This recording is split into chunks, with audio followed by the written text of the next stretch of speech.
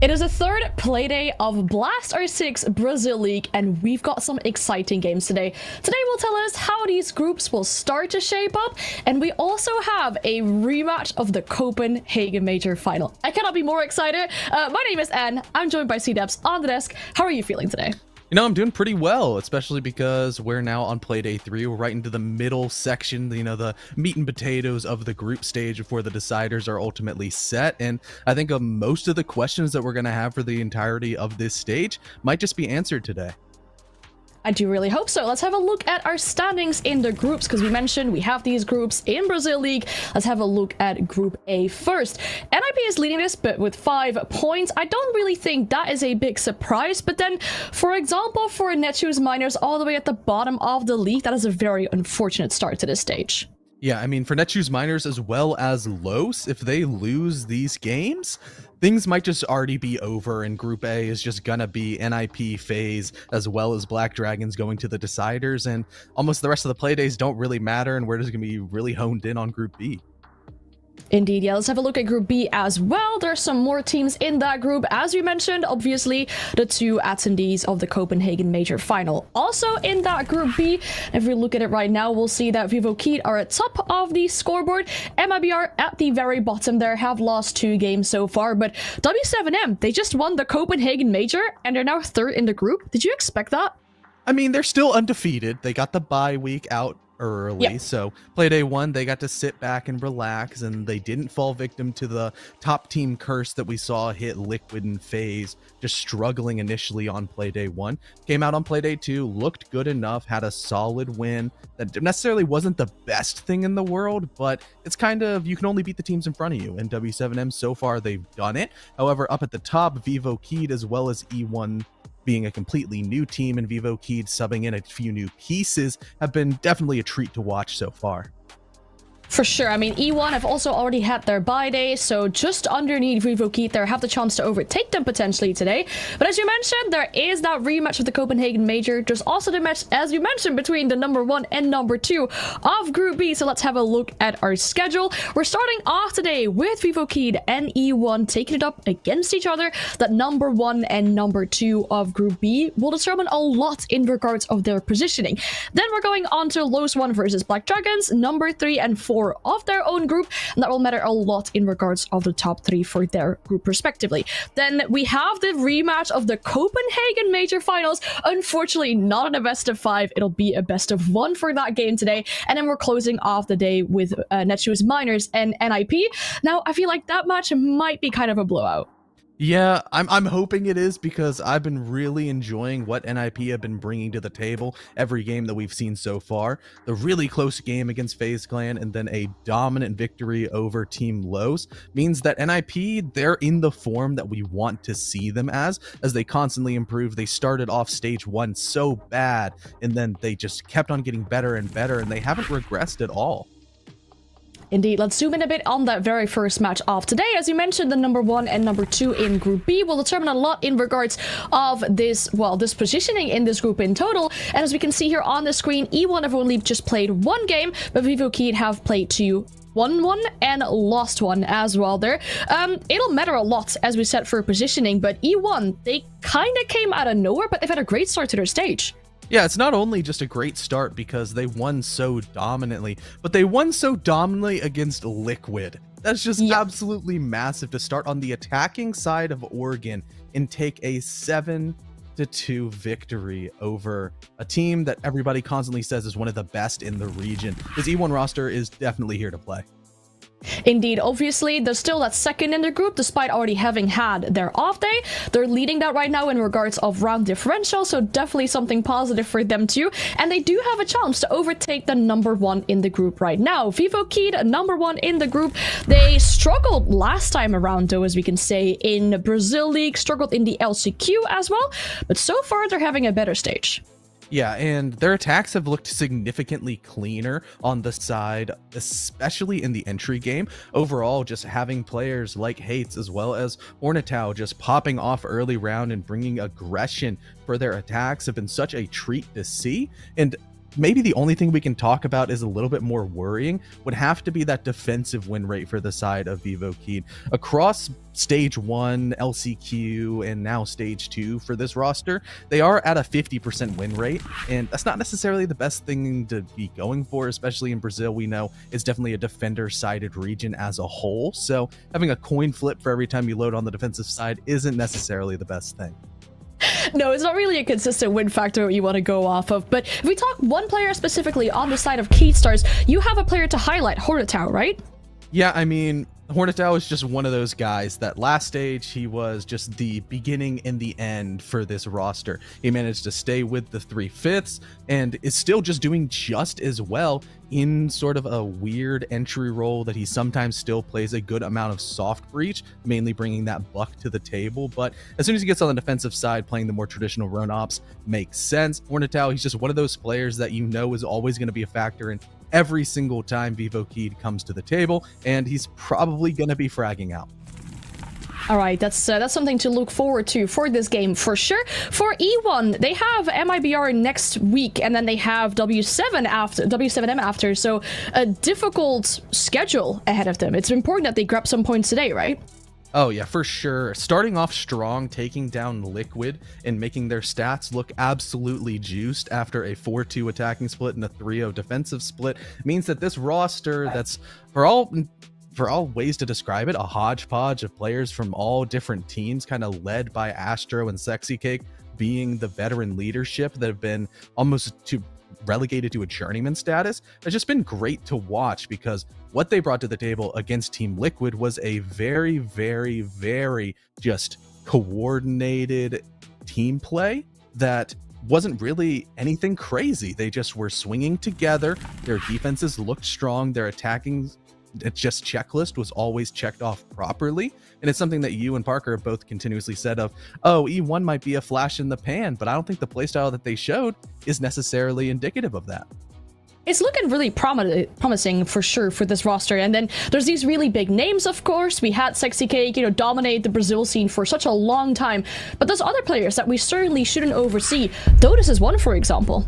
Oh yeah, Dotus had a interesting path to get here, but as soon as he goes up against a very, very strong and menacing front kind of attacking side of Liquid, he was on the attacking entry. He was on that Zofia and Aruni role, making sure to take all those gunfights, and he was winning them more often than not, and just really setting up his team to do well. That was just an incredible position that E1 found themselves in against Liquid. We still don't know, because it's only a 1-game sample size, if this team is for real. But if Dotez is going to keep on showing up like he did just last week, then they probably are going to be. Oh, we certainly hope he's going to show up like he did last week. Now, for these two teams, as they are right now with their current organizations and rosters, there's not really any history between them, because E1 has just only joined us this stage as a whole, as a roster. But for these players, there is a little bit of history in between themselves. Now, Cameraman, Reps, and Daffodil were in the same team last stage. Now they're kind of playing against each other, I kind of could say. Is there anything you're expecting from that? Well, you could maybe go in towards map ban preference of kind of knowing what general ideas that certain teams could like to lean upon. But with the two maps being changed of Villa and Theme Park, I think it almost takes away a core piece of a lot of teams being Villa, that Villa was so often played that it just makes things really, really interesting, because in comes Consulate, in comes Nighthaven Labs, that we've already seen get played just enough. So I think these Brazilian teams are willing to adopt it. So maybe the new philosophies as a whole will be applied to those maps. But more than anything, we could just see completely everything thrown to the wind and completely rebuilt. I mean, my personal apologies there. I got a little bit lost in the sauce. We're gonna try and run to the speed. This played a little bit on too much speed. Obviously, not Cameraman, but Raps is playing against Daffodil. As you mentioned, obviously, these maps have been taken out for the map pool for them as well. That must be a bit unfortunate, but we do have a best of one set out for ourselves today. Unfortunately, no Consulate, as it seems, no Labs either. E1 taking out those new maps, but what was a map that you would expect for this matchup then? Honestly, I thought it was either going to go to Chalet or Consulate, looking at the very limited data for the side of E1, but as things go, it's in the kind of up in the air, especially as we end up going to Cafe. That's another surprise for me, because that's one of Vivo Keystar's most banned maps. That is very interesting indeed, but if they ban it out and then leave it out for this, maybe they were hoping that E1 would have maybe banned Cafe to bring it to Oregon because they were so consistent or so dominant on that last week against Liquid, but Vivo keyed on their own defense. Now, you said there were some issues for them on the defense. This is the coin flip that we're talking about, right? How are you feeling they're going to go into this knowing that they've had some issues on their defense? It's one of those things that they need to focus on the early round in particular. Currently through stage 1 and stage 2, they're -4, 23, and 27 on the defending entry differential. And probably the worst part of that is when they do get that defending entry pick, they only converted about 52% of the time. So when you're going up against a roster like E1, who we don't necessarily have that much sample size on their attacks, it is just still a little bit worrying, because most of the time they were able to get that opening pick against a very strong defensive entry team of Liquid and converting those picks if we see Vivo Keystars start hemorrhaging those opening engagements, I think E1 can run away with this. For sure. I mean, Cafe being a pretty much defender favorite map, we're looking for E1 to really create those opening engagements for themselves, because if they can start to get these entries there, it might all spiral down for Keystars though. But let's get our casters in as well. We'll introduce them to you. We're joined by Parker and Pengu. A very exciting matchup we have for this first one. How are you two feeling about it? I feel great. I'm energized for this match, and honestly, I really want to see what E1 can do. You know, flash in the pan seems to be the phrase that we use to describe them. Is that true? I guess we'll find out today. I'm in the same boat. I mean, I've been super excited for them, you know, since our first game against Liquid and how they did there. I want to see how they play every single map. So, like, if they just go through the motions, you know, every play their new map, I'm excited. And so far, 2 for 2. All right, let's have a look at our predictions, because something has happened here. The majority of us went for E1, but Parker, would you want to explain yourself why you went for Vivo Keyed? Imposter. I do, actually. I feel like I need to ahead. create a precedent, which I sort of already created a couple play days ago, where I just pick a wild card and I always flip it. I like the way that Vivo Keyed have played. Honestly, like I don't know enough about E1 to be fully confident that they're going to win. I think that Vivo Keyed are an experienced team. I don't think it's going to be a blowout either way. I'm ready to look foolish. I'm ready to be hurt. But I think that Vivo Keyed in this particular matchup has the edge. Okay, well, I mean, there's a little bit of history between these two teams in regards to some players were on LFO Brazil last time around, and they played against that old roster of Keystars. There was a best of 3 in that case. Keystars actually beat LFO there in a 2-1, so maybe seeing recent history, Parker, in that case, you might be right if they're able to replicate that here, but it is a best of 1. It's different territory than a best of 3 is for sure.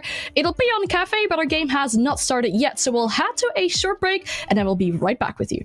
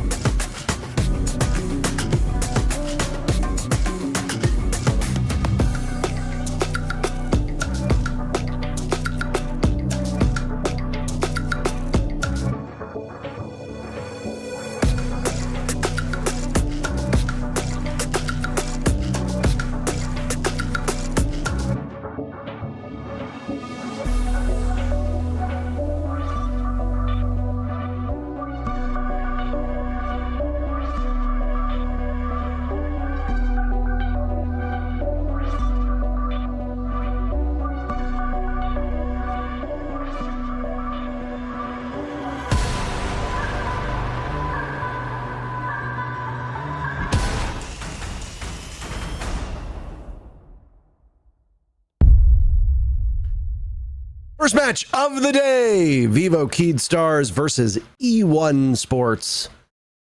Almost looks like Esports. It's not. There's a one thrown in there.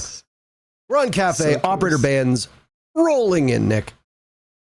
Being the most banned operator across most regions, not really a surprise to see her go, especially on a map like Cafe. Curious if how long Monty will survive for, because Monty in Brazil has been banned out a ton, and there he goes. Another operator that not just in Brazil but across multiple regions. We saw yesterday and the before in the NAL. Monty just, such a strong operator in the current meta, I guess. A lot of teams started playing him. He gets banned off the table. Asami, we've seen this operator ever since she joined the professional play as well. She gets removed, especially in maps like Cafe. We can put up so many lines of side deny and just kind of secure those defender spots. And then Kaid, kind of a uncommon ban, I guess you could say. You typically see a Kaid ban. A Thatcher's already been banned out, but it's going to give the attackers more flexibility in operator lineup, because now they don't have to worry about a Thatcher ever because Kaid is gone. And we know that when E1 are attacking, they love to have the flexibility. But Vivo Keyed, perhaps same story. Operators locked in, and it's going to be a kitchen defense to start down below. I always do appreciate trying to translate bomb sites based on what they are in Portuguese, because they don't always look like what you'd assume. This is especially true of compass callouts. If you're an amateur caster and you're doing a rebroadcast of another region, and the interface and the HUD tend to be in the language of whatever region you're casting, and you don't know one of the callouts and you want the compass there to kind of bail you out, good luck. Gotta be prepared. You gotta come with preparation in mind. You're not wrong about that. Curious to see here, what Vivo Keyed they have planned for this round, because the Nomad into Capital almost says, instead of going for that roam clear with the air jabs, you might want to go for a direct bakery hit instead. We don't see it very often in Pro Play because it's very difficult to clear out that bakery portion of the map. But we also know that E1, they're not really bringing any deny, no Jaeger, no Wamai, so a direct attack would be possible. Looking at the attacker's starting position, it does appear to be a roam clear angle. But look at that, E1, they're set up for it. They got two roamers, Dodes and Lukit, on that primary floor.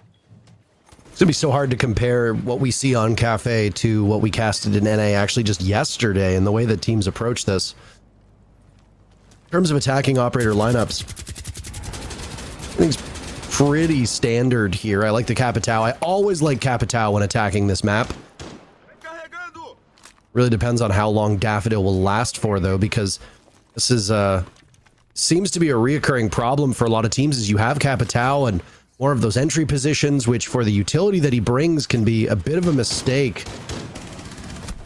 Speaking of early engagements, though, hates leveling Sexy Cake. The Solus decides to swing over towards Piano Door into Cigar. It's not advised. I don't know if that's the best use of an operator who gains more value the later you go into a round, especially when you come to objective play. Solus is excellent at roaming, but additionally, very, very strong when the teams are pushing into the bomb site, especially in the cut and thrust of the plant. And I'm surprised that the roam players stick around from E1, but I mean, they have no choice. The bomb site here is very weak and very vulnerable, so you gotta try and find it out. 2 members fallen so far. He's doing just Dodes, all alone on his own, no support whatsoever. Maybe he can make a hero play. E1 desperately needed. Oh, Dodes has gone unseen inside of reading. The clone that goes by, so there won't be any person-to-person violence. Final moment of this first round. Down by 2 on defense, with the attackers just dotting their I's, crossing their T's. If Dodes gets flushed out, it leaves just Raps and Astro on bomb site. But a smoke on bomb site's a great operator to have. How does Dodes get these 2 picks? Lenda and Hornetau are completely vaporized. Suddenly it's a 3v3, and it looks like all the momentum is swung against Vivo Keyed Stars. Now it's Hates to fall. Dodes thought that there was safe passage over towards Brown Stairs. Turns out to be wrong. Daffodil and Gomez, the last 2 alive. And there's those perfectly timed gas canisters. Rap still has 1 in pocket with 15 seconds left. This is a tough prospect for Vivo Keydstars to find themselves in as they barrel towards the bomb site, but they're going to have to breathe in some of that gas. Barbed wire awaits the Ash as well as they see the silhouettes. Avidil only has a second. There's a big pick, but it's a 1v1 and the diffuser going down. Raps can stop it in its tracks, but Daffodil falls off instead of giving him the kill. First round goes to E1. What a hero play that was indeed. I mean, he played the patient game very well. You know he got missed drone. He just waved that perfect timing, and the line of sight that was open from that library wall into our dinings actually what got him that second kill onto the ace of Linda right here, and that ensured that he get a 1-for-2 trade at least. But winning this third engagement is just a cherry on top. Putting your team into a 2 versus 2 from what was a 3 versus 5 is incredibly high value. And I mean, we saw it, there's not enough time left, they can't drop the hatch, Toxic Bips are plugging up the smoke player for E1. They're forced to sprint through a barbed wire, just try and take that gunfight confrontation, and they trade! So timer is 0, last defender gets the freebie.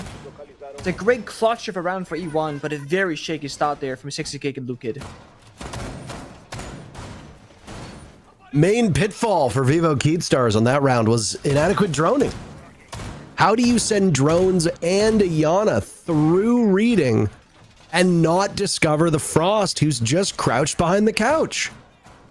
Like, it's not exactly a common spot to be in, but you'd think that given the effort that you went to drone out that main floor, and given that you had quite a bit of time after you got those first 2 picks, Vivo Keydstars would have been a little bit more thorough. Yeah, I agree with you. I guess you can argue that, you know, they've already killed 2 players. You get a little bit lazy with the droning because there's almost no chance a third guy will stick around. But, you know, those times when you're going to be a little bit lack of discipline is when it's going to bite you back. We might see a quick one here. Armor is ready and prepped. Lion as well to go with the gadget to follow up. Raps might find himself in a world of trouble in a moment here. They put the MPX to the test. Amaru right into reading is a very common prospect for a lot of teams. It'd be right, or into dining rather, and it would be right into the bomb site. There goes a nade onto white stairs. Gomez will follow it up, near-sighted by that dread mine. There goes Hates right on in, and he's got the shotgun. First kill technically goes to E1, but it's a trade back and forth, and the diffuser immediately starts being planted. We're a minute into the round. Defense coming out ahead, though. Hates in a 1v4. Hates might have done his job correctly, but it doesn't appear that anybody else on Vivo Keyed was able to follow up. Hates will now be playing for a single kill onto the doorway of mining. Doorway of mining. There goes the Valk. Reposition. SMG 11 in hand, but Hates is going to be shot from multiple angles. Nice shot. Astro getting on the diffuser. What was a 1v4 has now become a 1v2, but Sexy Cake using some of that secondary utility with what little HP was left of the Amaru. All the while Astro finishing off the diffuser. E1 looking cool, calm, and collected. Despite the change in pace for Vivo Keydstars, neither of those rounds break in their favor, and E1, they have a 2-round lead. That's the thing. Even though Vivo have yet to win a round, they've still done a great job of just changing things up, right? A slow round, a fast round, and what looked like a really well executed beginning of that round just ended in this brutal slaughter where Hates almost clutches it. It's down to that 1 versus 2, but he's not in the best post-plant position. Couldn't actually see the person from E1 defusing it at the end. And this is Cafe. It's defender side. You're supposed to be doing well here. But I think E1 already now in their first game against Liquid, in the first 2 rounds now against Vivo Keyed, they're just showing their depth as a team. The operators they bring, they have such a good read on like what they should actually be doing in these rounds. Because we saw in the first 2 playdays of Brazil that not a lot of teams were playing Fenrir. Like, compared to how often we see it in other regions, both banned and played, there was a concerning amount of, like, lack of Fenrir, essentially. But E1 is one of the teams that just brings its operator almost every single round. They know how effective that gadget can be at shutting down entry points and favoring the defense, of course, with how you can punish aggression, essentially. And same with Sorry Solace. They know that Vivo Keyed, they rely on intel to make their decisions, so by playing in the Solace, they can figure out where that intel is, shut it down immediately, and just make Vivo Keyed right blind in these rounds.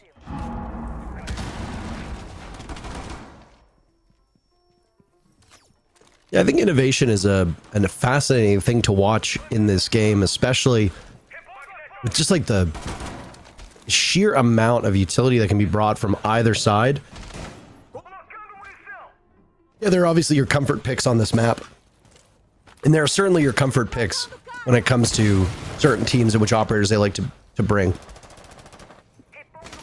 But I feel like we see an awful lot of flexibility on the defender side. On Cafe, everything seems to look quite similar for attacking teams. Nomad is obviously a staple. Ashe has brought quite a lot. Twitch shows up fairly frequently. On this map in particular, we tend to see Ace more than anybody else. Right now on the side of Vivo Keyed, the only thing that's a little bit unusual, I guess you could say, is the Ram, and that's just because she's a new operator. You don't see her all that frequently. Really site dependent. If you're playing on a bomb site that has lots of hard walls, or you don't really need a lot of vertical pressure to be applied to the defenders, then Ram isn't necessarily the most effective at that role.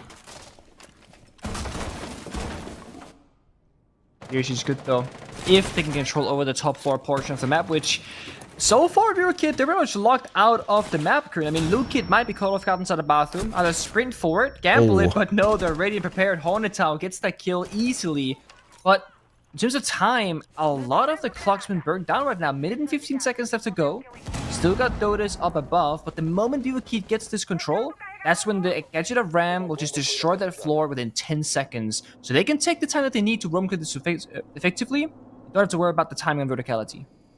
I mean, I feel like Dotas has Hornetown dead to rights here before getting droned out. Dotas has to fall off of that position, but you pointed it out, the time.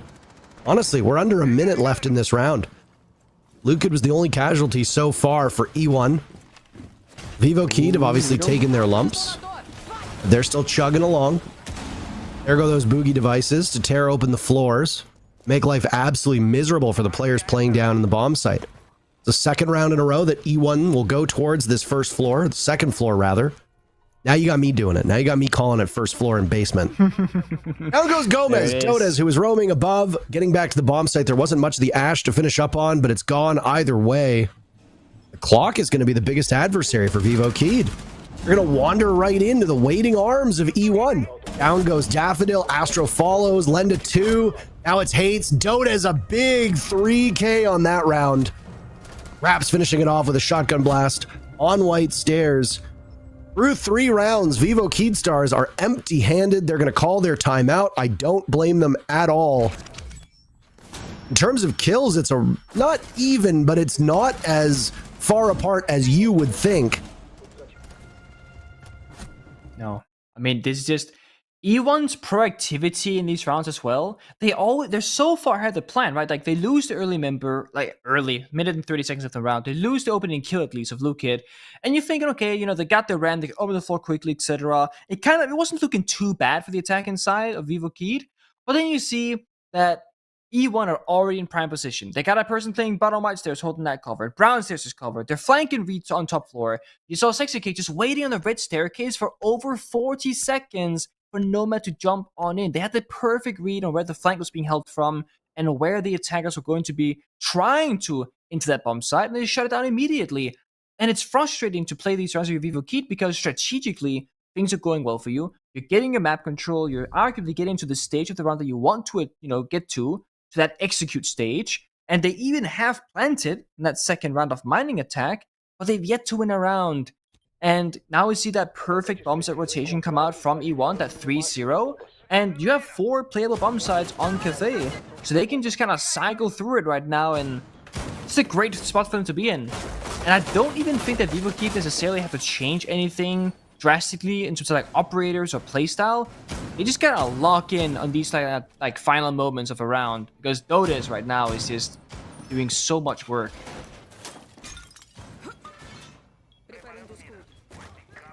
One player that was hyped up on the desk for Vivo Keyed last week was Hornetown.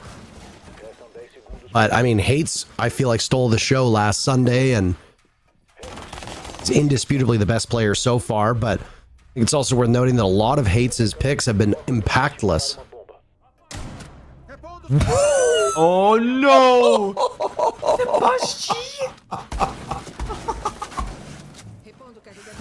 I mean, Hates' kills are impactless, but what are you going to accomplish in this round when you die to a Boss G spawn peek by Sexy Cake? You don't see that every day.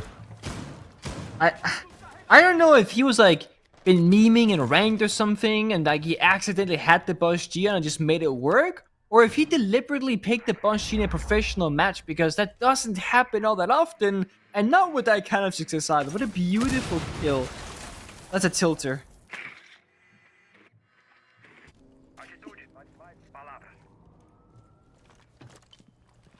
I'll be fuming by now. I would uninstall. I mean, I don't even know what I would do if I found myself in that predicament. You got spawn peeked, but not just spawn peeked. You got spawn peeked by a boss G. You died because Bikini Body has Twitter. Like, that's basically what happened here. Oh. That's really what it boils down to. I guess there's always an upside to the first member dying on both attack and defense. You get a permanent drone or slash camera, watcher on your team essentially. So if you have drones in good positions, those will get maximum value. And only 3 drones have been shot from the side of E1, so Vivo Kid, they got a ton of intel to work with, but they're not really moving the drones up that far at a time. Kind of leapfrog in this round. Drone a room, one guy takes it, move up, then drone the next room, and it's a very safe way to go about it.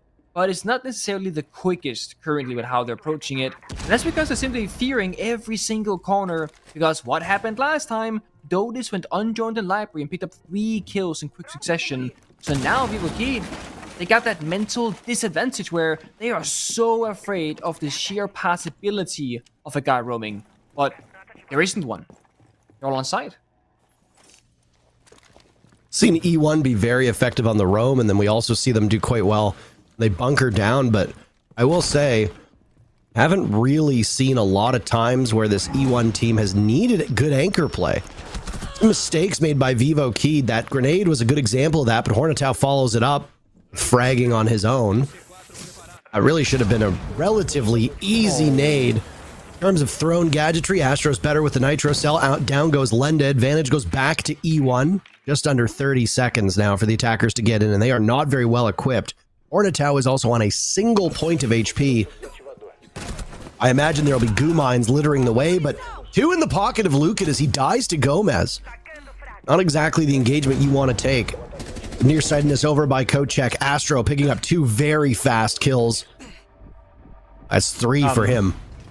2 with his gun, and well... Alright, there was a goo mine in the foot of Gomez, and even though Lucan is dead, he will have his revenge. 4 in a row from E1. This team, world beaters at the moment. Making my pick look a little bit foolish, but they are just biding their time, waiting for Vivo to walk in. That is so disgusting. disrespectful. I love it. More of that, please. Oh, but it's just... I hate just praising one team the entire time, but like, E1 are just so good. Like, they always punish Vivo Kid every time they kind of get something that they want, right? Okay, they want to get Freezer Ball opened up, and then, what happens? Ace dies to C4, tossed above the breach because the Ace went onto drones. Like, every single time they do the right thing, E1 are just punishing them immediately. And you can very evidently tell in that previous round that E1 Esports, or E1 Sports rather, are completely in their head. They're droning everything, double, triple checking, they're getting spawn peaks, C4 over walls. Like, Vivo Kid are quite literally looking like they're questioning the sheer basics of Cafe right now because of how much they've been punished in these rounds. It's beautiful to watch, really, and I worry for their mental in terms of like how far can they take this. Are they gonna roll over and it'll just be like a quick 6-0 in the first half, or will they just start actually pulling something crazy like they tried to rush in that round number 2? Even though it didn't work, they were going for those kinds of plays. Now they look rather passive, like they're a bit afraid of taking that risk. It's the first cocktail defense so far that we've seen. Vivo opting for the kitchen mining reading cycle for their 3 bomb sites. Mining showing up in the second round is a bit peculiar on a map like Cafe because we don't see it with that much frequency. One thing that E1 has not been very proficient at is getting those very first picks. Yeah, they did it in the previous round, but that's the first time that we've seen E1 get the first uncontested blood drawn. Vivo Kid picking up where they left off. They get pick number 1 in round number 5. Sexy Cake is gone. Again, that's the Soulless who gets a little bit too aggressive and gets picked off early. We saw this all the way back in round number 1. It didn't really seem to slow E1 down on their defense. But again, Soulless is an operator whose gadget allows you to gain a ton of intel and a ton of info very quickly and can be really helpful, not just on the early entry when you're getting the information about where people are droning, but more importantly, when the execute happens, Solus can be quite critical. Given that this is a cocktail bomb site, putting Solus down on that second floor underneath the site can be often enough to stop them in their tracks. There goes Astro. So far, the guns for Vivo Keyed working out. Perhaps only a single kill. That one was fast. Vivo Keyed finally getting on the board. Took a little bit of time, but they win round number 1 for them. 5th round overall in the game. One more opportunity for E1 to try and seal the deal, push themselves into an excellent position. For Vivo Keyed, their very last attack. Look good. They had that confidence. There was like 3, 2, 1, let's push. But also, I think there's a very big reason why E1 didn't opt for that top floor bomb set until that very moment, because it did look like they just didn't have like a clear win condition of how they were expecting to win it out in that round. They didn't really have verticality, didn't have any C4s in play. They lost the Solus, of course. We see that's unfortunate, right? Maybe the Solus would have changed things around. But that top floor bomb site is massively or in large played around the repels on the CEO, or the CEO, I keep saying that, the cocktail window like we saw in that previous round, and there isn't a whole lot of counterplay on window repels for defenders, besides jumping out, going for crazy swings, maybe getting lucky with the C4. And E1, they like those stable, consistent ways of playing the game where they can move around instead of those like multiple layers, the front line, the second line, and the back line. That will be the bombs at the end, of course, and kind of trickster their opponents a bit. So the more, ground they can work with, I think the stronger E1 is as a team, and it's why they've gone for this kitchen mining reading bomb set rotation. And their final round will also be, as we see, on that primary floor. I really appreciate that we're seeing these spawn peaks from E1 as well. Knock Vivo Keyed off stride, why don't you? Last time that we saw a mining take from Vivo Keyed, they Amaru'd right into dining. Look on the left side of your screen. Vivo Keyed's lineup, Absent and Amaru this time around. The first time we see a Brava coming in. And am I crazy, or is this also the first time we've seen a Lion? Definitely the first time we've seen an IQ. Definitely the first time we've seen a Brava.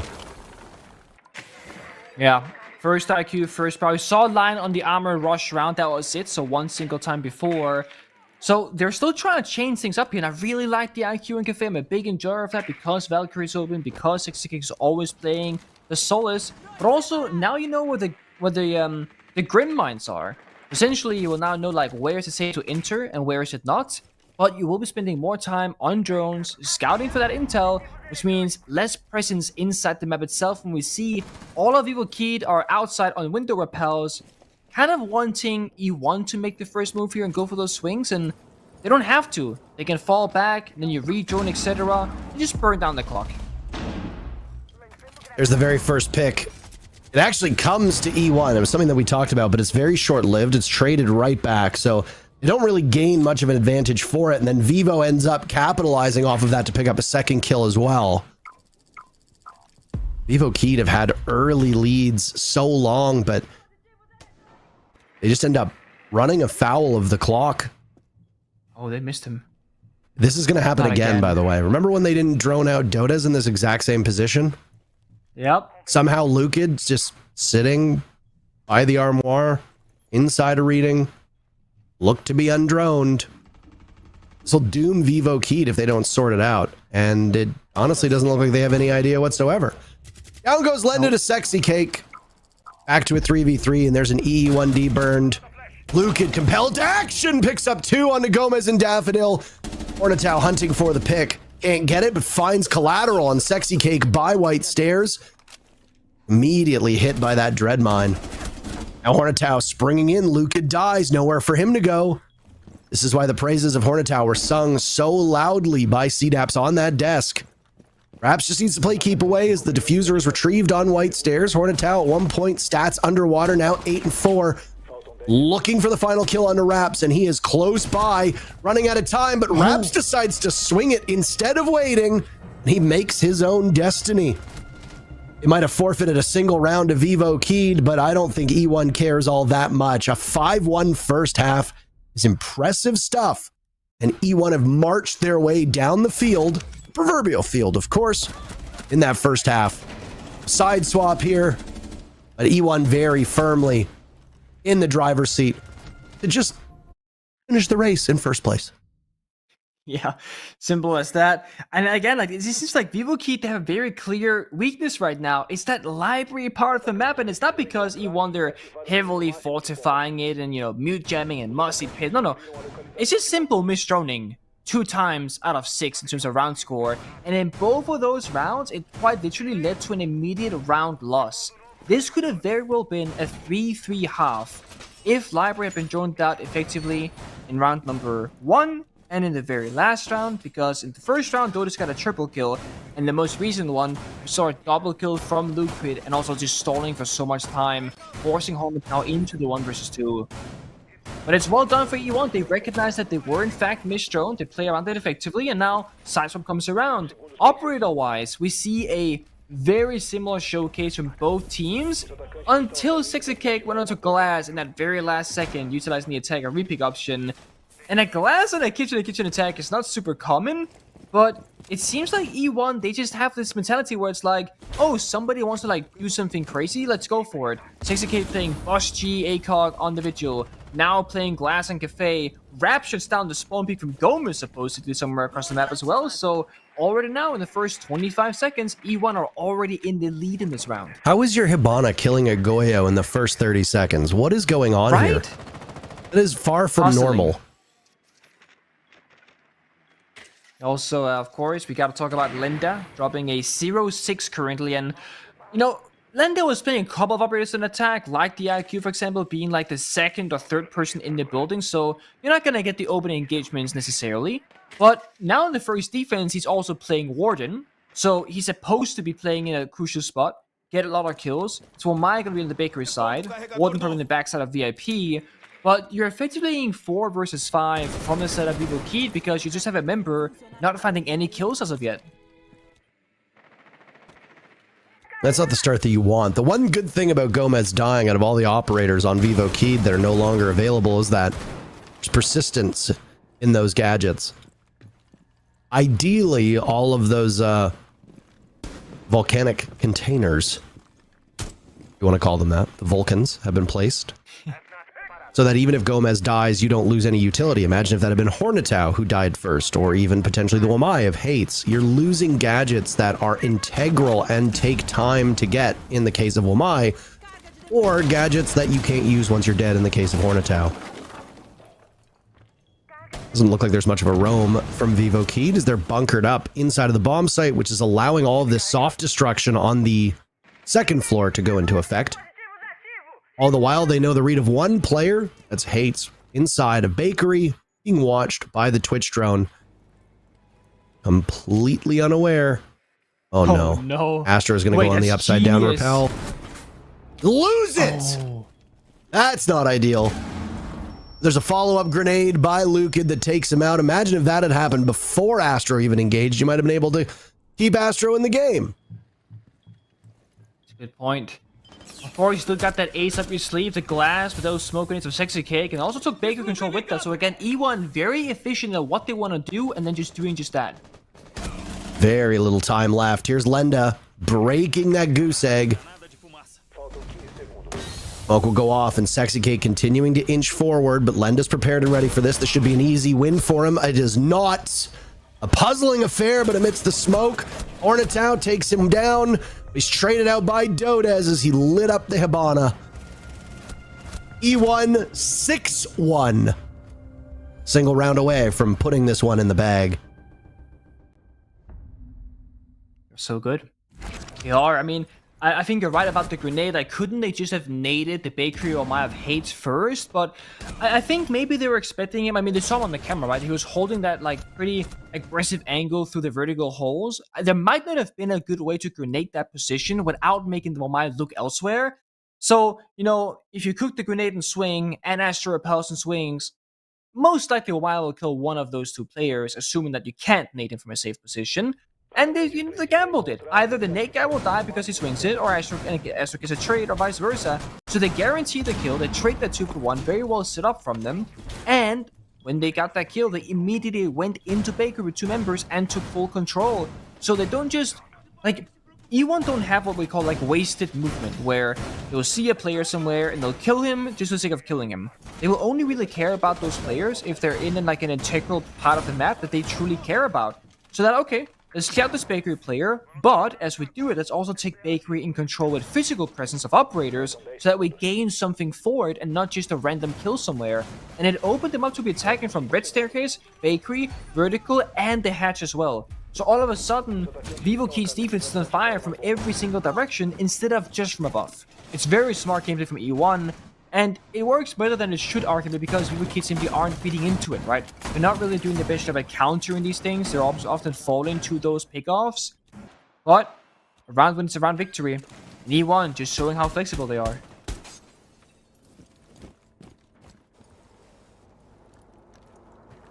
Who's the idiot that put Vivo Keydstars as the winner of this match? That's the real question. Oh boy.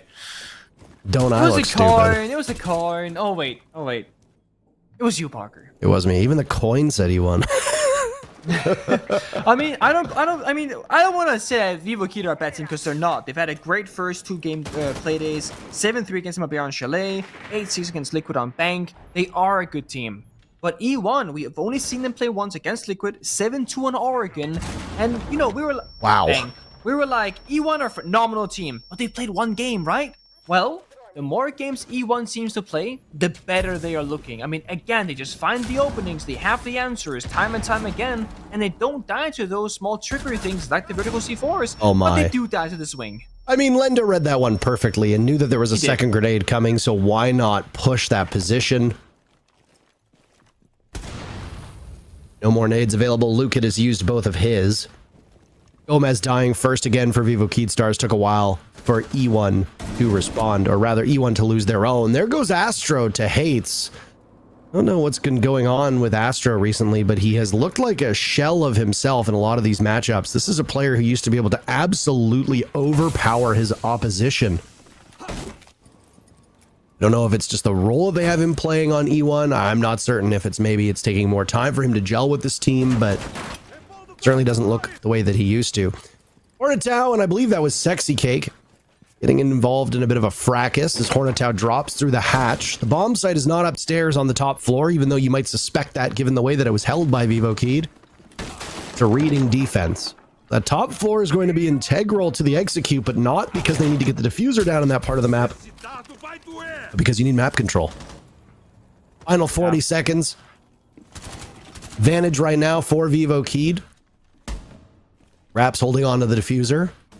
I'm assuming reading is going to be the intended target. Affodil's prepped and ready for it. Over by Laundry. Down goes Raps. That's diffuser too. Now picked up by Sexy Cake. Have control inside a reading, but all members of E1 falling like dominoes. It's pretty much a block of...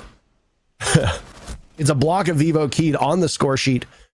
They get 3 kills in a row. No fight back from E1. There's still life. But man, oh man, Vivo Keyed are going to have to run the absolute gauntlet to get back on the same footing as E1. Yeah, if they lose a single round, it's game over. They gotta win 4 in a row just to go into overtime. I mean, it looked like a good start for E1. They get the opening kill, but then Astro actually just walked into Pill and just outright died. Like a bit of a puzzling situation. No drone, no follow-up, no trade, etc. And then it just looked like E1 was running kind of blind. They didn't really drone from that point forward. They're kind of like blind guessing as to where they thought the defenders were going to play from. And they also messed up the vertical play. The Sledge did not open up the floor above Laundry itself, so we saw Daffodil just kind of hide inside Laundry and get 2 kills. One on the entrance to the bomb site, and one, of course, onto Sledge on the vert shortly after. So just really small mistakes being made in that round that are a bit silly, to be honest. But if you're E1, you know, you're gonna force Vivo Keyed onto an uncomfortable bomb site at some point, unless they can play every single bomb site flawlessly. All E1 needs are for Vivo Keyed to make a few mistakes, and that's it. Game over.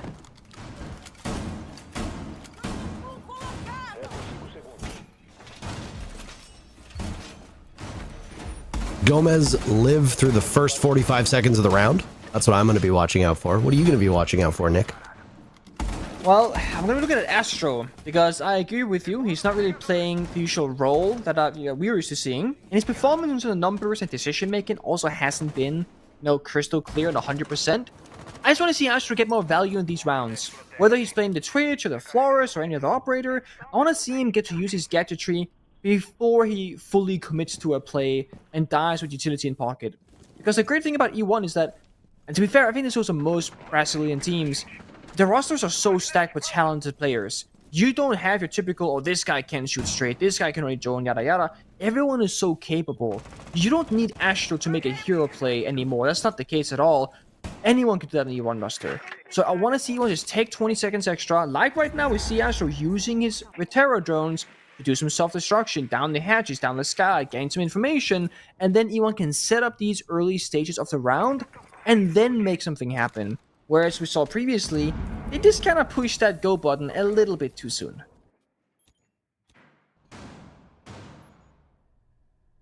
Minute and 45 left on the clock, and nobody has died yet, which is a bit of a rarity in the matchup that we've had between these two teams.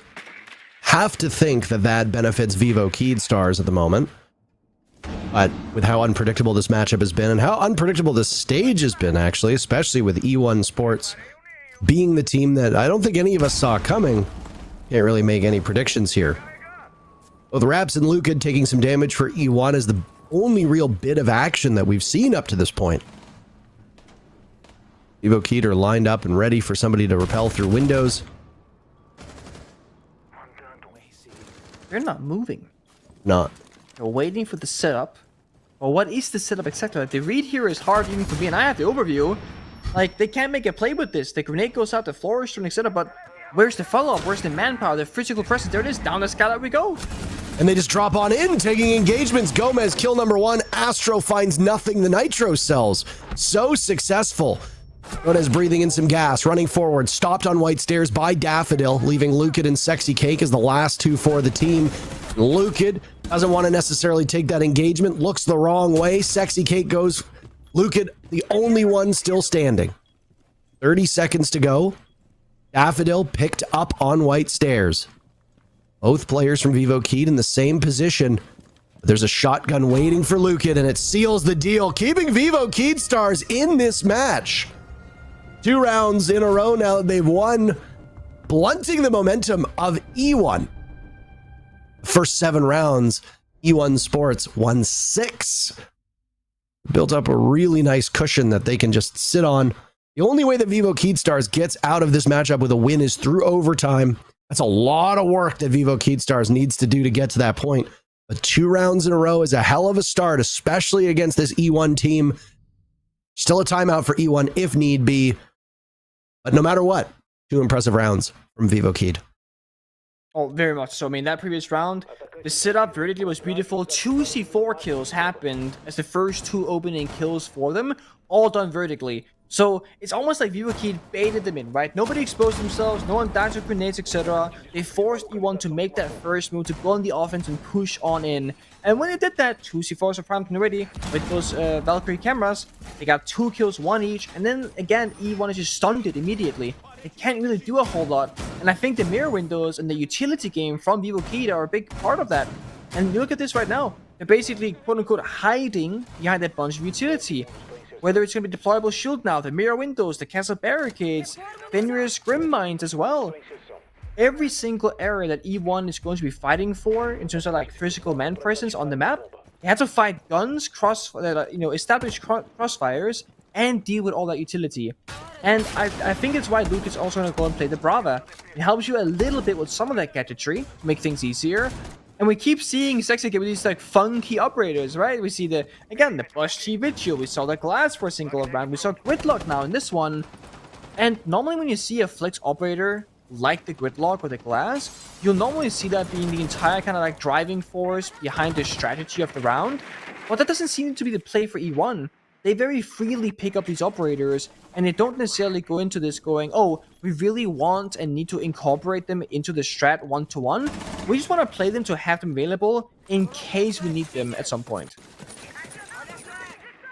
I really like seeing the Gridlock. This is an operator who actually has some value on Cafe, and we've seen before used by teams in place of that Nomad, especially if you're going to go for a hatch drop.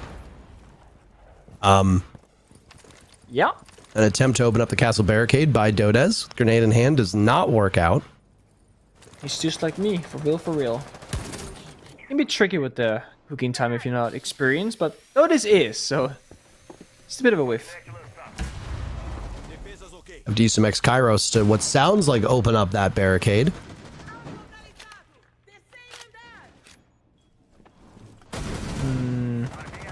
What's the way in here, E1? They're fishing again, looking for those kills, and they're not getting them because Vivo Kid, they know this. They're playing far back, not exposing themselves unnecessarily, not taking any risks right now, despite being down on match point. They know that E1, they gotta problem solve so many different layers of this defense, and so far they get to do it. Minute left to go at mining bomb site. Very fortified on this round. Of course, also got rumors inside library, bottom white staircase, etc. So crossfires are plenty for Vivo Kid. 4 rounds on defense so far for Vivo Kid, and they've played all 4 bomb sites throughout it. Like to see that flexibility from a team. Keeps E1 guessing as well. E1 wrestling control of Vivo Kid's top floor away from them. That's only the first step, though. Got to transition towards the bomb site. Hates is playing some kill holes down below inside of kitchen. Don't know if this is information that E1 has. Lenda was also on the first floor. They'll retake red. Make some noise that 2 separate players from E1 out on the balcony ought to hear. They hop in. Hates picking off wraps. Those are the kill holes that we mentioned before. Down goes the Yana of Dodez as well. E1 falling by the wayside. Lukid goes to Hates as well. There's Astro off the board. Sexy Cake a lone kill, and that's it. Ornitao closes out the round. 3 in a row for Vivo Kid as they're streaking. Comeback's beginning, and it's looking good for them. E1 with very questionable attacking rounds for them. They almost seem allergic to take any fights. They never roam clear. They don't full clear. They take as little control as possible, but it's like they take too little control. They rappelled in the bomb site window in front of an opened mirror window and a crossfire from pillar, and they didn't really have any footholds in the map. They just they're outside, they jump in, and they somehow expect to find success. Ying is banned, Monty's banned. Sure, they're playing Gridlock with smokes, but don't have a glass to follow up with it either. No blitz.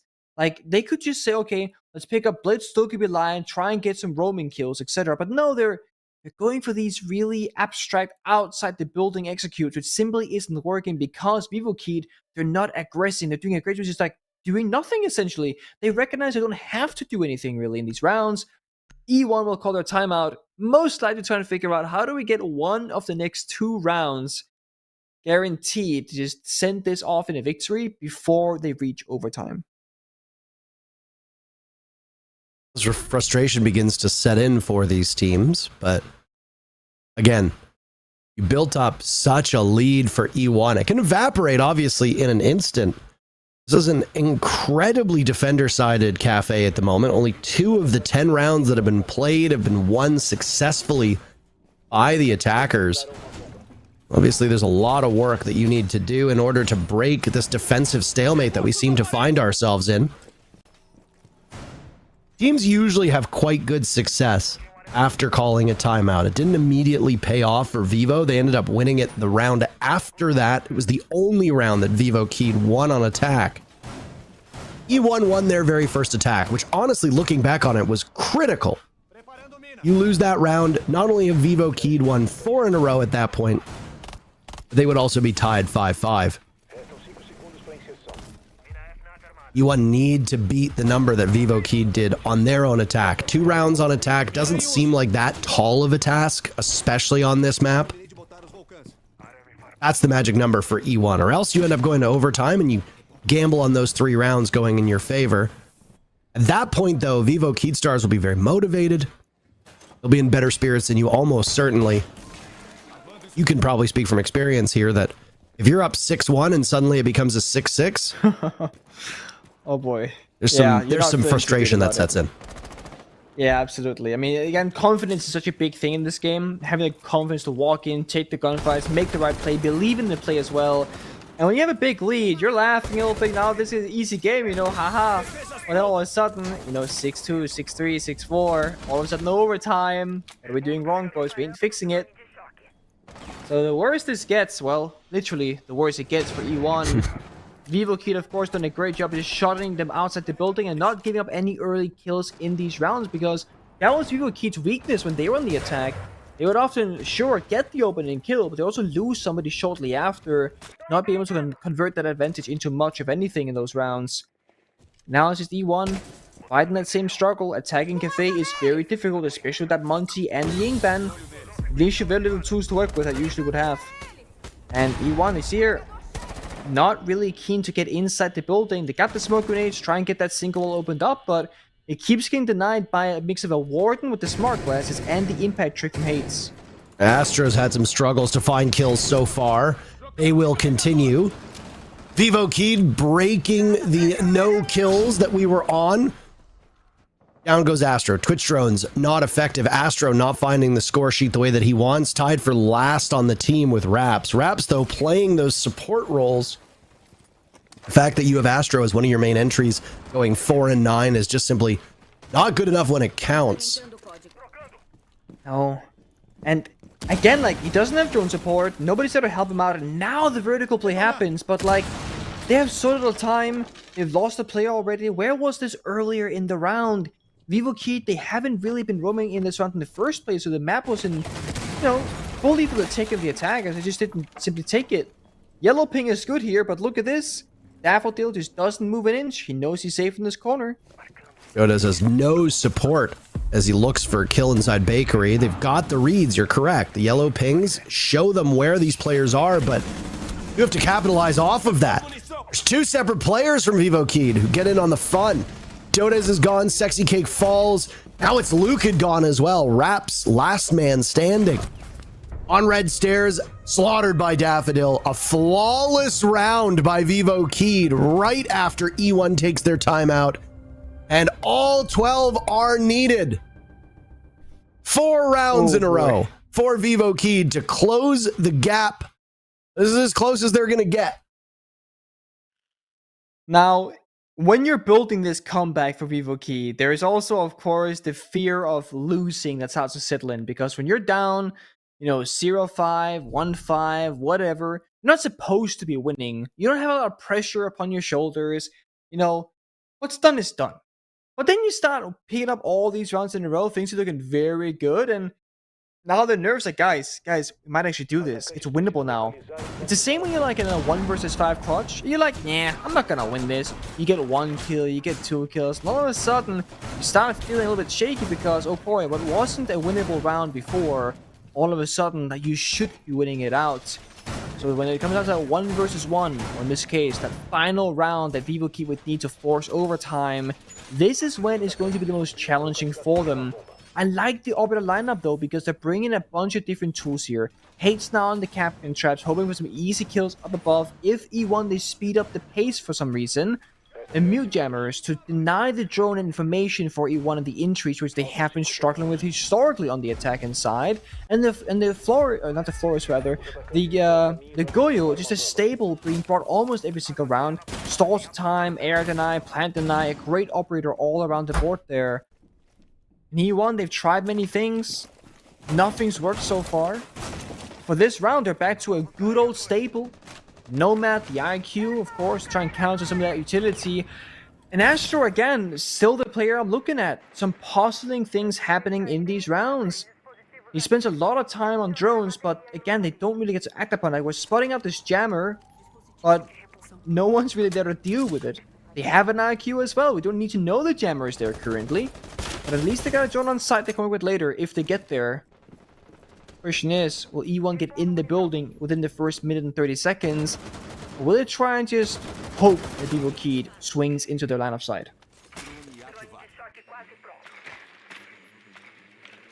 It's a damning position for E1. Exciting match for us, and the unpredictability really does only underscore how competitive this can be. Desk mentioned that in their initial matchup, albeit under a different organization name at the time, or lack thereof, E1 fell in a best of 3 to Vivo Kid. Best of 1s are far less predictable, and Sometimes, I hate to say it, sometimes the worst team does win in a best of one for a variety of factors. More maps you play, typically the more consistency you will find in those matches and in those teams. But here, it's not over yet. There's still plenty of time. But E1 just have not been able to find really any bright spots over the last 4 rounds. There's one. Hornetown deciding that, hey, maybe playing by the window is not the worst idea. Tied with hates for most kills on the team, but more importantly, that's your smoke off of the board. E1 getting the opening pick is a huge sigh of relief for this team. And the pressure again, you know, that small misstep, all of a sudden you lose the smoke. Now time opens up for E1. They just bought themselves another 30 seconds because no toxic babes on the map anymore. But again, the pressure is still on Vivo Keith's side. They have to make the right decisions. They gotta make them right now. E1, they're breaking the floor. And they got their eyes on the bomb site next. So as long as time ticks down, that means E1 is progressing. But also, of course, Vivo Keith can just simply kill the guy planting. They can also win on time. Astro again on cam, setting up the flank cam. This is E1 just doing their diligence and also planting right now off pace. I can't believe they don't know this. Lenda attempting to walk in, gets gunned down. Down goes Rap. So diffuser not planted. Defense coming in spades, but now it's Gomez. The man who died early in the first 2 rounds beheads Lucan on a great shot. That prompts Sexy Cake to get off the diffuser. Gomez just scrambling upstairs to make something happen. There's a litany of kill holes, but you have to pick the right one. He sees it and manages to shoot away at the diffuser, but the case is already down. Gomez in a very bad spot, and he's finished off by Dodez. It's as close as you could get, and it was a valiant effort, but ultimately, E1 stick the landing. They get their 7th round, and they win the match. It almost looks like E1 could simply just say, you know what? We want to win right now. We're going to go for it. Out of nowhere, when it matters the absolute most before they enter OT, they flip that switch, they get in the building, they get the opening kill within 30 seconds of taking top floor control.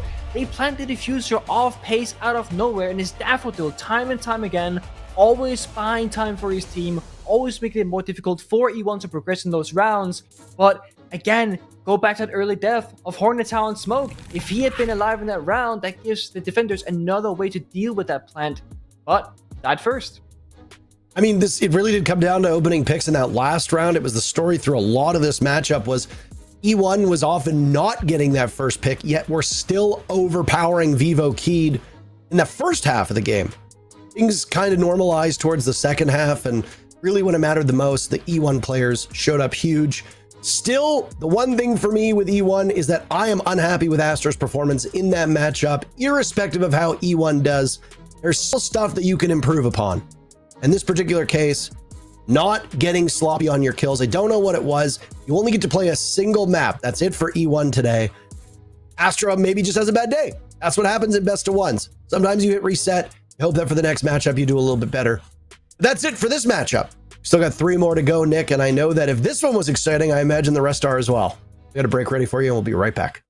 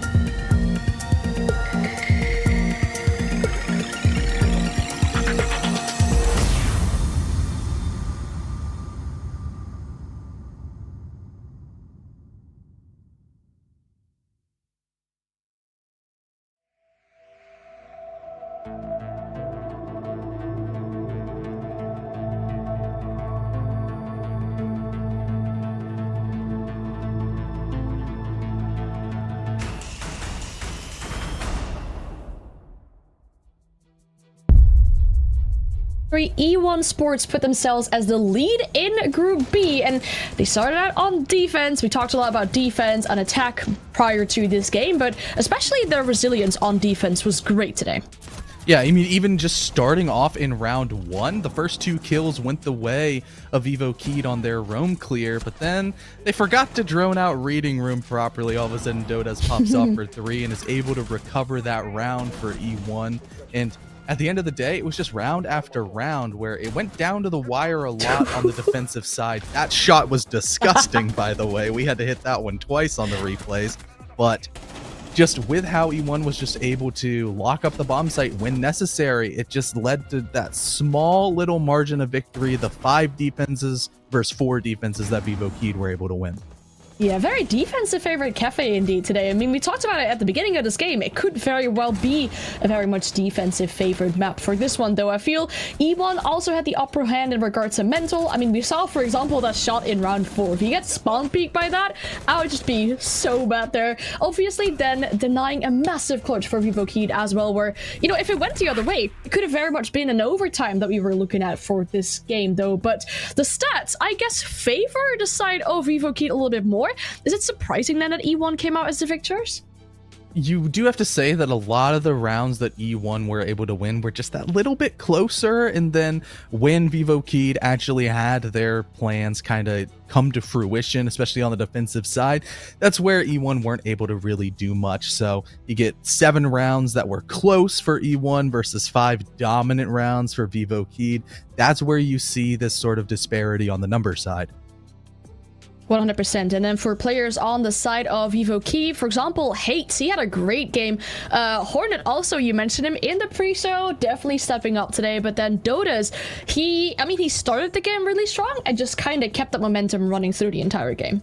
Yeah, he started off really hot with that 3K and then was sort of more of like a 1 to 2 kills per round kind of player. Maybe getting hot every once in a while. The 60% cost maybe could have been pushed up just a little bit, try to match the energy that Sexy Cake was bringing to the table. But once again, for E1, I think this is a very strong victory. Vivo Keyed have come out and looked good through here and are definitely confirming themselves as one of those contenders to try to make it to the deciders. So the flash in the pan allegations might have been beaten. Yeah, and the top 3 from each group make it to the decider. So let's have a look at the standings in Group B, because as we mentioned, E1 Sports, with this victory, their second game that they've played, they now put themselves in the lead of Group B, just closely followed with a 2-point difference by Vivo Keyed, who also played 2 games. But then, obviously with this game, have lost one. Later on today, we'll have W7M versus Team Liquid. I am so excited for that.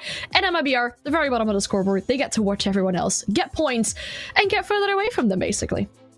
Yeah, and MIBR, it's almost do or die situation for them, even though they're on a bye. So tomorrow, it's really, they've got to hit the ground running. And for the rest of this group, it almost feels like it's going to feel like a crime that one of the teams is going to have to go to the LCQ directly or even into open qualifiers, because you still have W7M, Liquid, and both of these teams that just play that all seem to be of caliber enough to be contending in those decider slots, but one of them aren't going to be there. For sure. Next game, though, will be a game between 2 teams from Group A. That'll be Los One taking on Black Dragons, number 3 and 4. It'll matter a lot in those regards to positions for the deciders, so we will be right back with you.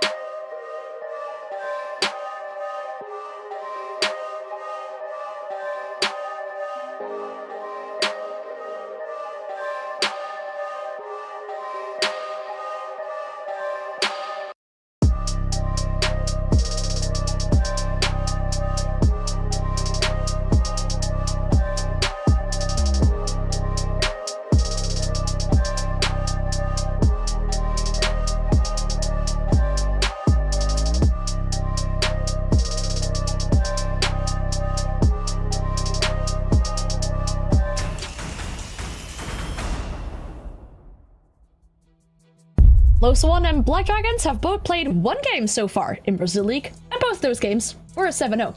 For Black Dragons, it was a little bit more positive. They were the ones winning that 7-0, but then Los One, unfortunately, they got 0-7 last time around, so I'd imagine for them, the pressure is high. Yeah, I mean, for Los One, or pardon me, for Team Los, they're a roster that had a great run about a year ago at SI, and ever since then, they kind of fell off. They didn't have a great stage 1. They missed out on the Copenhagen Major, and now with this format overall, if they don't make Atlanta, their season is done. They will not make SI, and that's going to be a massive disappointment for them. For sure. I mean, it's funny how you mentioned SI because these two teams faced off against each other at SI as well. It was, or rather, at the LCQ for SI, because in that case, it was Los One beating Black Dragons and ending their run to potentially make it to SI. Los One eventually made it to SI, obviously, as you mentioned, had that run there. So for Black Dragons, I mean, obviously it's about a half a year after, but still maybe some kind of revenge coming in there to make up for what happened in that LCQ run. And with how Black Dragons, have made it so far in the stage, it's looking like that might very much be possible. Yeah, especially because Black Dragons has a couple of new players come in, and for the side of Los, they only had one player come in, and it's Cameraman, and it hasn't necessarily been that great of a pickup so far, even though we know that the caliber of a player like Cameraman should be improving a roster. It's like they haven't quite meshed together.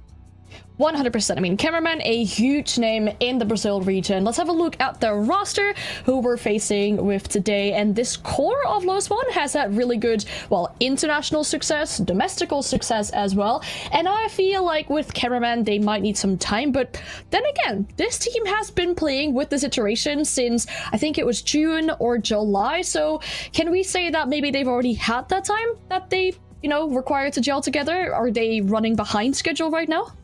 I think they would be running behind schedule, especially because you have a group of 4 in Dots, Dash, Loben, and Maya who have been playing together for so long, and kind of all you're doing is swapping out one support who was underperforming for Cameraman, who is a pretty dang good player. Sure, you might have differing philosophies coming through with the IGLing of Cameraman, but at the end of the day, we just have high expectations for this team for a good reason. We have the basis of, hey, we've seen them have international success, we've seen them have domestic success, so why isn't that happening again? And obviously the last game was a 0-7, right? But something is wrong with their attacks as well? Yeah, and it almost makes you think that it might be an IGL issue because the attacks looked so incredibly confused and lacked a focus, and they were forced, and it meant that on their attacking side of Skyscraper, the only person that was finding any positives was Dash, and the good old positives aren't really that much. Him being a 0.94 rating is below the average that you want to see, especially out of your top rated player currently. And sure, he got the bomb down one singular time, but that post plant was not converted. No, that's to be very unfortunate. Skyscraper, that map, they unfortunately got 0-7 on. Hopefully they'll pick a different map this time around. We'll see what that will be later on today, though. But for Los One, the pressure is definitely high. As you mentioned, their attacks need to be better. Some things need to change. It's been a short time between that. And then if we look at their opponents, I feel like this is a completely different story, a completely different world that we'll find ourselves in, because they 7-0'd another team last time around. They made some roster changes that, in my opinion, are huge as well. I'm super happy to see Ask on a good team once again. It's looking great for them, isn't it?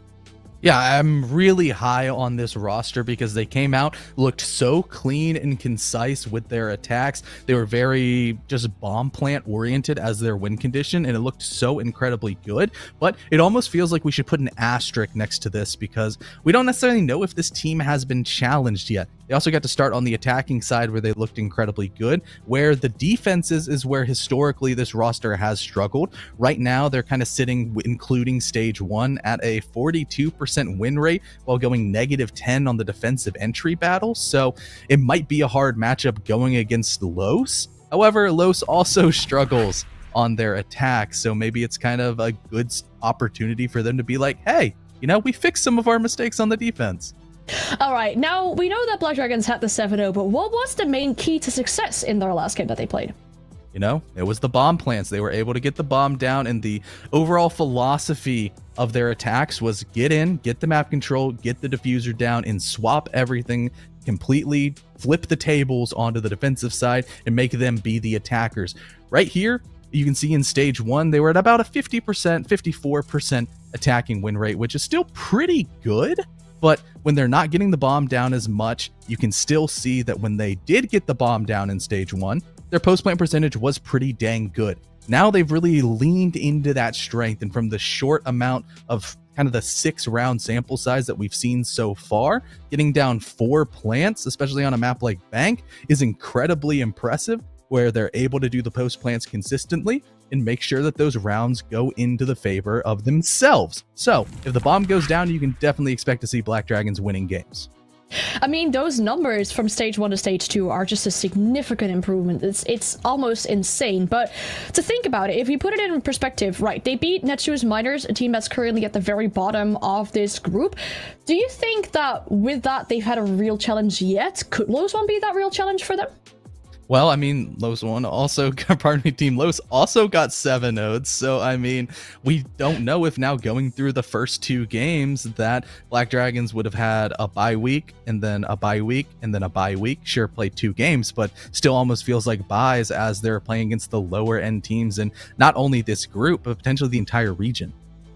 We mentioned that this game will probably matter a lot in regards of positioning in this group for the deciders as well. Black Dragons currently 3rd, Los One currently 4th, and I'm really curious what kind of map will go on, because you mentioned that 7-0 on the side of Los One was on Skyscraper. The 7-0 for Black Dragons was on the side of Oregon. Now, Black Dragons themselves, they ban Oregon. They don't want to go for another 7-0, I guess. I guess not. They don't want to open up the opportunity for Los to have done a little bit of VOD reviewing, as well as Los is a decent enough team on Oregon, but in my eyes, for Black Dragons, as soon as the cafe gets banned, probably the last ban for them, they can just overall steer the entirety of this map ban phase, and Los should be really trying to play catch up, because they've got to ban certain maps like the Clubhouse and like the overall, probably the Skyscraper that they just got 7-0'd on. I think it would be an absolutely crazy idea to go to this map, and that's exactly what we're doing. And I don't know, because maybe we only got to see one defensive round come out of Los on Skyscraper. You know, maybe they've been cooking, maybe they're really good on the defensive side, their attacks are just awful. But to go back to a map that you just got 7-0'd on takes some massive guts, and I don't know whether to respect it or to just continue to criticize it. I think, you know, Black Dragons maybe just pulled up a heist in that last part of the ban phase, though, because they left that Skyscraper pick up, obviously hoping or, well, expecting that Los One maybe were going to take it out themselves. Bank was still an option as well, which was the 7-0 for Black Dragons. I got the maps wrong in there, though. But the fact that they can indeed bring Los One to this map that they just got 0-7 on might be huge for Black Dragons. But then there's obviously that, you know, perspective of maybe underestimating them. Like, hey, we saw what they did. It wasn't that great. But you'd assume that Los One have changed a few things on that map, right? Oh, definitely, because, I mean, at the end of the day, it's recency bias for the Skyscraper of Los that, hey, you know, NIP came and slapped them around and it did not look good. But if you go back just a little bit further to last stage, there was a decent amount of Skyscraper play for Los where they kept it close with a lot of good teams, especially somebody like FaZe, who, you know, they kept it to, I forget if it went to overtime or if it was max regulation, but regardless, a very close matchup between those two teams. So it's not like Los have had a horrible history on Skyscraper, which maybe they're going to try to return to their roots a little bit more.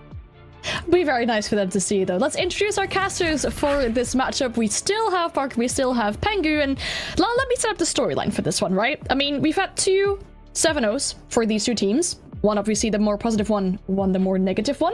Black Dragons haven't lost a round yet, but Los One haven't won a round yet. Do we feel like we might see a change in that today? Absolutely. I mean, it's entirely possible. Nick says no. So maybe I shouldn't speak. Maybe Nick should go first then. There you go, Nick. Well, I said absolutely. I was like, they of course something's gonna change because somebody's gotta win and lose a round, right? I think that the fact that Los is willing to go back to Skyscraper where they lost previously is massive. You know, that's a power move right there. Confidence inspiring. I see. All of us say the Black Dragons are going to win, by the way. Yeah, I mean, in our picks. Yep. I mean, I'm not saying I think Los are gonna win. Okay, I'm just saying I love it. I'm not gonna switch. I'm sticking with BD. I'm not that confident. Okay. All right, I mean, given recent results, it could very well be that Black Dragons win out this game. Obviously, the real question that we had is, have they had a real test yet? Because they beat Netshoes Miners, which is a team that's currently at the very bottom of the league. They've lost 2 games. Do you two feel like Black Dragons had an actual challenge yet? Yeah, I mean, I think Nick is saying no again. Okay, look. Yeah, no. I think that every single game is a challenge to some extent. I know that that might seem like a cop-out of an answer, but even if you lose an 0-7, you know, it's not like you just cakewalk to it. There's still going to be rounds that could very easily go in somebody else's favor very quickly on. There's gunfights in rounds that you lose that could completely swap around. So, I mean, obviously there's a clear hierarchy here in Brazil. There are good teams and there are not as good teams, but I wouldn't say there's any bad teams. More importantly, I wouldn't say that any team is approaching a matchup assuming they're going to skate to the finish. Definitely. I mean, I don't think any of these teams are coming into this matchup with that perspective either. Obviously, Black Dragons had a good match. Los One will need to find some improvement after a previous match. But before we do get to that game, we will have a short break. But when we come back to you, it will be Skyscraper between Black Dragons and Los One.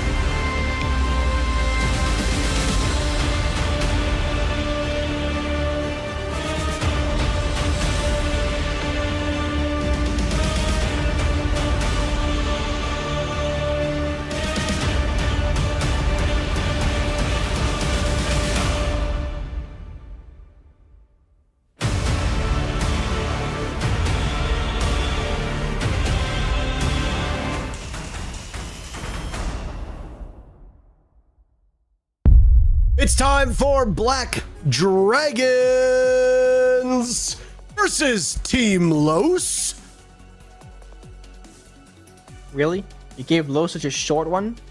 How are you gonna drag out their name? Los! On the O! Los. That's pretty exciting. I Better? like that. Yeah, what you much wanted? better. 10 out of 9 out of 10. Always room for improvement, Parker. No one's perfect. Are you the kind of guy who's never going to give out a 10 out of 10? I am one of those guys that will give a 10 out of 10 when it is absolutely phenomenal. Not like most game reviewing websites where they'll give like, fantastic, changed my life. 10 out of 10 is like a fat 4, you know? Absolutely garbage. The single worst game I've ever played, 6 out of 10. Yeah, exactly. It's like, what? How is it a 6 out of 10? The developer came to my house and shot my dog. 7 out of 10. Oh my god. Okay. Yeah, so I'm one of those people that are like, I like the 9 out of 10 can always improve, and I'm a big fan of like this 6 to 8 zone, you know? Because it's realistically what most things in life are. Food taste, how they play in professional League of Siege, how, you know, games are in release dates, etc. That's where most people they end up at. For Lowe's, however, they were not a 6 to 8 team in their first match against NIP. They were quite literally a 0 out of 7 because they went 0-7 in terms of round score, whereas Black Dragons, they slaughtered their opponent in the Choose Miners 7-0. So, unless one of these two teams, or I guess in this case both if Black Dragons goes 7-0, repeats that same scoreline, one team, or both, are going to come out better or worse in this matchup. A low bar. Oh, hold on a second here. I understand it's Skyscraper, and I understand that Bandit is a strong operator on 2 separate bomb sites. Geisha, which is a very important part of this map, is very easy to be offended by a Kaid or a Bandit, but more importantly, and more recently, we've been seeing an awful lot of value from Bandit on that single panel office wall at the top of those lobby stairs. Teams have really struggled to open that up. Bandit providing incredible value in that spot. Doesn't really surprise me to see him get removed. No, I quite like it. I mean, for most maps, you look at the operator ban fish and you go, okay, what kind of wall deny do you want to ban? And it's normally always the Kaid. And then, like, you know, if people ban the Thatcher, you had to ban that Kaid, yada yada. But on Skyscraper, as you mentioned, it is one of those few maps where Bandit triggering actively on a wall is a much bigger issue to deal with than the Kaid or mute, or I guess gadgets being placed on passively, not triggering necessarily, especially because Thatcher is open. So Kaid's not a problem here. Sure, you have to bring the Thatcher and you lose, you know, one operator because you have to bring out those EMPs, because secondary EMPs just don't have big enough radius to deal with the Kaid claws, but you're trading 1-for-1. Defense brings the Kaid, attack pits the Thatcher, and all of a sudden, both operators don't really matter because they nullify each other. So no one's really winning out, and you guarantee the wall getting opened up. What's also open, which is quite rare to see, is both the Monty as well as the Ying. So if attackers they want to go really explosive and just get crazy with it, they have those operators available to them. We see Ask on the Monty in round number 1. No Ying, however, because again, you're stretched a little bit thin as you want to run the Thatcher, and their second flex operator will be the Lion instead.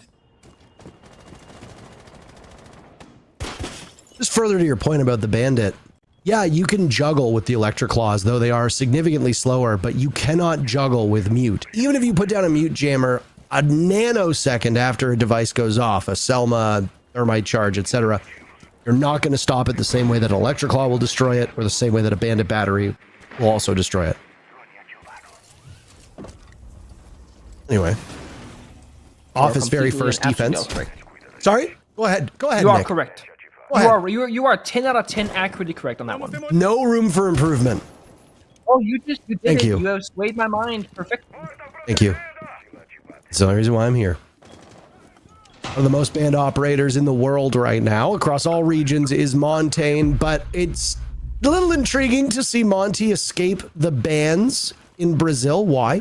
Well, it's because a lot of teams really like using him. You'd think in that regard, the odd team that doesn't like using him would ban him out. Maybe reduce the potency of a Monty against you. Black Dragons will run with the Montaigne right off the rip. They'll have access to the diffuser as well.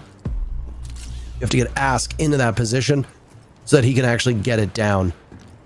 Halfway through the round and already working against the walls, the castle barricades will be the next obstacle for Black Dragons. Looks like Black Dragons are gonna hit both sides here on the primary breach downstairs as well as in the Geisha area. We saw Patoxia online kind of creeping about for a flank possibly here. And the big eyes are going to be, where is Monty going to be going from? Because he's usually going to be the entry, if you will. First man in the building, get some intel and try and get his teammates behind him to make a play off of that shield, and they right there, that's the play, but they got shut down immediately. Maya's the first line of defense, and it holds, but Live picks up 2. Walking in, escorted by the Montaigne. Loban is down. Dots, Dash, 2v3. Toxie, a bit of a mental lag in that engagement, with Dash winning the fight. That's quite embarrassing for Black Dragons. They're just going to keep fighting this castle all the while. Off-site, Dots dies as well. Close, winning round number 1. BD, rather, winning round number 1. I had the colors mixed up. Yeah, let's go. Mentally, I'm just so used to orange always being defense that when you get rid of the tags, mentally I just default to them like, oh yes. I run into 2 problems with that, right? Because on the notepad that I have, the right side of where I take notes is blue, left is orange. Orange normally defense, but also blue is left in game and it's right on my notes. So like it's triple backwards for me. I'm not sure if your notes are the same or not. Maybe you're lucky there that your colors align. But yeah, very easy to get it twisted. If you look at that previous round and just how much easier Monty makes your life in that scenario, the wall is open to the exterior of the map. Monty just walks straight past it, brute forces it. Teammate rappels in behind him, Lion Charge goes out, and BD just brute force everything in like 1 or 2 rooms across the map. That's it. Very limited direct attack. It's what Monty gives you. It's what the Ying gives you as well. So no surprise. On the second round right now, the attack repicks are happening. This shows both the Monty and the Ying. Of course, gonna showcase the Ace as well in case there's a wall they want to get breached that is going to be reinforced for them. But again, I would not be surprised if we see either Monty, Ying, or both almost every single attack and round, because there really is no reason not to bring them as long as you're efficient at playing those operators, and we know Black Dragons, they are. Zombie's been taking up so many of these defender bans that you see Fenrir and Solus running amok more often than not. An operator that was shown in our very first matchup just about 20-30 minutes ago. Curious to see the way that Loban approaches it on this map. Given that it is a karaoke and T defense, I'd imagine that we're going to see the Solus probably roam on that first floor for most of the round. In terms of drones, Black Dragons have lost exactly half, so imagine that the culprit as to why those drones have been lost is Loban on the Solus. A lot of information can be taken away by getting rid of really the best tool and gadget that most attacking operators have. But then what? You get some drones, you slow down the attack, but just you wait. When that Ying and Monty gets online, what is Solus going to do? Sure, if you're downstairs, you can't deny the plan with the impact grenades, but right now it's up to Dots and Smoke to make something happen here against the Monty of Ask. And you see he'll stall for time, do a little bit of a tickling amount of damage here, but Dots will be stuck on this staircase position for the remainder of the round or until he meets the grave. Dash wants to take the engagement as those gas canisters just continue to chip away at the HP of Ask. Two have been used by Dots, and all it's done is about a quarter of the HP away from Ask. There goes the last one, and he breathes in a little bit more of the gas, but Ask is still very much upright. Not much you can do as the Monty. Nitro Cell goes out, kills Ask as he tries to protect Patoxy. Can't get it done. Dash 2 kills before getting punished by Loira. Dots also on the board. Los doubling up on numbers over Black Dragons. Maya ensures that their numbers don't get any closer. Live, who's miles away from the bomb site, outside of the buildings, the last one standing to engage with that Solus of Loban, losing it out. And now I can officially say that Los gets on the board. First round in stage 2, baby. They done did it, and they did it in good fashion as well. They really played their cards correctly. They had reinforced the wall from karaoke in towards the hallway, allowing Dash to play in that very important position to throw out the C4 and get the second kill as well. And honestly, Ask made a slight misplay there, a bit of a blunder, but, well, is it his mistake? It's hard to say. When you're playing the Monty, you have a bit of an obscured vision because your shield covers. There's certain death zones essentially on the side. He thought the C4 was aimed for the wall behind him. So if you walk to the right, he dies to the C4. He tried to walk back out the doorway to survive that C4, but guess what? The C4 wasn't aimed for him. It was aimed to go through the toxic babe that Smoke tossed out earlier and hit the teammate behind him. Dash then kills someone with the C4 and the Lion afterwards with a bullet, so he gets 2 for the price of 1 essentially. And the issue really became for Black Dragons that they couldn't brute force that door, at least not yet. The toxic babes, they're gonna stall for 30-40 seconds time, and, well, the last one went out as the Monty died. Ying never got enabled, couldn't repel it in the window, so they're completely locked out. And Lowe's, it can be scary for them to just sit there and be like, okay guys, when we're running out toxic babes, we are absolutely dead in this position. Dash was in a tough spot, but honestly, he played it great. Played it patiently, despite being pressured from the very beginning of that round. And Black Dragons, with that, they're off the Monty, but they still keep the Ying.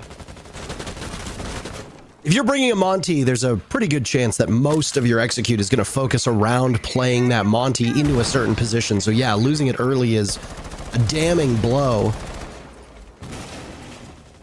Perfectly summarizes the previous round. We are seeing something unusual now as we look towards round number 3. A bomb site that is almost never ever played in any region. Bedroom of Skyscraper is currently on the board. There is one region where it gets played a little bit, but I mean very little bit. It is in Brazil. That one is called Latam, and it was actually FaZe, I believe, who used to play this bomb site. I think they played it twice in like 1 or 2 stages, so again, very little play. But this is the region to do it, if any. Got the yellow ping onto Maya. The read is not there for him. He gets shot down by Stemp instead. That's a great opening kill and a second to fall. I mean, that right there, that's gonna put Black Dragons on the map in this round. They have full map control besides the bomb site and 1 area above. This round will be a lot easier for them. Of course, Ying still in play, 2 smokes in pocket as well. They got tons of time and utility to work with. Surgical precision from Stemp on that entry. Doesn't even suffer a scratch from anybody on Los. Just down he goes. Once Dot's looking for another kill, maybe. Try and keep these numbers closer. Ask is not in the building. You hear the Candelas go off. One's been tossed out by Patoxy. Stemp is still roaming. Now over by Kegs. Through reception and towards lobby. Has an angle on the door. Hoping that somebody will take that bait. And indeed they do, but can't capitalize on it. There's an explosion above Stemp's head. Now it's Nade to go onto the stairs. Cameraman, good as gone. Cameraman did not have a single kill in the previous matchup that we watched with them, and well, he's still looking for one today. Trying to prevent a flawless round will be Dash. Sees the legs, but zooms out at the wrong second. There's the diffuser planted by Ask. No urgency whatsoever from Dash. I think he realizes what's at stake and the likelihood of him winning the round. Seemed like it was certainly nil. Loira ensures it is, in fact, 0. Flawless round by the attackers. They get the diffuser down. Excellently done. Black Dragons up 2-1.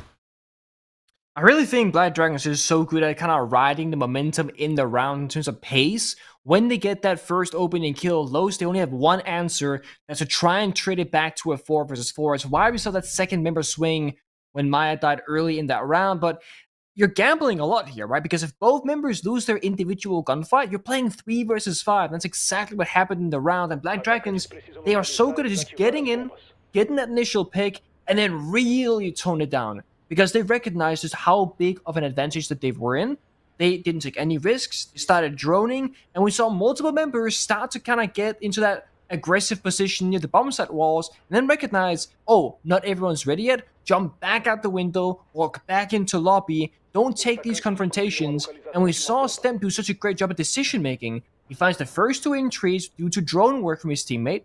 And then when he was in lobby/reception near the bomb site, he peels off the angle with a grenade to not only save himself if somebody were to swing him, but also stops the defenders from pushing into him and his teammate. So just great decision making there. Understand that fine line in the map where, okay, now it's time to get really crazy with it, and now it's time to just take a chill back and like let the clock do its thing, apply pressure onto the defenders, because you saw Los, you are very restless inside the bomb site, constantly moving, nowhere was safe for them. And Black Dragons will keep changing the pace around here. I really like the think in today's meta. I think Finka could make a slight return here. You know, the Leash Mine is doing instant damage nowadays. You know, Impact Grenade, C-Force, kind of tickling you down. And when you pair the Muncie with the Finka as well, it's such a great combination. Because Muncie will naturally take a bunch of damage throughout a round for those exact reasons, and Finka can heal right back up. Finka, Monty, and the Amaru gives you a lot of options as to how you want to approach this bomb site. Back over to Office, they will go on defense. It's the second time that Los try to hold this point. Try being the key word. They were unsuccessful the very first attempt. Karaoke T, the only win so far for Los out of these bomb sites. It's been odd that they'll forego Kitchen, but the conversation for another day. Stemp has been the one playing these flex roles. He's the one on the Finka at the moment. No, you're right. It's surprising because he's also the injured player in most of these rounds so far, so as in their previous games. So he does a lot for his team. And I guess I'm curious as to what happens when Stem doesn't just walk in the door and kill like 2 or 3 players, because who's going to realistically take that position up? Well, for this round, it might be the Muncie, but it'll be with Stemp not on the board any longer because he gets shut down as the opening death for his team. And these are the angles that we worry about, right? Deployable shields, long lines of sight, attackers unable to break through. Toxi surely doesn't just fly up this hatch, right? There's no follow-up, there's no setup really here. It's just the Muncie outside the breach and the Amaru down below. Risky. Entertaining. Might be a risk, give it to us. Just waiting for the call in. Yep, you're absolutely correct. In he goes. Patoxy is up. There's nobody actually in the A bomb site whatsoever, but Patoxy is out-dueled by Dots, who does double duty on Noloira as well. Live and Ask are the last 2, so you have to try and escort the Monty into a safe position. Several players from Los. Over by Garden, over by Terrace. Get information. Ask sees one. There's another player over what appears to be by Drum. Live follow-up. No, looks the wrong way. Cameraman finally gets on the board. Yay! He did it! He did it! Back and forth, these 2 teams go 2-2. Comes down to the injuries as always in Skyscraper. It's so hard to really like problem solve this map. I mean, okay, you can argue that Black Dragons could go downstairs with grenades, try and find some vertical value there, but most members of Los are not on the bomb site itself. They're playing out of Garden, they're playing inside of Dragon, and just kind of shutting them out from those long angles far and far away. They have the exterior bomb site wall opened up, as well as the bar wall with a deployable shield. So again, the nades won't do a lot from downstairs in that position due to how well the bomb site's constructed from Los. Of course, if Stem falls early, Black Dragons kind of struggle. We've seen that twice now in both of their losses. And I like the Armor play. It actually, like, they got into a strong position, but Loira actually jumped into a frost mat on the bomb set window itself as Thatcher, and that was the big pain point, because all of a sudden the Amaru of Patoxy is completely alone, and he lost the individual gunfight. That's just unfortunate, right? If Thatcher was in, arguably Armor could plant, or you swing 2 versus 1, and that round could have played out very differently because Monty was there covering 2 or 3 members on the Garden side with Ace behind him. It could have been a great strat, but a single frost mat stopped it before it could even start. Stemp on Hibana this time as a Nook emerges on the board. And a Clash too. There'll be a lot to dig into as this round continues to go on. Karaoke NT yet again. What do you think it is that's preventing Los from going downstairs to Barbecue Kitchen? I am curious about that as well. Going to bedroom over the Barbecue Kitchen bomb site is statistically not like what teams typically do. But maybe they just struggle with vertical play. You know, we haven't seen them play a ton of Valkyrie. And if you're going to play that vertical line with the bomb site below you, you want to have intel. So it could be an operator style choice, a play style choice from Los, or perhaps they got some intel on Black Dragons as to what they think that they aren't as pro-efficient at attacking against bomb site wise. Of course, Los, they got their own adaptations here. I like the Clash, you know, with how... I want to say, like, how simple Skyscraper is. Like, attackers don't have that many ways to attack you from. Sticking a Clash on one of those 2 avenues is just like a, yeah, have fun dealing with me in this position. Because it's very hard to deal with a Clash. Don't have the Capital right now on this round. You have 4 grenades. But again, you gotta nade the Clash straight on because vertical play is not really an option here on this bomb side. Grenades and EMPs are really all that Black Dragons have to tackle the Clash. With Zofia not being an operator seen all the time, well, lost probably your best tool. Capitao also works as a good counter, as does Kali. But again, you need that follow-up, and Capitao and Kali are very far from being meta operators, though there are times where we see a Capitao emerge. Zofia's pick rate is basically non-existent for most regions at this point. Just means that you have to play around the Clash, which is the whole point of having the Clash in the first place. You want to force the attackers to play around your rhythm. One grenade goes off to deal some damage to Dash on that operator that we were just speaking of, but it's not enough. Instead, Lawyer will stay inside a drum waiting for the next opportunity. Now it's Maya taking some damage. Same spot on the stairs. Patoxy down below, punishing Loban. Well, Maya that was roaming is no more. Now the Clash, once over by the drum door, now inside a Geisha. 2 separate players to deal with Dash. And this is just about surviving at this point, Nick. Los have lost 2, Black Dragons lost 1. There goes the Clash of Dash, Cameraman, and Dots. All that Los has remaining. And boy, oh boy, Dots gets pulverized by Stemp. Cameraman fighting inside of the B-bomb site, taking Stemp down, shotgun out, prepared for the next fight. Looks the wrong way and live finishes that one. These 2 teams cannot shake each other. Black Dragons win their 3rd round. They regain the lead. Clash seemingly not a big problem for Black Dragons, and I do think they played a bit far back. I mean, playing inside of Geisha, you are vulnerable to grenades, the window jump in the breach, the crossfires there from the attackers. I think they could have fought, harder for, the dragon statue area, the drum area as well, because the second Iana just kind of walked into drum, Clash just said, bye-bye, I'm giving it up. And the amount of pressure that Black Dragons applied to Clash as an operator was a single grenade. It did about 20 or 30 damage worth of the health bar. It's not a whole lot. I do think there is a world in which if you, just like you compare the Fink and the Munty, having a Thunderbird or a Duck paired with the Clash, it just gives you like near infinite amount of I'm gonna be annoying in your face type vibes, because you're allowed to make a mistake now and take a ton of damage as long as you don't die, of course. Similarly to how when you play Fink and Munty, Munty can take a little bit more damage if he needs to just apply more pressure, get some more value out of that gadgetry, and then get healed up afterwards. But course, when you're defending on Skyscraper, you're gonna want a lot of different operators. It's hard to fit a Doc or Thunderbird in the lineup, and frankly, ever since Doc got buffed to the point where he can fully heal anybody to full health with a single Doc stim, we have not seen Thunderbird played whatsoever since, essentially. Very low pick rate across all regions on Thunderbird. I think the idea with Thunderbird and Doc's changes were to try and make them viable, but for different roles, and ultimately all it did was just, very similar to Sledge and Buck, make one objectively better in their role than the other.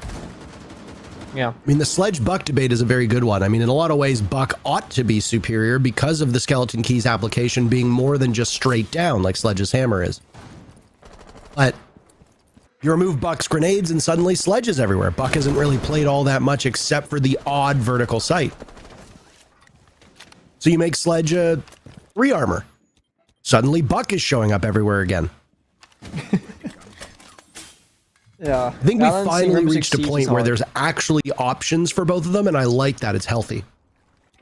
Yeah, I mean, secondary hard breach on Buck and then soft destruction on Sledge with the grenades is a great balance, but it took a while, right? Like, Buck needed a gun 6, secondary hard breach, and Sledge needed to lose SMG 11, and of course become a one-speed operator rather.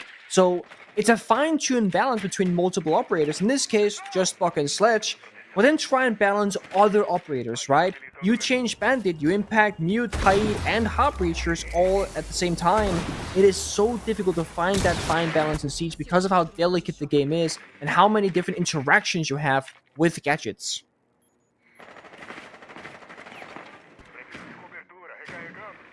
Stemp played a different operator every single time now. Now he's on Thatcher.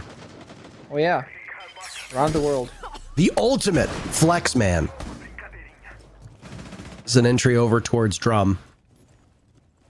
And you have to be a little bit concerned with Dash's position. Cameraman continuing to heat up through this match. Third kill as Live falls. 9-3 for Live. The exact same as the rest of the team combined. That's impressive. I mean, Ask doesn't have a kill yet, to be fair, but... That's the Monty life, right? Yeah. You walk in with your shield extended and you die. Unlucky. 3 rounds for him. Now he's on thermite duty, right? Unsexy roll. Flashbang goes down. Try and plant. Maybe die trying. Team maybe wins. That's the job of a planting support player. It's hard. Loban waiting so patiently. Final 20 seconds. You wouldn't think that there was this level of urgency, but with 9 players still alive in the lobby, Ask has Diffuser. Not down. Oh my goodness. Loban is there to end it. Advantage still favoring Black Dragons, but they need to find 2 kills or retrieve that Diffuser and get the plant down. The clock is their biggest issue at the moment. Dash with the kill from above gives Los the round. A bit of sloppiness from Black Dragons will ultimately cost them. And a relatively anticlimactic end. Not just that 6th round, but also the first half. 3-3 being the scoreline between these teams. As we say, no closer to a conclusion than when we started. This is a classic example of a very tiny mistake that actually happens quite commonly in Siege Pro play, and I have been on a team as well where we made the same mistake. When you have the control above the bomb site, so Geisha in this case, above Kitchen, and everybody who's in Geisha drops below and nobody's actually holding onto Geisha itself for the hatch retake, you basically lose. If the defenders retake Geisha, they get control of the bomb site, which is where you're planting. And Loban was never cleared on the roam. He was hiding in T-room the entire time, the current A bomb site. He wasn't even droned out. So, Thermite flashbangs the hatch, he drops down, but guess what? That means nobody is going to be inside of Geisha because his other teammates had already gone elsewhere down the staircases. So, time becomes an issue, and the map control you fought so hard for also becomes an issue.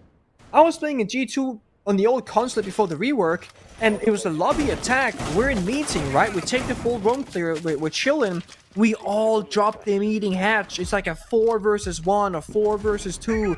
Joystick on good old Empire. Sprints up the yellow staircase, back into meeting that we just dropped the hatch from. Kills me while I plant. Timers on 0. We lose the round. That's exactly what I saw happen in that round. A great read from Loban on the retake.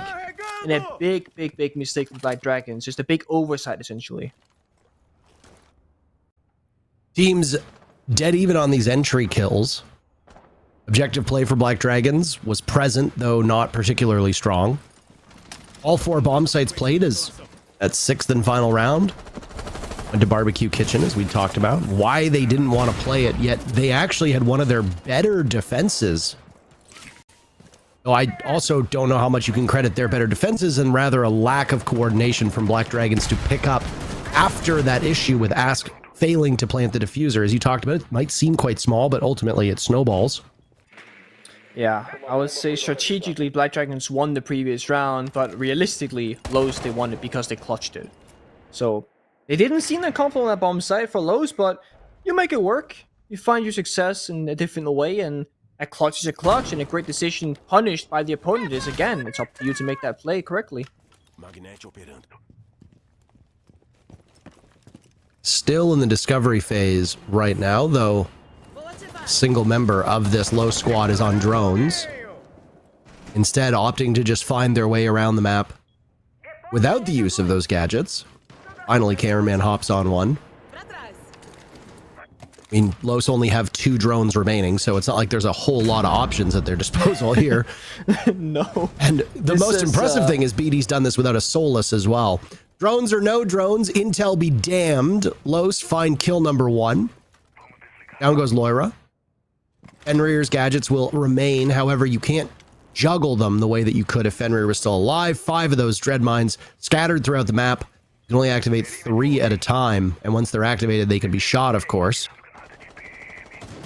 Makes it a bit more of a challenge to figure out where people are coming from as well. Second kill from Maya as Live is active on the score sheet. He's gone. Loban also looking for one. Down goes Patoxy, and suddenly it's Ask, who doesn't have a kill yet and still won't get one, as Loban and Maya pretty much do all the work in that round for Los. It's an impressive entry of a round, and they're just saving Ask, I guess, for later. Keep that secret weapon in their back pocket in case you ever need it really badly. And I mean, it's an impressive showing given the situation that they're in, but ideally, you really want everyone to be on the board by now. You know, even if you play Monty on attack and you have a couple of, rounds where you play hard support, after 7 rounds, you should start getting there. Phenomenal attack though from Los. And they show off that, yeah, they can defend. They go 3-3. It's perfectly fine. Slap dab in the middle. But they can also attack.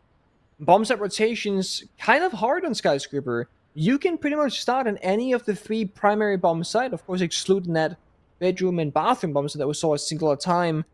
So whether you want to start tea karaoke on this current office bomb site or barbecue kitchen, it's entirely up to you what you think is better for your team or what you think your opponent is the weakest at attacking.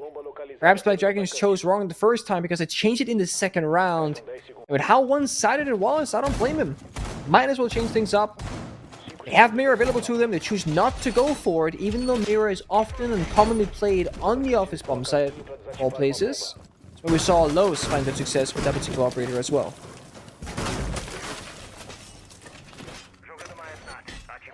Really is a bit puzzling why Ask has been having these struggles. I mean, he didn't play Monty on every single bomb site, and even if you're going to be playing those support operators and you're going to be spending a solid 2 minutes of a round droning, still often win a gunfight or two. I mean, even some of the worst quote-unquote performing supports that we see in this game are typically able to get on the scoreboard. Somebody like Ask, who has the pedigree that he has, a former player on Team Liquid, at one point a very highly touted player in Brazil, and not just Brazil, honestly, but highly touted in the world. You'd expect a better performance than this. There'll be a bit more freedom to play roles that can get you kills on defense. If Ask is unable to pick it up, then I don't really see Black Dragon's success continuing on at the level that it was in the first half. And even then, that success only amounted to 3 of the 6 rounds. In a lot of ways, it was carried by Live's performance, but Stemp had 2 immensely impactful rounds that almost single-handedly credit him with winning those. Neither of those players can carry the weight, then Black Dragon's stock will go down, down, down. See here, I love into both teams throughout the month. You can kind of see the difference in how they approach that operator, and it's a good start for Dots. Takes a bit of damage, but again, he stays up and alive. Stemp now putting himself in the fight, in the battle, looking for the opening kill. Not at all phased at all by the Monty. First on the board, Close. Again, Stemp won, but traded right back. Cannot slow down the mountain as it just moves right in front of him. Live and Stemp, those 2 players that I said have to carry some of that weight, now leave the 3 remaining members of Black Dragons with 5 kills among them through 8 rounds. One of whom, Ask, is yet to find that scoreboard, as we talked about just moments ago. Not exactly the most confidence-inspiring spot to be in. Monty's still up as well. That will be a challenge. Right now, dancing with Loira inside a dragon. Monty just continuing to take up space, not slowing down, and there's no way to impede the Monty at the moment. Maya is there for cleanup once the call is made. Ask hoping to have the cross as Loira looks in the same direction. Like they go on to drones. Lowe's trying to figure out, is there anybody else watching that could potentially pose a problem to us? 25 seconds remaining. Now it's Patoxy to see the Montaigne, who instead of going through Dragon, is forcing a fight through Terrace. Maya still in this spot. The advantage for Los allows them to do this. They can put players wherever they want because they have that advantage. And the advantage will continue on as it's Loira and Patoxy in on the fight. Down goes Dash. Suddenly Black Dragons have the advantage, and Maya finds himself in a 1v2 with no time remaining. As the clock strikes 0, Patoxy gets the kill. And unbelievably, Black Dragons bail themselves out of that round.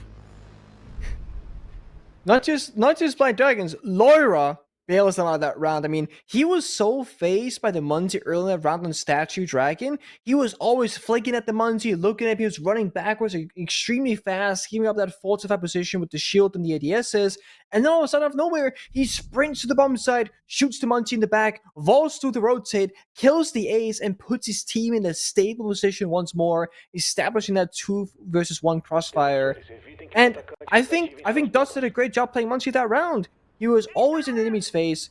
You know, when Stemp was trying to fight the 2 team members, one on top of the staircase, one by the by the main door, or by the, what's it called, like the backstairs door rather, to the outside balcony, Dots also came off the extended shield on Monty, ADS with his pistol, and also joined the fight, putting Stampman from a 1 versus 1 into a 3 versus 1 effectively.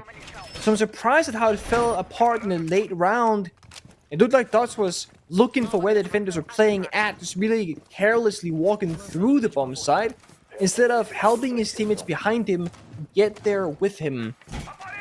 Perhaps a change is needed. Dots goes from Monty, a arguably slow operator, onto probably the fastest attacker in the game, Amaru, instead.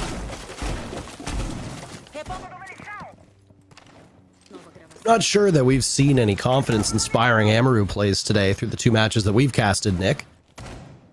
No. I'm ready for one. I mean, strategically, they've been fine. Like, the idea of what they wanted to do was great, but the execution was not really capitalized upon that well. So yeah, I want to see Lowe's actually do this successfully. And when you pair the Ying and the Amaru, you create that chaos zone that Amaru can thrive in. Defenders don't know what's happening, they can't quite see, smoking is going off, flashbangs as well. And then Dots just flies in somewhere. That could be how they stop things off when they're ready to go. And admittedly, Amaru is a hard operator to play even on your own. And in as well a coordinated environment as these teams are currently competing, there's going to be steps taken, oh my, to stop an Amaru from getting the jump on you. Stemp has been an extraordinary player so far for Black Dragons, was playing inside a Geisha with the 1.5 on the MPX, usually good enough for long-range gunfights, but that's not the case when Dash is hitting shots like that. It also frees up Geisha, or so you think. Ask 0 and 6 inside of Geisha now. Maybe it is free. Maybe it is. I mean, I think the big thing to note here is that it's Warden who dies early while Cameraman is playing Ying, and they know this. They know what operator they killed because they droned out Geisha afterwards, so Cameraman can now get free Terra with those Candelas and see what he can do. Candela's on the back stairs. Ask breaking the streak in the 9th round, finding his first kill of the match. Suddenly, Black Dragons have 2 for their trouble. Amaru experiment not paying off. I'm still waiting for that good Amaru play. Down goes Dots. Loban is also followed. Live could have another now on back stairs. Ask picks up a second kill. Live finally gets the kill that he had been so patiently waiting for. That's 2 in a row for Black Dragons. I needed that. Especially Ask. I mean, he can say, whew, I'm not gonna end the game on 0 kills, guys. And it's, I always say that the hardest kill to get in Pro League is your very first. Because once you get a 1 kill, you're not gonna be in your own head about, when am I gonna get a kill? I don't want to drop a donut and go 0. I don't want to let my team down myself, etc. And it is very easy to get in your own head as a player. It sounds silly because, oh, just don't get in your head. But it is. And especially because there are so many things in Siege that you have to worry about. Gadgets and drones, getting naded from below, crossfires, where's the enemies? Are they repelling in? What gadgets do they have? Etc, etc, etc. And you gotta win your gunfights. And you gotta communicate accurately. So many things going on. So when you can't find a kill, when things aren't going your way, it's so easy to let that frustration get to you. And it's just not a good thing. Ask gets 2 kills in that round. And he's been changing operators quite frequently. Mostly on the supportive side, playing the Frost, playing the Thermite, playing the Monty, last round on Solus, now finding himself on Smoke, so it might just be that Ask is taking on the yes man hat, saying, whatever operator we need that nobody else wants to play, I will play them. And of course, if you're that kind of player, it's not really about your individual performance necessarily, right? It's about freeing up other people to do their job. But if Live and Stemp as the front players for the team keeps dying early, then Ask for freeing up roles for what seems like no reason at all. If memory serves me correctly, this is a very comfortable role for Ask on previous teams that he's been on. It is. It's not a new role for him, but the performance is a bit new on it. And of course, teams, they play around it differently as well, right? I mean, yeah, you can give freedom to your teammates by playing the flex role, but if your teammates aren't utilizing that fact and also helping you succeed when you're needed to, then that's a tall ask. I mean, yeah, Ash plays Thermite, he has the plan, but if the cover isn't there, which it wasn't when he was playing in Barbecue Kitchen, he just died for nothing. You can say, guys, I'm playing Thermite because you don't want to, and you're not covering me on the plant. Like, how are we supposed to succeed here? Whereas if you're playing for Liquid and you're planting, oh, you're getting cover. Don't worry about that. Right now, toiling outside of the office walls is a Karaoke and T defense. You'll find that when you attack this top bomb site, Geisha is an incredibly important part, map control of pretty much every bomb site on this map. We talk about it at length, especially Kitchen and, of course, Karaoke T, but defenders like to extend outwards here. Because if you don't take control of Geisha, you don't also get Drum, you don't get the cross, you don't get anything, really. Stemp has been dying a little bit too early for my liking. That's 4 rounds in a row where Los have gotten that very first kill. There's been no answer back from Black Dragons. Yeah, Stemp was having a great time on attack, and he played Ana to great success. Now playing Warden, dying first every single round, and these smoke grenades from Los are being used to effect almost every single round. Flashbangs to boot as well, 5 of those in pocket still. And with 50 seconds left, they can set it up, establish where the attack is going to be coming from and when, and then just go, go, go. Eyes deceive me. It is actually a Karaoke and T defense. Lyra on the board, cameraman gunning now. Down goes Ask. Those 2 kills in the previous round being very important, but Black Dragons just losing out in their duels. Patoxy in a 1v2. Black Dragons winning 2 rounds in a row. Patoxy was in a good spot, but Loban gets the drop on him. 5-5. These teams so evenly matched. First half ended 3-3, no clear winner. And so far after 4 rounds on the second half, well, they won 2 each as well here. It is going to be as close of a Skyscraper game as any, but for a good reason.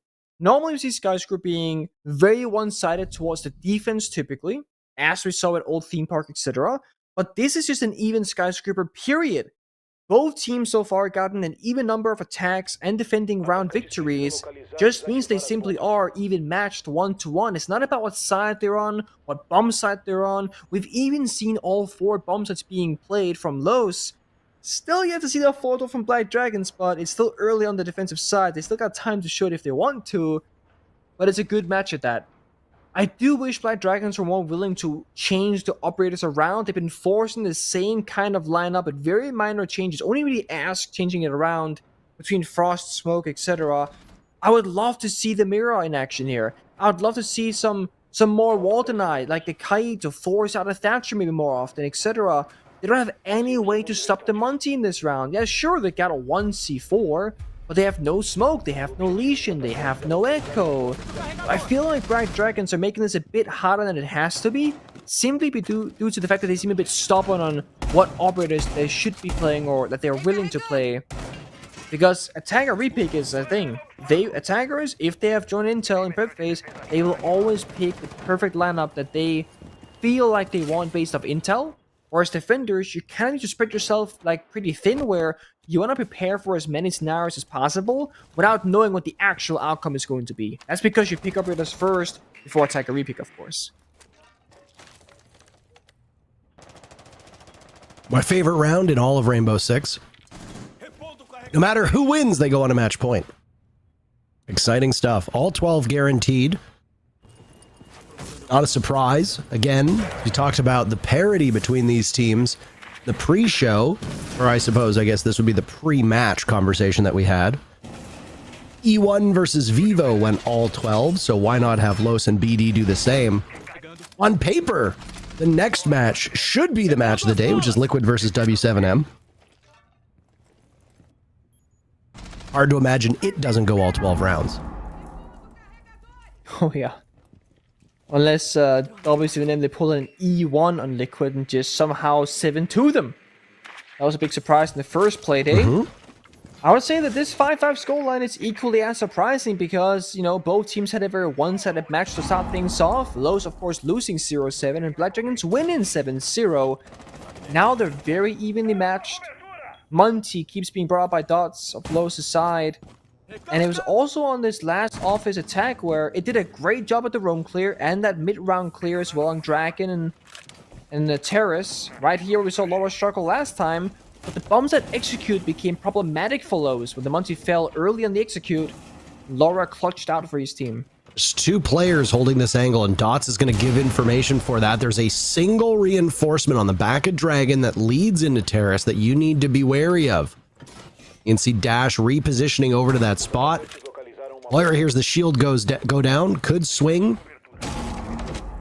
Stemp there as well, but Stemp is a way out with the rotate through the wall. Maya could capitalize off of this. Nobody moving a muscle. This actually works out quite well for Black Dragons.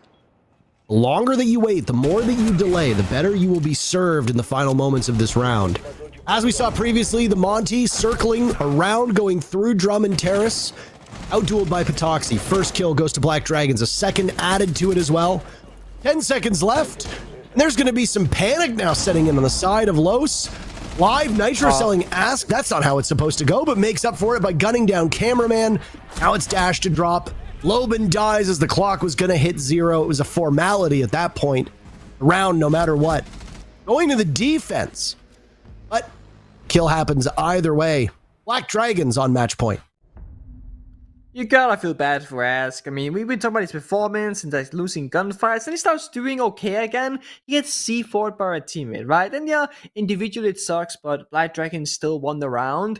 They recognize that time was an issue for Lowe's. As long as Black Dragons don't run around too much and give them those opening duels and they lose Stemp or Live early in the round, they're fine. And while that's been kind of cooking up the last couple of rounds, Laura actually really stepping up on the defensive half, on Fenrir, finding value time and time again, stalling for time, not overstepping, activating the right gadgets, moving those around, and just overall Black Dragons did a good read. Despite not playing Valkyrie for intel, they did have a really good idea of exactly where the attack was coming from, and Dotson Monty was forced into an ADS position where he removed the shield and tried to go for the kill instead, and of course, Hazel versus primary weapon of a defender, you usually lose those gunfights, as Dots just did in that previous one.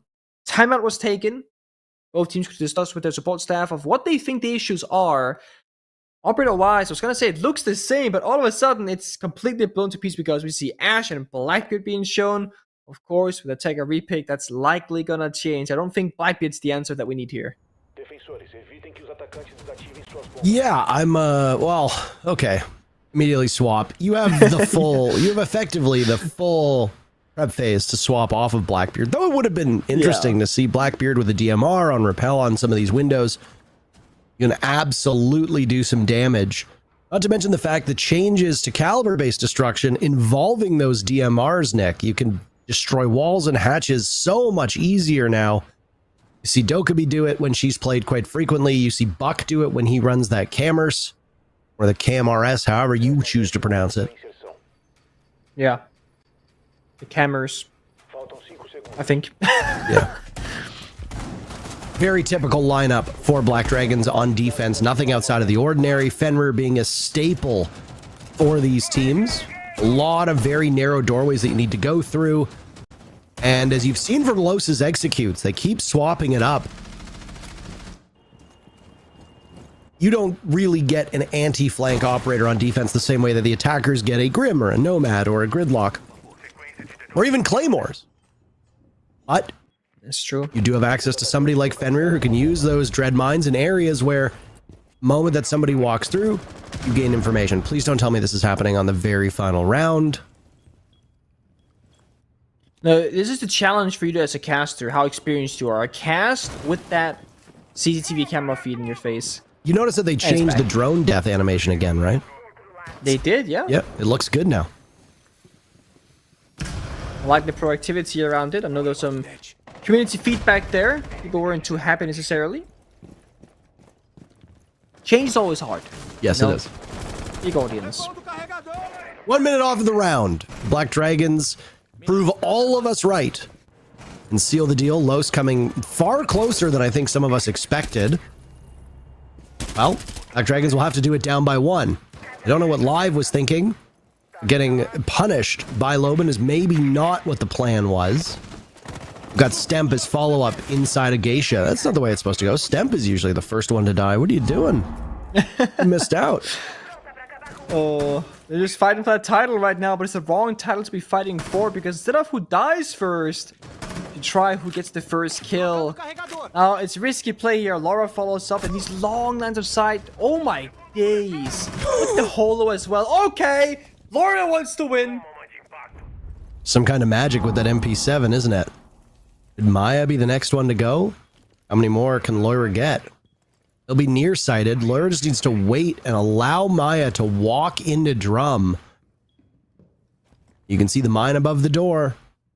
Maya might not know what's waiting for him. He has maybe some kind of sixth sense as to a player inside a drum. Maybe they think he's on stairs. There goes a grenade. Fishing, it misses. And then you got Cameraman, who is quite far off of the execute. Oh. Vaulting in, taking out the frost mat. Patoxy knows that. Fires a bit too early. Now it's dots up backstairs, but the TCSG can absolutely punish you. Ask in desperate attempts will manage to get the down and the diffuser too. That's it. They clean up. Black Dragons getting all the kills that they need and sealing the deal. Close attempt for Los, but 7-5 the scoreline for the second match in a row. Congratulations to Black Dragons. Absolutely, but that's a fight for it, and like quite a lot at that. Ash looked really shaky, even that final gunfight. I mean, he just didn't look like he was really warmed up or comfortable in the server here, but teamwork makes the dream work. You can have one member struggle, if everybody works together, it's not going to matter that much in the end. And I will say, both teams played impressively on the attacking side because I expected a very defender-sided skyscraper, and while it was defender-sided in the end overall, both teams picked up attacking victories. Yep. I think both teams honestly showed some very promising signs. I think at the same time, there was a litany of mistakes that were committed by individual players, as well as the teams that can very quickly be corrected. You know, there wasn't a single point on attack that I thought very confidently that a Monty or an Amaru would make a big difference in the rounds. Oftentimes, the defenders had those strategies figured out, and honestly, to their credit, they did quite well given the circumstances. So if you're one of those teams that on attack brought a Monty or brought an Amaru, you know that there are ways that you can improve and iterate upon those strategies to get the success that should come with those ops. We're halfway through Brazil, Nick. There's still 2 more matches to go, including the match that many of you probably think is the most exciting matchup of the day, Team Liquid versus W7M. Before we get there, we're going to break down what just happened in this match and throw to a quick break. We'll be right back.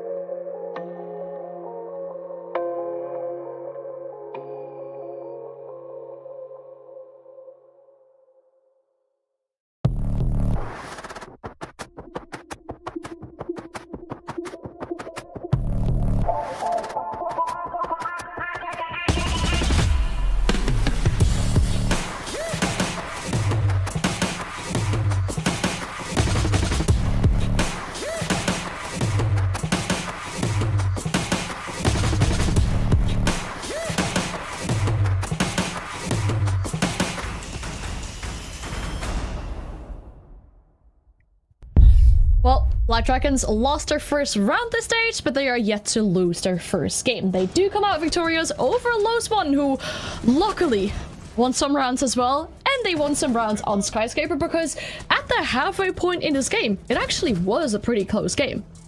Yeah, it was a close 3-3 fight where one, sure, they got the defensive side, and Black Dragons were finally able to kind of get stopped on the attacking half, and it mainly was because that diffuser was stopped from getting down. Right there in round 5, it was a huge play from up above, the retake of the vertical to deny the plant. That overall just was really indicative to me that Los came in with a proper game plan. They understood what Black Dragons were going to be going for, were able to just workshop it enough on the defensive side, but once they got to the attack, things were just a little bit more difficult. Yeah, there were a few rounds on the side of Black Dragons on their own attacks that were a bit funky. For example, that I think it was round 4 where they did the execute of the Amaru up the hatch.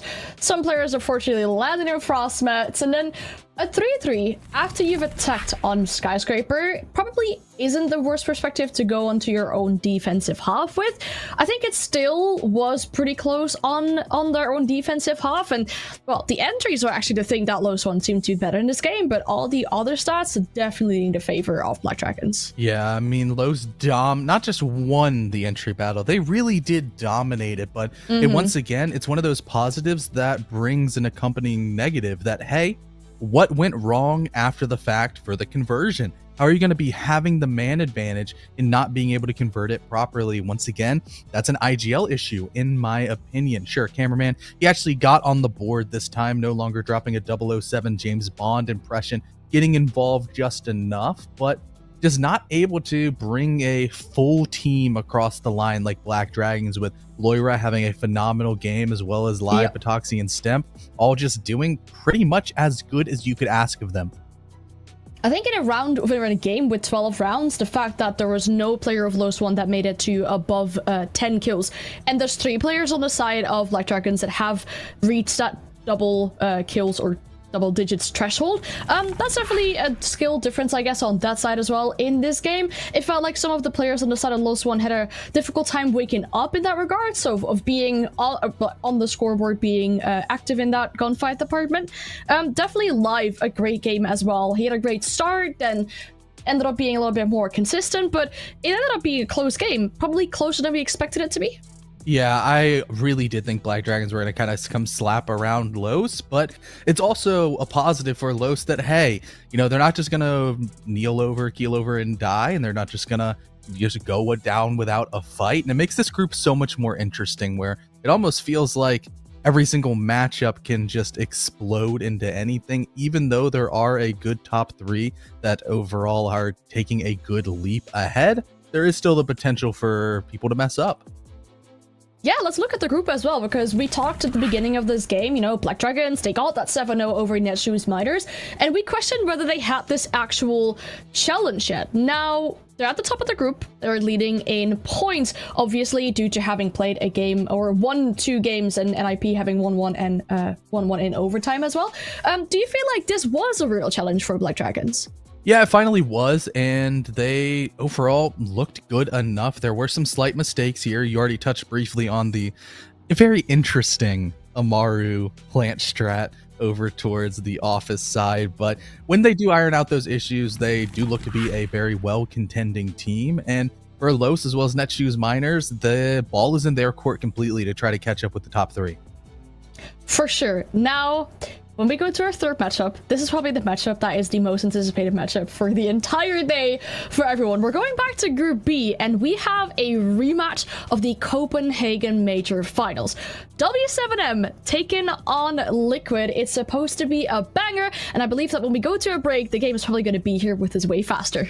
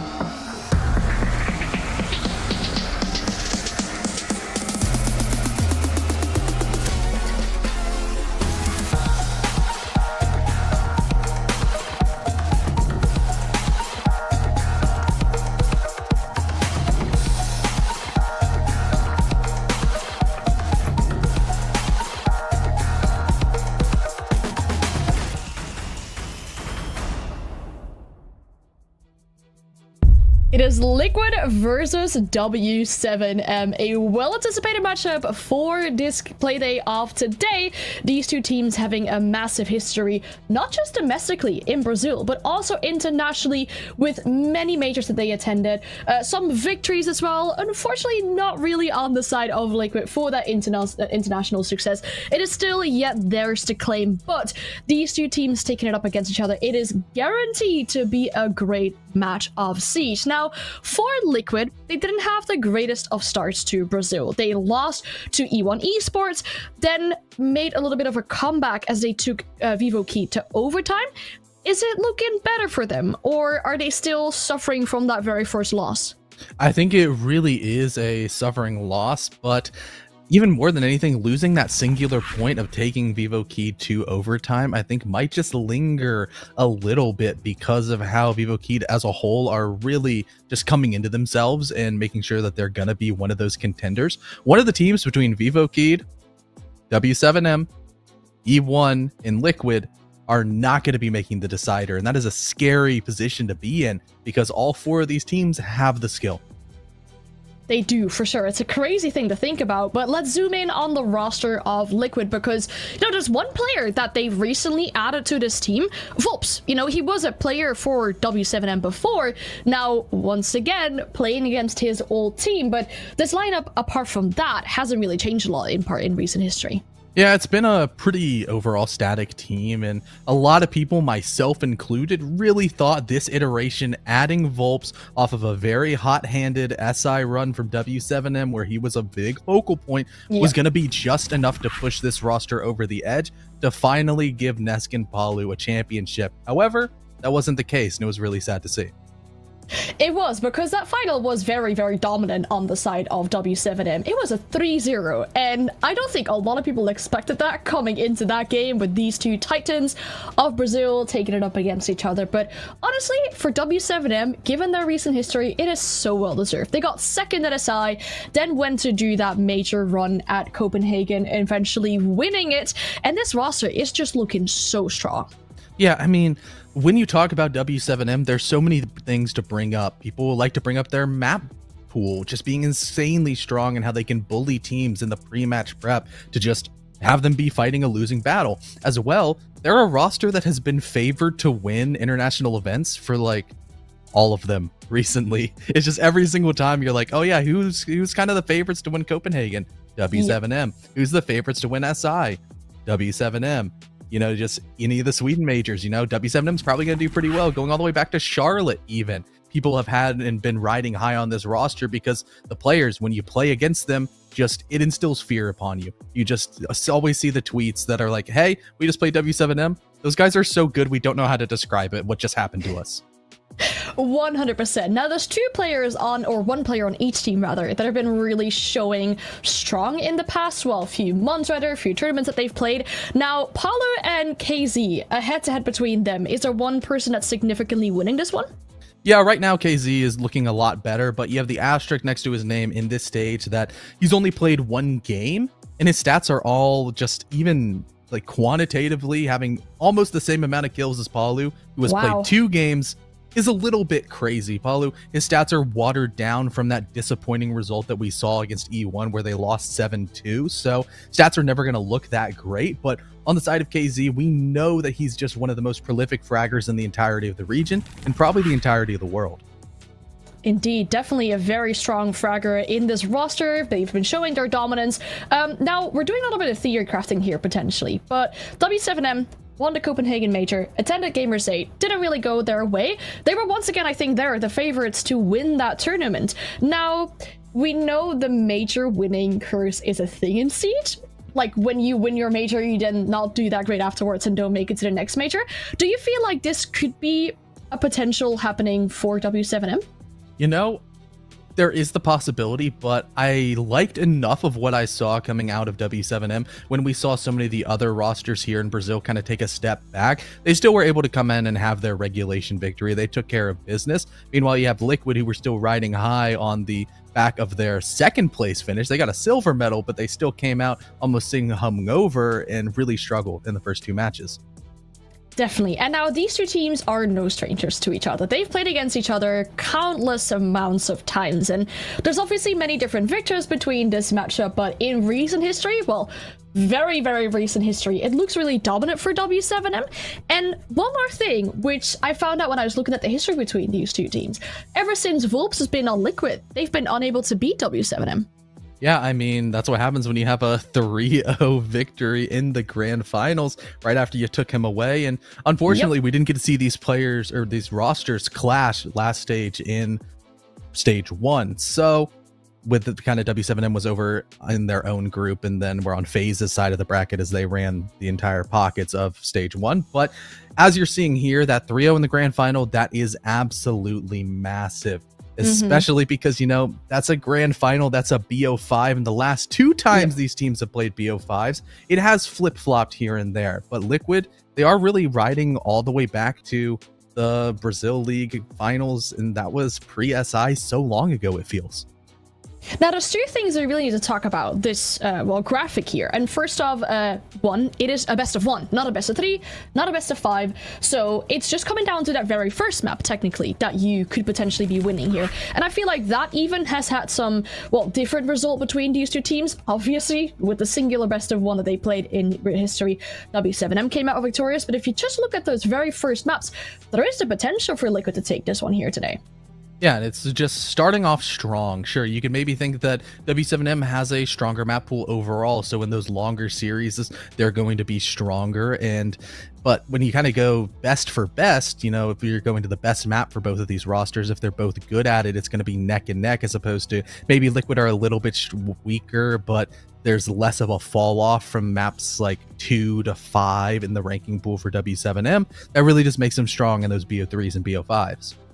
Oh yeah, I'm also really curious what kind of map we'll see, because given recent history between these two teams, there's been lots of Villa, there's been some Skyscraper, there was even a 7-0 at Skyscraper at the Yunchiping Major semifinals. So for these two teams, obviously maps that we have seen in the map pool are now taken out. We're not going to see a new map because W7M do not want to take us there, but with the maps that are still left, which one are you expecting it to go to? You know, the Clubhouse could potentially be played because both these rosters, they don't like banning it that often. But if you're W7M, your record on Clubhouse isn't necessarily the strongest. In Liquid, they're known as a dub house roster indeed. That's why W7M take it down. And in between Oregon and Border, it makes sense as well for Liquid, even though they're historically very strong on Oregon. After the showing last week against E1 being so incredibly weak, going to Border seems like the overall better choice, even though I think you could probably agree W7M might just be the best Border team in the world. Deceptively, Liquid stats are very good on this map as well.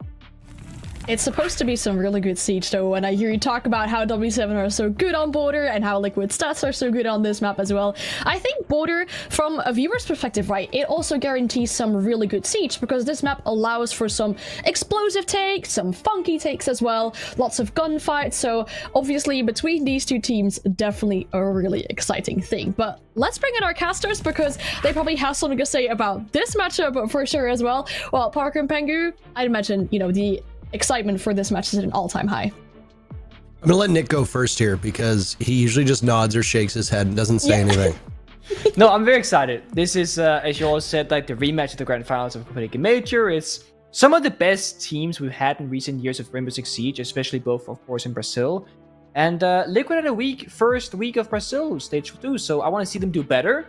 but I would be surprised if Liquid can conquer over W7M.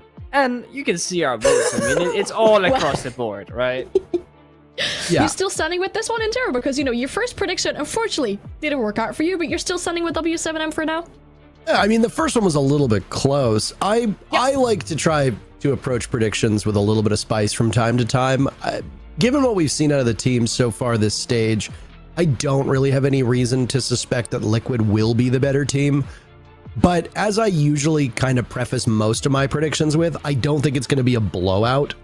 Who knows? Honestly, Liquid are so inconsistent against good opponents that you never really know what's going to happen. I mean, look at the Copenhagen Major Final. I don't think most people expected that scoreline. In this instance, the way that they've played so far, a 7-3 for W7M, a 7-4 wouldn't surprise me. Though with the matches we've seen today, a 7-5 is probably where we're going to end up. Yeah, for sure. We've seen really close matches. It's been always on the edge of like the overtime. I feel like between these two teams, we really want to see the overtime as well. At least a coin flip also still has some kind of faith in Liquid there too. But before we go to this map, Liquid W7M, or these two teams taking it on against each other, we will need a short break, unfortunately. So we will be right back with you.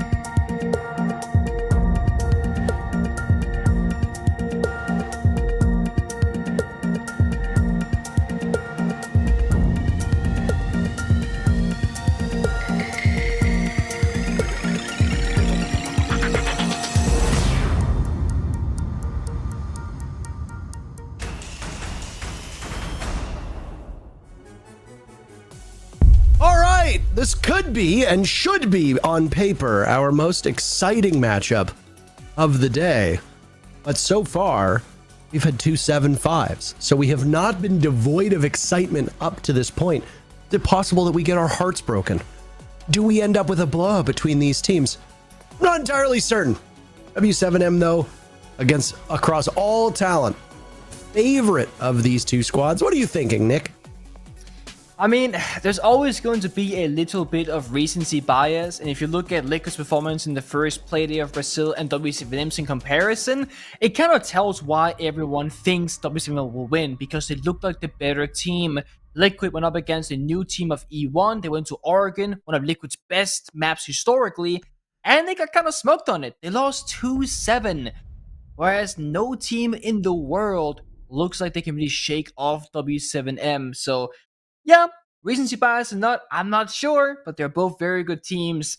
Border, of course, is a very, as Anne said in the desk, explosive maps. A lot of things can happen, funky operators, funky strategy. You can go for fast plays, slow plays, etc. It's for everyone's playstyle to choose what you want to go for. And we're seeing some interesting bans to start things off. Sledge, we don't see that ban almost ever. That's going to remove one whole set of grenades for the attack inside, so both teams have to kind of play around that on the fly. And Nomad just means, well, more runouts with defenders because it's banned. Yeah, this is intriguing to see Sledge and Nomad be removed from action. Kaid gone as well. I guess Team Liquid just aren't really fans of these two Middle Eastern operators, taking them both out. They both launched together, and now Liquid says, we're going to play as if that expansion never happened. Damn, that's rude. It's rude of them, isn't it? Oh, Fenrir is quite strong at the moment, so an operator ban involving Fenrir makes sense. Similar to what we said on Skyscraper when Fenrir was so much a part of the meta, quote unquote, played almost every single round. A lot of these entry points on border, single doorways, or ways that you have to get in that you cannot shoot through, where those dread mines are very strong, and there's lots of places where you can hide them on border too. Alright, nooks and crannies. And it's the same story with Omai versus Jaeger on border. You know, you can put ADSs in very, very few spots that has cover, but those Omai discs, there are so many small spots that it's just hard to see them. You gotta drone deep to find them, and you don't expect them to really be there. Looks like we'll have a quick pause before we get into the live action of this first round, but better now than once that map has begun. Both teams, of course, looking very excited for this matchup. I saw on my Twitter page Liquid getting ready with some, you know, the usual, the chants, the excitement, the let's go. And I just want to see this first round, see who's going to kind of set the pace, because I think that's a big trend for W7M. They always like to be in charge and in control in the first couple of rounds of that match, get into their opponent's head and kind of say, you know what, you might think that you are in control, but in fact, we're the team that does this. When they're on defense, they go for spawn peaks, those quick explosive plays early in the round to like make you stay alert the entire time as an attacker. And when they start the attacking side, they're pretty known to go for a fast take, you know, pick up a blitz, play the etc., go for a quick execute, but they can also play it super slow, which Liquid also are known for. So I could see these two teams match up pretty well one-to-one. And as you saw in the historical data between these two teams, it has been a back and forth between who wins in those best of 3s and best of 5s. But most recently, we know that, of course, it was W7M who took that dub 3-0 at the Copenhagen Major. Tech pause seems to no longer be relevant, so we're going to get underway with our very first round here. And no surprise that on border, the very first defense of W7M is going to come on that armory bomb site upstairs. Some teams do like to start going downstairs to that teller's bathroom bomb site, but armory is all reliable, as we will call it. I couldn't imagine a better map for these two teams to showcase their gun skill than Order. This is a good map historically for W7M, but this is also just an absolute slaughterhouse for most teams. So I expect lots of individual heroics. I expect some high-flying performances from these teams. And in this particular instance, with the lineup that's being brought from Team Liquid, a Nook, a Lion, Osa. This will almost certainly be an office-style execute, and it could come quite quickly. We don't typically see Nuke being played on border, especially in a round where like Valkyrie isn't being played like we see right now. But this is the nature of that sledge ban from W7M. You need to substitute that missing set of grenades on a different operator. And only 4 attackers they have those grenades: Nuke, Ayana, Sledge, and the final 4th is Glass. So it's between Glass and Nuke right now if you're gonna have 4 grenades, and that's why we see Paolo on this particular operator. And it means you have less soft destruction on the attack inside. Of course, that can be a problem because we don't see Ashe Sophia very commonly in the meta right now. And Bok, while he's great on border for if you want to go below and Bok up through the floor, opposite of Sledge, he is good, but not typically your go-to soft creature on this particular map.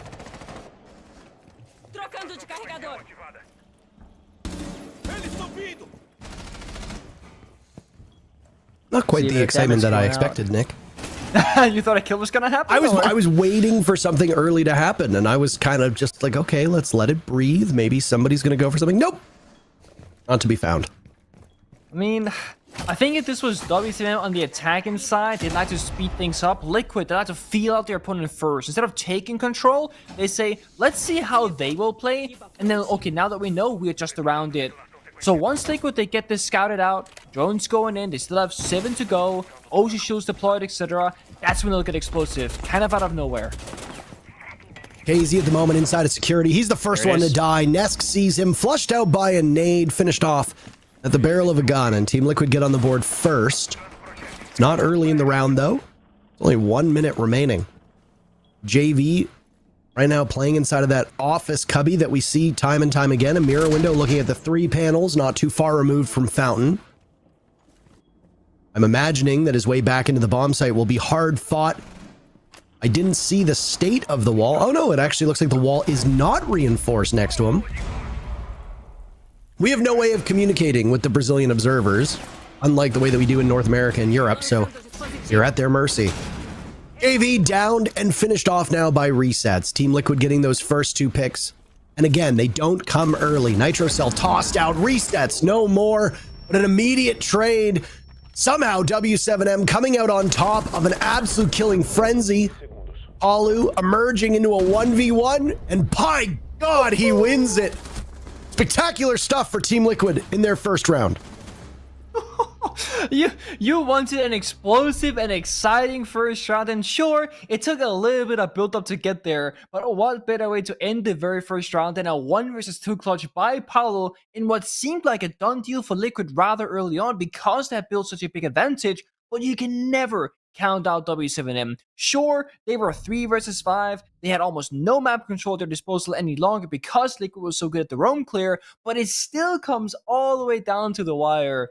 And that's border for you right there. It comes down to the individual heroics, as you stated, Parker, and we saw that in the very first round. Both of these teams have players that can absolutely take over.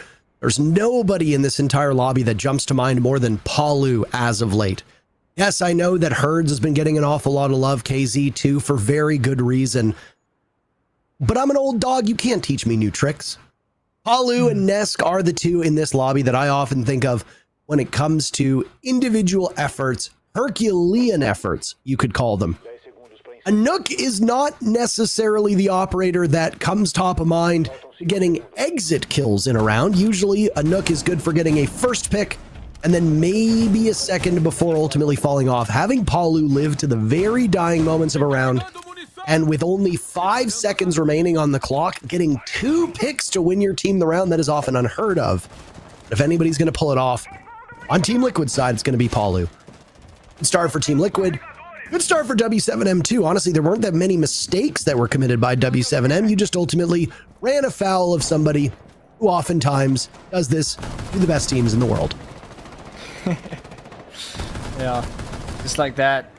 I mean, maybe there's an angle to this sledge ban from W7M that might actually favor Liquid. Normally, Paolo is like the second entry on sledge because, you know, you're not used to hammer, you know, open up the soft walls, etc.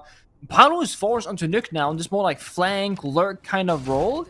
It might work better for Liquid on border because you actually for a lot of good teams at least, you like kind of spreading out, because if you send everybody from one side of the map, you're funneling yourself through, you know, the dumpster fire of gunfights. But right now, you can spread more out. Volps, the newest addition to this roster, falls early in this round. It's Dokkaebi off the board, and you don't want to lose her early because you have Valkyrie on the defensive side. You want to get that roaming kill onto the one defending member, then hack the camera, shut down the Valkyrie Black Eyes, and therefore gain that intel. Now that's shut down, Liquid, now more than ever, they gotta shoot this out, because strategically, with intel at least, they're gonna be in the dark for this one.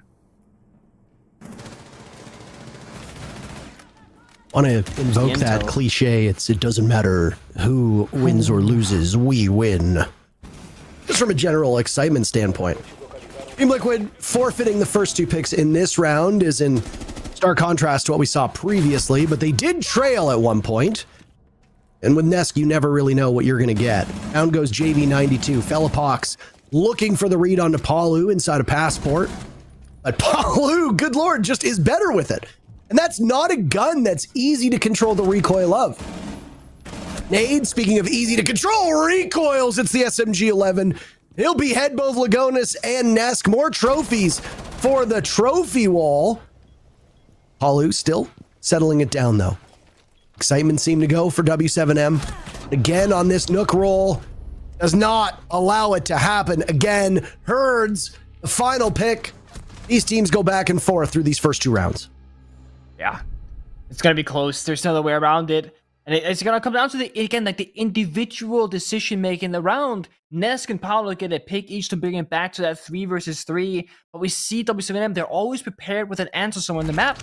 They have those intel on Valkyrie, and that's gonna be a huge problem for Liquid. They try the Dokkaebi, Volp dies early, they get punished there, but you know, the simple answer right now is going to be that IQ. But the issue simply is that besides finding like where those cameras are going to be at, IQ brings no value elsewhere. So you're always dancing this fine line between, do we want to remove intel from W7M, or do we want to strengthen ourselves in our gunfights and utility by bringing arguably more valuable operators? And then of course, when you have this drone phase right now, are you gonna risk losing some drones by going into the building and try and scout out what defending operators are being brought out? Because if you don't drone in prep phase, you don't know if they have a Valkyrie or not, so you can't make that decision about the IQ. But if you do drone inside the building, now in this round, you're dealing with a Solace. So you might be losing 1, 2, 3, or in this case for Liquid, 4 drones before the round has even begun, simply because you wanted the intel to make this attack a repick decision. And they did use the intel. They changed 2 operators around, Osa and Laya now. But, you know, what you wanted? We'll see. They tried Osa in round number 1, didn't really see any success with it directly. And it was just W7M playing very passive, I would say, holding back and just kind of waiting for Liquid to make the first moves. And Liquid ultimately, well, they clutched. I know it doesn't really have anything to do with the gameplay right now, but sometimes I appreciate the sound of that 5.56 in the hands of Volps, especially when it's suppressed. It's just, there's something about the way that gun sounds. Oh, it's so nice. Just a pitter-patter sound. That's just an aside. Only imagine you're sitting there saying, what the hell is he talking about? This is young Nesk right here. Absolutely. And so He's far, in. it's been Nesk getting the first kill for Team Liquid, whether it's the first kill in the round or not, getting the first kill for Team Liquid 3 rounds in a row. Vintage Nesk. AZ engaged on stairs. Down he goes to Volps. That's a familiar spot for W7M as they died to Palu earlier from that position. Reset, seeing some ankles. Down goes Felipox. JV92, the only player from W7M to get on the board so far this round. He and Nade, the 2v4 with a minute 30 to go. W7M hoping for better fortunes on this armory bomb site than they had in round number 1. Nade a pick. They try to keep numbers close. At least know his position. How does Team Liquid tackle these mirror windows? Well, they have 2 Selma charges still remaining in the pocket of Lagonis. Make that 1. Will they be used to dislodge Nate from the spot inside of Archives? Firing away. Down goes Volps. JV92 as well. Getting a kill on the resets. It's just Lagonis in a 1v2, and even the GOAT himself can't get it done. W7M, ice in their veins. Despite a 2v4, they make that a 2v0. 4 uncontested picks, and W7M find their second round in a row to take the lead. And it's all based off positioning. I mean, W7M didn't have many positions to play in on the bomb site itself, but they somehow still find a crossfire. It's a 2 versus 4, and I gotta say, Nesk kind of exposed himself a little bit to that blind angles of Archives all the way in Armory. Liquid, they had bomb site control, they had good intel, Nesk was in there really early in the round, but Nade was just hiding behind the chest in Archive, swings out, takes down Nesk, and then those mirror windows, they come into action. They shut out Liquid from the bomb site itself, they're forced to go for Armory, but they're funneling again through one single doorway, and it just becomes a meat grinder. Very small decisions defining the outcomes of these rounds, and it looked like Liquid had secured the round in that 4 versus 2, but again, you don't.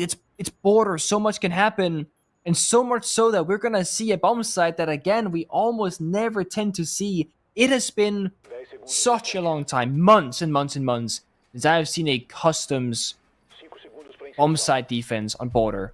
This used to be the meta way back when, before the rework, because you only had 3 bomb sites. We were forced to go there sometimes. Now we're here. We're doing it again. And of course, it's W7M, the trendsetters who reshaped how we play Chalet, who are currently trying to reshape, I guess, how you play this bomb set as well, making it viable. Yeah, this customs hold is really going to be something to watch. This is a bomb site that most teams, well, frankly, you couldn't torture them and make them go to this bomb site. There's a lot of teams that just ultimately will not play this no matter what. You called them trendsetters, that's correct. W7M not just changing the way that you play certain bomb sites, but the aggressive defender meta that we saw for a long period of time was literally started by W7M. This is a team that completely changed how you go about defending, making bomb sites viable, making certain maps entirely viable for certain teams. Been fun to watch, and this round will be no exception. Okay. KZ through the the barricade, taking down Nest. Easy. Nesk involved in the first kill for Team Liquid every single time. How about the first death? That's not exactly where they want to find themselves. And oh my goodness, this is just a clinic. W7M aren't even letting them in the building. Palu, the lone kill so far for Liquid. On to Felipox. Probably the worst operator out of all the ones that you could kill first. It's a castle with, I would argue, the lousiest gun of the 5. I tend to agree. And I gotta say, I mean, is this W7M making up bumps that work for them, or is it simply Liquid being caught off guard because they didn't seem like they had a good grasp on what exactly to do? Yeah, okay, Casey got a, barricade bang onto one member. That's unfortunate, right? But generally speaking, Liquid looked like they didn't have a clear, defined game plan for this, and just kind of walked in the building and just died into blind angles. And yeah, Paolo's next to the side here, but W7M, they're never let go of the bomb site. They're always holding on strong. They don't want to play retakes and border. They want to hold it forever. Gona's still searching for his first kill. Opposite end of the spectrum is you've got 6 kills from Palu. I feel like he was leading, but now he'll tie up Nade. 7 kills for Nade, now 7 for Palu, and Palu kills Nade to get it. Says, you know what? No. I want the most kills. You're not going to get any for the remainder of the round. Gona's taking damage as Palu creeps up a freebie onto Herds before hitting a goo mine, pivoting towards stairs, avoiding the other goo. Oh, we thought we'd avoid all the other goo mines. Lagonas is as good as dead, so Palu now tasked with clutching yet another round, and no, he is indeed the goo magnet. Down he goes to KZ. No chance to save the round as he did in the first. W7M 3-1, and if it wasn't for Paulu's clutch, this would be a 4-0 by W7M. Have to wonder when Team Liquid are going to call their timeout. As the team, as you pointed out, don't look that cohesive. Don't really know, like they look confident in how they want to approach this map. Trying to think back and compare how W7M they set up that bomb site compared to the old way of doing it. It's actually very similar, because when mirror is open, as it was in that round and played, you put a mirror into an armory facing the exterior balcony to help the guy playing security door. You make a ton of vertical holes in security, as we saw from W7M, and you make holes in that 90 hallway to oversee the back end that blew double door into a Apollo into the bomb site and got the kill from himself. And then you have Solis these days, because we used to play at Pulse, scan the bomb site, but Pulse's radar the range rather, isn't that long. Solis is like twice the distance, so it's almost like a better version to do it. And the way that teams would typically attack against it is pretty simple. You take away security from the defending team, and then you basically get full bomb site presence. Because you get the verticality, the hedges, etc. It's very logical.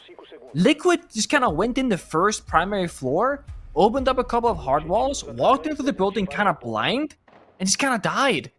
And maybe they went to try and go for a quick play, but you cannot go for a quick execute when the enemy has the vertical advantage. Like when you play Ventilation on Border, you hold Armory Archives, and guess what? The bomb site's right below you. You have the bomb site control by simply holding Armory Archives control. That's what W7 do. They play that dynamic style of Siege and Liquid. They cannot take the simple options here. They gotta do a complicated clear and deal with both angles. Vents defense now on the board for W7M as they look to win defense on every single bomb site, which would be honestly quite an accomplishment. They already got that customs bomb site out of the way, though there was very little action on the actual site. Realistically, it could have been just about anywhere on the map, and I suspect they probably would have had that same level of success. AZ almost dying to a nade as that's the first bit of action, 1 minute off of the board. Jail's been opened up, allowing Nesk free entry. It's a part of the map that Liquid needs to get under their control. Need to make sure that you get security and CCTV above as well. As Volps skates by the window that still remains closed. There's one player from W7M in there, and that's Herds, who gets aggressive. Looks like he got one of the Selmas as well as Volps. Huge value from that position. Resets.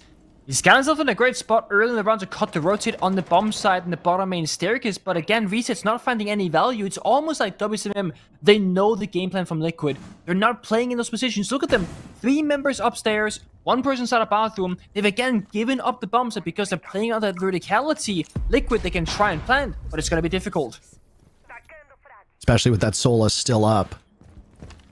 Yeah, Just no focus whatsoever. Actually clearing out the top floor. Lagonis attempting the plant. Flashbangs going out. They've got pings on it. There's KZ to kill Palu. Lagonis drops as well. Diffuser will not go down. Resets. Catches KZ as he drops. Diffuser just running away. Excellently done by Liquid to pull this one off, but the post plant is a bit sloppy. Ness gets a single kill. There's just too many from W7M. Liquid went straight for the bomb site, Nick. They didn't attempt to clear out that top floor. After they lost their first player, they got out of there as quickly as they could. They decided, why don't we just bring it right in the workshop? Try to get the diffuser down. They're successful. A half second earlier, and W7M would have been able to stop the plant in its tracks, but it gets planted, doesn't drop. Sloppiness. And Liquid now call their timeout. Down 4-1 in this first half. And there's, you can, I mean, certainly clear if you're dealing with Solis and Maestro, you can plan. It's just wishful thinking. And there's 2 reasons why this might be happening. Liquid might just simply not have the oversight to like actually problem solve these rounds. Roam clearing against W7M, it's difficult. They hold security with confidence. Armory Archives, you gotta have so many gunfights go in your favor to get top floor control. So either Liquid, they feel pressured out of that decision, or it's simply just because Liquid, they are outmatched. Like W7, they play such a good game of Siege in that round. They have such confidence in their strategical knowledge where they were not worried at any point. Yeah, Liquid, they went to the side early, no big deal. We have Maestro Camps. Okay, Liquid kills the Maestro Camps. Not to worry, they had the Solis. Okay, what about if they didn't have Solis? Well, they also had Mute right next to the bomb site inside a bathroom. There's always like 2 or 3 factors to a round for WCM of how they find success, where, let's say an average pro league team, they have like 1 really clear way to win, and then a second like, oh snap, back up, this didn't work. WCM, they have 3 distinctive, solid, and strong ways to approach their round victories, their quote-unquote win conditions, and they have the clutch factor that, okay, we gotta just go guns blazing and clutch it out. because Liquid did plant the bomb, and sure, Hertz got 2 kills, but it's still 2v4 post-plant favoring W7M. They just all drop down the hatch, walk down the staircase, 3, 2, 1, swing together. Nesk had to fight 4 people at once. It's not winnable. They're just an all-around team for W7M. And Liquid, it seems like they're lagging a bit in their confidence, their problem-solving skills. They're trying to take this simple route against a advanced setup. That's not the right approach. You gotta take the advanced clear against the advanced setup to get a positive outcome.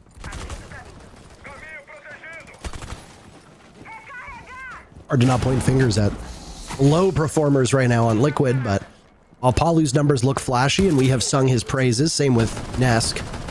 After the first 2 rounds, it's been W7M all the way down. A lot of Palu's kills of the 8 that he has at the moment. Largely impactless. A number of them exit kills. Obviously, he had the 3K in the first round, which were integral. He won the round because of those final 2 kills. But after that, getting a pick or 2 before ultimately dying in a, a 1v4 that becomes a 1v2 and you lose, really doesn't help your team's fortunes all that much. It looks nice on the score sheet, sure, but that's pretty much it. The support side of Team Liquid, though, have been left lacking. And if you can't quite literally support your teammates, then something is seriously wrong with your strategy. Hopefully the timeout from Team Liquid will make this a closer match. If not, W7M will continue to run away with it. Volp's getting the first pick is good. AZ on the Oryx, maybe a bit too aggressive. Reset's looking for another over by Office. Resets dies, but not before Volps can take out Herds. Still hunting for more kills. Now it's Nesk on to Felipox. Liquid in great shape at the moment.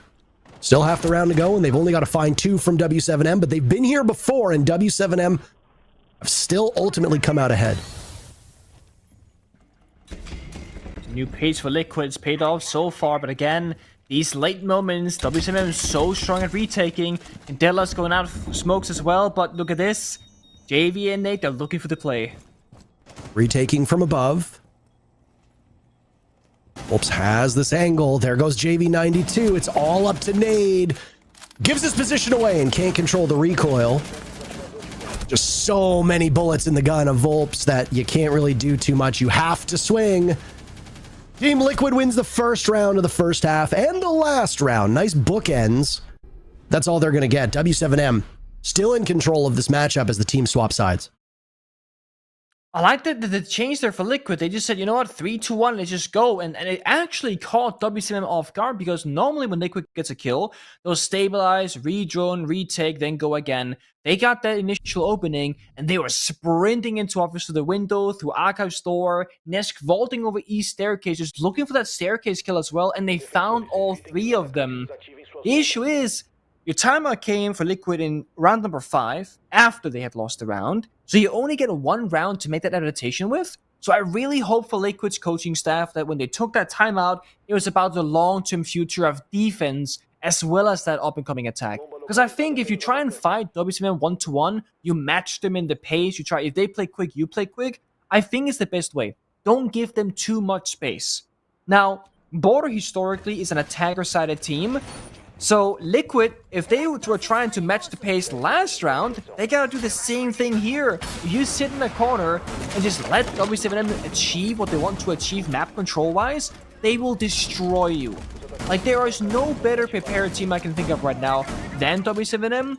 They got Capital, they got Sophia, they got the Ying. They very evidently prepared to clear out difficult corners and areas, such as the strong mirror window positions, security CCTV, and that single wall inside of Office. They are primed for any of those difficulties with this lineup, and there's no real counterplay from Liquid. There's no OMI, there's no Jaeger, so they gotta go guns blazing or give up that map control when that utility comes flying at them.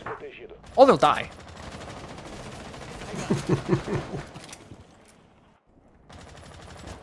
Focusing on the operators so far, I've been absent Valkyrie through a lot of these rounds, but Team Liquid love her, love what she brings to the table. Wouldn't be surprised to see her on most of these rounds. First pick goes to Herds, by the way, who almost gets the Valkyrie of resets, but gets the C4 that's thrown out. Nice opening for W7M, and the Mozzie is gone, but again, gadget persistence. Those pests will continue to oh, what? Hey? That worked, I guess. Okay, Lagonis goes for the hop out on the window on the exterior stairs. A pick for him. It's actually Lagonis' first kill, and it comes in fascinating style. About that catching him off guard, as you said earlier. Now it's Nesk's turn for some exterior fun as he runs out the doorway to CCTV. Down goes JV92. These are just swing or be swung. W7M only with 2 drones. Could Mozzie be the culprit here? Could the Mute be the culprit here? Who knows? If there's a team that can play off of instincts, W7M is definitely in that conversation. There's a confidence, a swagger for Team Liquid that was present in the previous round. Who knows if the timeout was just to settle them down mentally. W7M still has time. It's only a 3v4. It's not dire. 4 Candelas, 2 flashbangs, 2 smokes.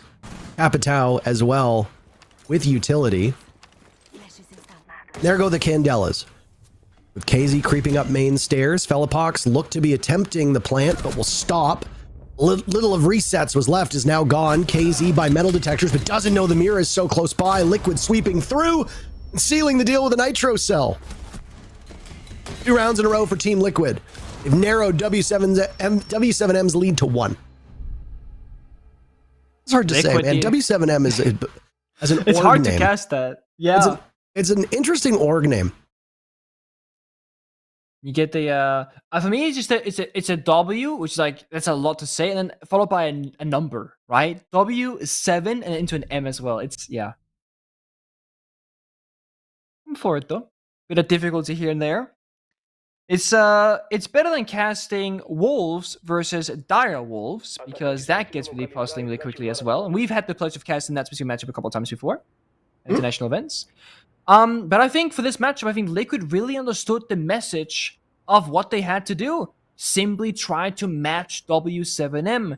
Play on the aggressive side. Catch them by surprise. I mean, Lagonis went for a play that, if you're watching a gold rank game, you would still call that a stupid play if you died to it. He did it in professional play against one of the best teams in the world, and it worked because it is such an obscene play to me. Like, it doesn't even make any sense. Because if you jump out the office window, you're going to be spotted long before you make the swing. He gets the kill, gets back inside, and then, W7M never actually got to execute. They never got to properly use the Capital, properly use the Sophia, and the Ying was using that 3 versus 4 where it's a Hail Mary play. Just throw your smokes and smoke your Candelas and pray for the best. Liquid had that intel with the Valkyrie. They don't opt for it this time around, though.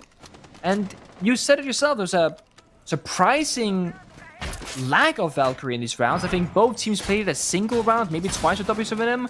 It's not a whole lot for what you'd expect.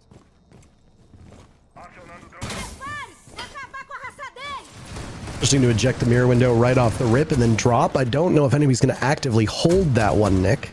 I don't know if you noticed who else was up there, but we don't have access to the persistent top down, so it's hard to get a good look as to who's still on this spot.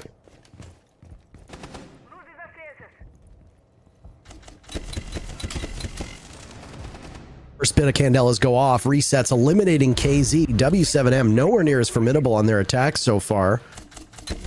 Really not matching what we saw from them on defense. The question then becomes, how much of their defensive prowess was because Team Liquid were just not that strong on their entry? How much of it was actually W7M?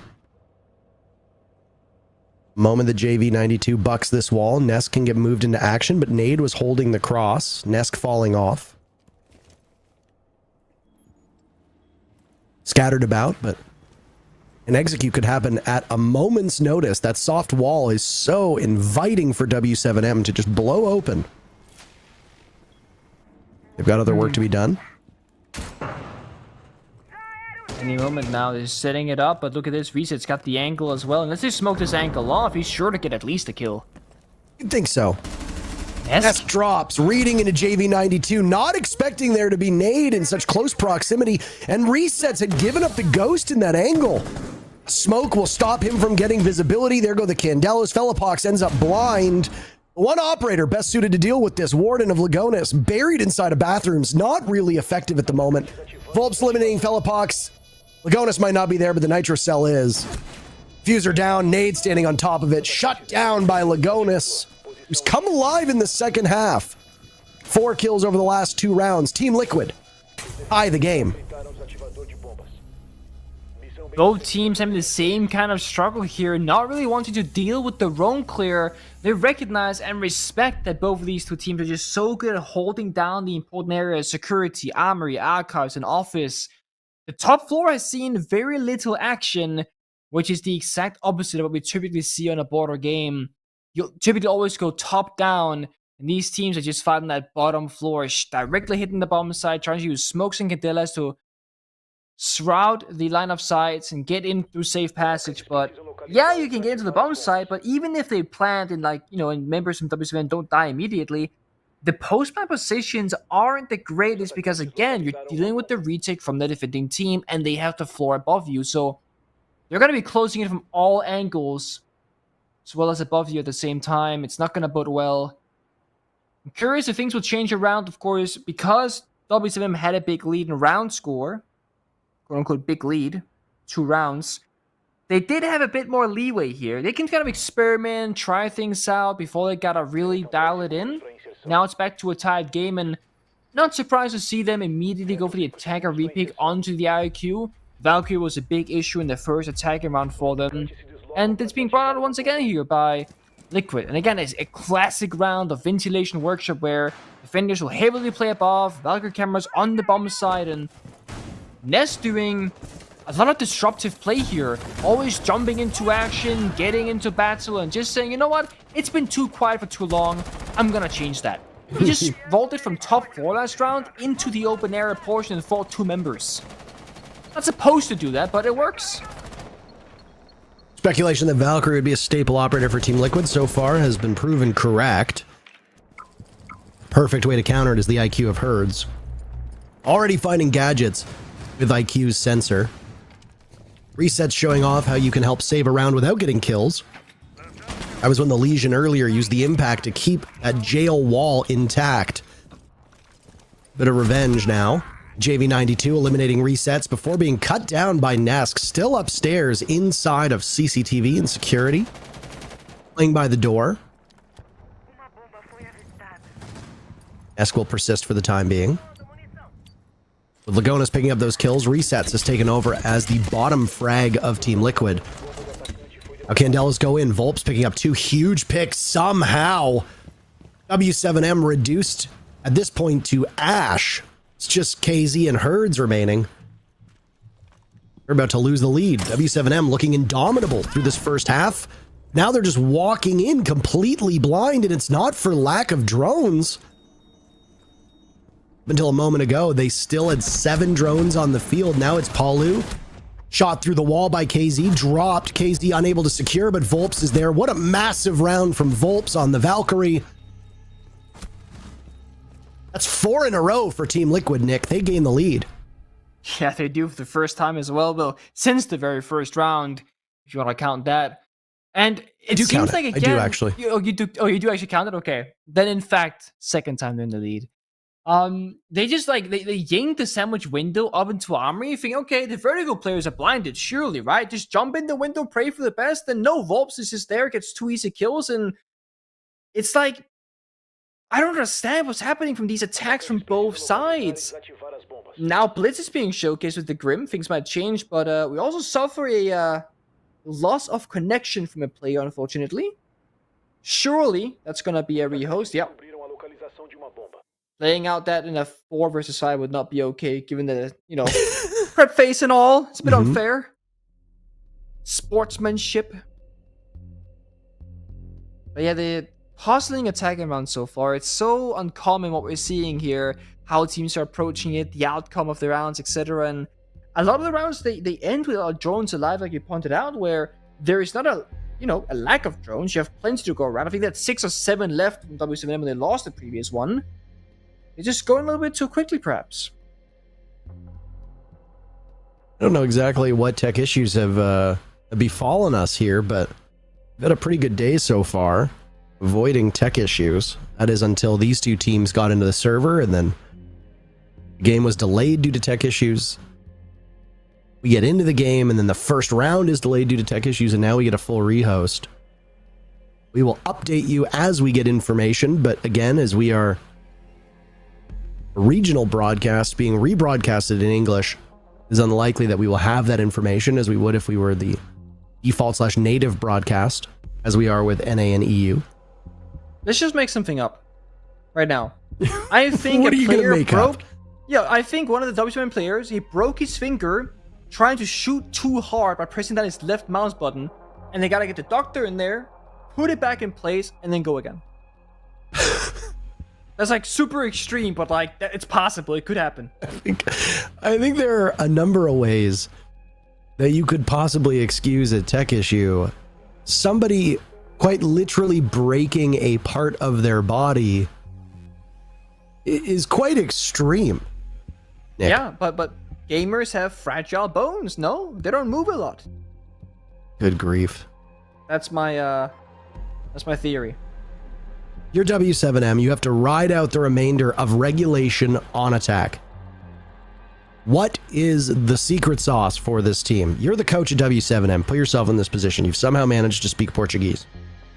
Okay, that's impressive. That's Honestly, very impressive. I think so we don't know the ins and outs. I should know the ins and outs of how they function because I'm the coach, right? But I don't, unfortunately. But I would say that it's pretty stereotypical, back to basics. We're not doing what we've been practicing, what we're capable of, etc. The way that W7 are playing these rounds strategically is not how we know them to play. And I do think that when you play in Brazil and you do play in LATAM in this league, I think there's a quote-unquote problem. You play each other so much, so often, that you're gonna run into this issue of we know each other so well. They scrim every single day. They play more games than most other regions historically across the span of time. You have to, like on serious game days like this one, change something up. So you might need to avoid playing the game you're used to, that you deem your strongest, because it's not your strongest anymore if the enemy knows it so well. So I think if you're a WCM coach right now, you say back to what we coach, back to the basics. Sure, they might know it, but we're not really stable in the way that we're playing the game right now. And before the round, unfortunately, had to get into a rehost, we did see WCM opt for a blitz pick as well. Of course, it could get a Tegra repick off it, etc. But I do think they have something cooking up. I do think they can change around how they're approaching these rounds because it looks kind of lazy. And I think that's the last word I would ever use to describe how W7M typically plays Siege at this level. So it is actually puzzling. Back to basics. If you're Liquid, just keep it up, right? They're doing great. They've won 4 rounds in a row, fighting tooth and nail. Oh, they actually called for a... That is, I'm assuming, why there was probably the rehost. They probably called for a timeout, but then the round went live. Yeah. And they weren't able to get the timeout done in time. That would be my assumption. Oh, that also makes so much sense because, like, you would call a timeout at that point in time. Like, you just lost the lead. Liquid's making a comeback. You've tried a couple things. None of it worked. Of course, like, this makes perfect sense. And it makes sense why they would fight for that rehost as well, because it's a very pivotal moment. If WCM were to lose this round, Liquid goes to match point. I can understand if you feel like you got cheated out of a timeout. I can totally get it. Yeah. We called the timeout, not fast enough. Well, let's get a rehost under our belts here and get underway. Armory on the board. See, I can't speak Portuguese, but Arsenal is pretty much the same in both languages. That's good. At least I get that. It's also the only second floor bomb site on border, so you can always kind of just process of elimination, right? 2F, it's gonna be upstairs. Doesn't apply to all maps, of course, but yeah. I think both of these teams have shown very obvious struggles on attack. I actually struggle to think of a map that we have watched that is attacker favored. It seems like the defenders are winning the lion's share, pardon the pun, of rounds here. It's a bit simplistic to say, oh, it's just, these teams look lost on attack, because if both of these teams are struggling on attack but doing quite well on defense, is it because their attacks aren't particularly good? Or do they look lost on attack because the defenses they're running up against are quite strong? And that's where you as the expert comes into play, and of course that's where CDAPS and Ann will also discuss on the desk. It's Very valid point, and I think in most cases the obvious answer is it's a bit of both. Sometimes you make a mishap on your attack, sometimes the defense is extremely strong, like those statistically favored bomb sites. But when you're fighting up against this, right? Okay, should Philippox have swung that arguably and tried to go for that kill? Maybe, maybe not. But he went for it, and if Philippox had gotten a kill, we would praise him for it. Great shot, Philippox, right? He gets the opening kill. But now he dies after a technical timeout, after Liquid won 4 rounds in a row, and now he looks like a fool because now W7M, after their timeout, play 4 versus 5, and they're locked out of this bomb site in this map once more. So yeah, wrong approach to the attack inside, strong setups from Liquid in this case, and it's all about the crossfires now for Liquid. Play the numbers advantage, the 5 versus 4. If Resets dies, someone's gonna be there to trade him back. Make it a 3 versus 4, not a 4 versus 4. Bird's the next one to take some damage, engaging with the Mira through that hatch in bathroom. JV swinging, trying to keep things in tow. Can't get it done, but Herds finishes it off with a single point of HP to his name. Watching as his teammates die by the wayside. What? Unable to move these Liquid players off of the post that they are currently holding on to. AZ, the only member at full HP, he'll flash on in, looking for a kill onto Ness, but flashing himself at the same time. Opting not to go for it as he has limited information. If you go in and you lose that 1v1, your whole round rests on Herds, who, well, you can see on the right of your screen just what predicament Herds would be in. Good news is that you still have 1 flash and 1 grenade, but there's no logic bombs. Whatever drones may be present are all they're going to get. Shows that Herd still has 1 in back pocket. Volp's a terrific round against his old team. Taking down KZ, and it's Palu to finish off Herds. Team Liquid's making us all look like fools, aren't they? 6-4 the scoreline. They've won 5 in a row, and they sit on match point. No, they do. They're playing it really, really well. And you could say for Volps, of course, it's personal, right? He literally came from W7M onto Liquid. But I think it was Resets in that previous round that really impressed me the most. He was fighting as the mirror inside of outfits, fighting 2 or 3 different angles, getting, 1.5 kill or 1 and 95% of a kill onto her. She was 1 HP left. And again, just finding so much value in the important strongholds off the bomb side, off the map rather. And yeah, the attackers cannot seem to break the defense. And we can look back and be like, okay, what's different now on Border than 1, 2, 3 months ago? Well, Fenrir is a new defender. So we can say, oh, Fenrir is swaying this to be the defender-sided map. Well, the thing is, Fenrir is banned. So that doesn't really matter. Okay, Sledge is not able to be played because he's banned as well. Well, would an extra set of nades really change the outcome of these rounds so drastically when teams could just play Nuke instead? Probably not. So there's no reason to think the operator bans or the quote-unquote meta change, because it's mostly the same, has impacted, the defense/attacker favor. But it does just seem, for whatever reason, that defense is the place you want to be in right now. Both teams have tried so many variants in terms of style. Operators, the fast, the slow. They get the opening kill, they lose the opening kill. The outcome is mostly the same. Attackers will just somehow mostly lose. I think if you W7M now, given what happened last round, just play it really safe in the first minute. Get to the building, get everyone established and set up. Try and gather a foothold somewhere where you can actually breathe and drone from, because most of this round is spent by the attackers outside the building. If you take security first, you can get inside, but Asami makes that difficult. And Nesk so much confidence in this series so far, he's happy to fight them if they go there. I was hoping Paulu would be able to pull that one off, the impact to give him a kill hole on an angle downwards. Not the case, though. Oh my, resets with Logic Bomb going. Gets the pick on the Herds, pivots, missing his opportunity. Resets having a quite poor showing before the rehost, but as his name entails, a reset is all I guess he needed. Hugely impactful kill, and Diffuser surrendered as well. What now? This is their problem-solving skills coming to a test, and it starts off well for W7M. They get that crucial spot of security. Nesk off the board, but the key barriers have already gotten their values worth, and Paolo, he's still hiding in the same area outside the break room. Oh no. Oh, the call. This is bad. JV92 knows exactly where he is. The flash goes. JV92 taking some damage, but there's good teamwork. 2 kills for W7M, 1 for Team Liquid. Volps, who's been exceptional so far this matchup, continuing on with that same level of performance. But there's just too many people for him to deal with. Now it's Lagonis, UMP in hand, Nitro Cell going off. Again, an act of desperation. W7M keeps themselves in this matchup with a big round win. Guess what? We're going to round 12. Every single game today has needed all 12 rounds. I wouldn't be shocked if we end up going to overtime too. But if there was a game that had to go overtime, it would be this one. It deserves the distance, but also both these two teams, of course, want as many points as possible, so winning in regulation is the desired outcome for them. And W7, they finally figure out the solution there. It ends up being some good team play, a couple of trades, and again, kind of going back to the basics, right? They actually took security for the first time in 5 rounds. And sure, it came off an individual play of JV jumping into the security window, catching Nesk by surprise, and finding that backstep kill.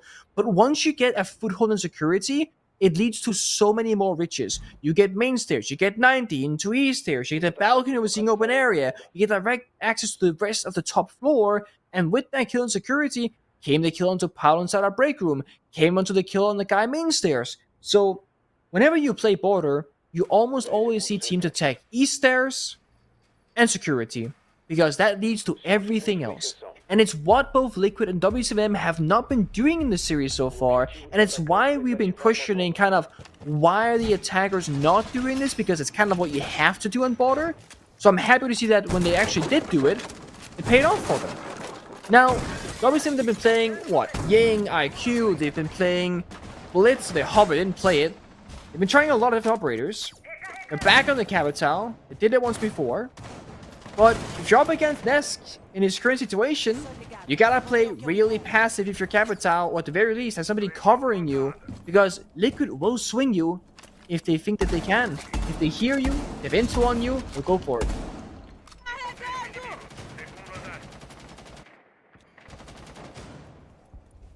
Been fascinated watching these two behemoths of teams collide in this match. It has lived up to the billing so far, but that might be enough to push overtime. Volps chasing the drone down main stairs, getting punished by his old squad. And Paulu save it as he can.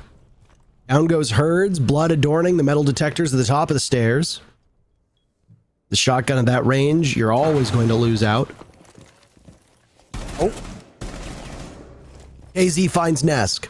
We're not even halfway through this round yet, and we're already seeing bloodshed all over the place.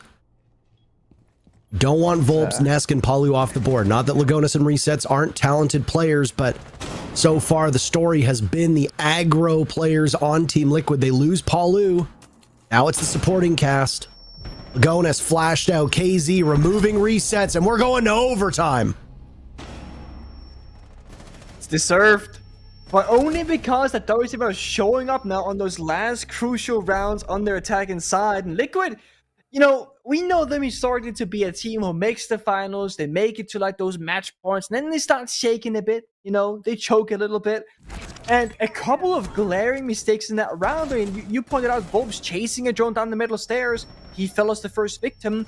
When Lagonis was trying to get a kill onto KC in customs, the dead member of Liquid watching the cam red pinged the buck of KC. They yellow pinged him, and then they red pinged him. And when they red pinged him, he ran away to cover. Lagonis missed the kill. Had they only done the yellow ping, as you arguably should, KC goes down most likely. He was looking the wrong way, he was reloading. There was almost a done deal for Lagonis if he had swung and Buck had stayed in that position. But KC survives, he gets 2 or 3 kills in that round, and Liquid, they lose out. 6-6 overtime. Things will stay the same. Liquid on defense, W7 on attack. But there is one concerning aspect. Because if W7 have broken that code and figured out how to break these attacking rounds, them starting on that side and getting to go there twice, if they need to go the distance, is going to be a troubling sign for Liquid.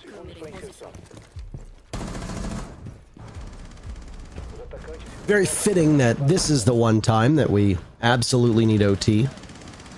Oh yeah. I honestly think it's a good sign for Team Liquid. Given the results that we've seen from Liquid up to this point here in Brazil, the fact that they've been able to keep it this close with W7M Despite obviously a victory being their preferred result, the fact that they've been able to take a Titan and a team that honestly, as we saw, seems to have Liquid's number as of late is good. And it seems to suggest that Liquid have solved some of the issues that were present last week. It's only one best of one, though. Constant improvement for Liquid will be required for them to make a deeper run here in what has been a surprisingly competitive region, with E1 coming out of nowhere, showing how good they can be. Black Dragons winning as well. Ninjas in Pajamas looking like they're back at full form. A lot of good teams in this region. Team Liquid is usually one of the kings of Brazil, but nothing in this game is ever safe. This is a classic overtime round. Both teams not really willing to take the risk.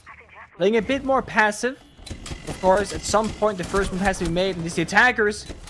There goes Nest to KZ. Resets on the board, but the kills go back and forth. Now it's KZ to drop. KZ gone. Felipox gone. JV gone. Nade with diffuser in hand on the Ying, spotted on camera with half of the round to go, will need to do his damnedest to keep W7M in a competitive spot. A narrow miss, but will run in and look the wrong way. There's somebody behind him. Lagonis, what are you doing? Ah, he was blind the entire time. Oh, that's ugly. That is. It's like looking in a mirror. That's real ugly, you know? That's me calling myself ugly, not Lagonis. Just in case anybody gets the wrong idea. Oh, no. Team Liquid on match point. The absolute chaos of that round. I mean, I didn't expect it to go out. I mean, I saw the Candela. I was like, okay, the taggers are going to initiate. They're going to jump into that window. Is Ness going to win that gunfight or die? He dies. Okay. And I was expecting a bit of a let's reset, get the boys back together for W7 because they're spread very thin. They can trade off one another. No, they full sent it all the way through. And I think they try to just do that off-pace play where they're catching Liquid off guard. But the downside of doing that on border is that naturally you'll be very close to one another and to the bomb site very organically because border doesn't have that many quote-unquote playable positions, right? You have, for example, top floor, you have office, armory, fountain, archives. That's it. You're pretty much no longer further than a room from another. Even if you extend into security, you have that 90 rotate and then the fountain guy is right next to you. So you're always close to one another. If you're attacking and just kind of storming through, you have to find success in quick succession. One kill there, one kill there, one kill there. Because you will literally be met by bodies basically being thrown at you. Or rather, you run into them. Whereas in maps like Cafe, you can just get a kill, bit of silence, get another kill, bit of silence. Border doesn't work that way. And it's why it's very hard for some teams' playstyles to play this map at the professional level. Because it requires an absurd amount of synergy and communication at an instant moment from these teams. And it's why it's no surprise that Liquid W7 are so good at it, because they have that synergy. Long-lasting rosters, experienced players. It sounds weird to call W7 an experienced team with experienced players, but it's because they've been playing at such a high level, like literally making grand finals and top 4 finishes all throughout the last year and a half. Yes, they don't have that many years in the making, but they've done so much in such short time. Crucial round now for both teams. Team Liquid on the precipice of putting this one away, but squandered 2 opportunities to do so in 11th and 12th rounds.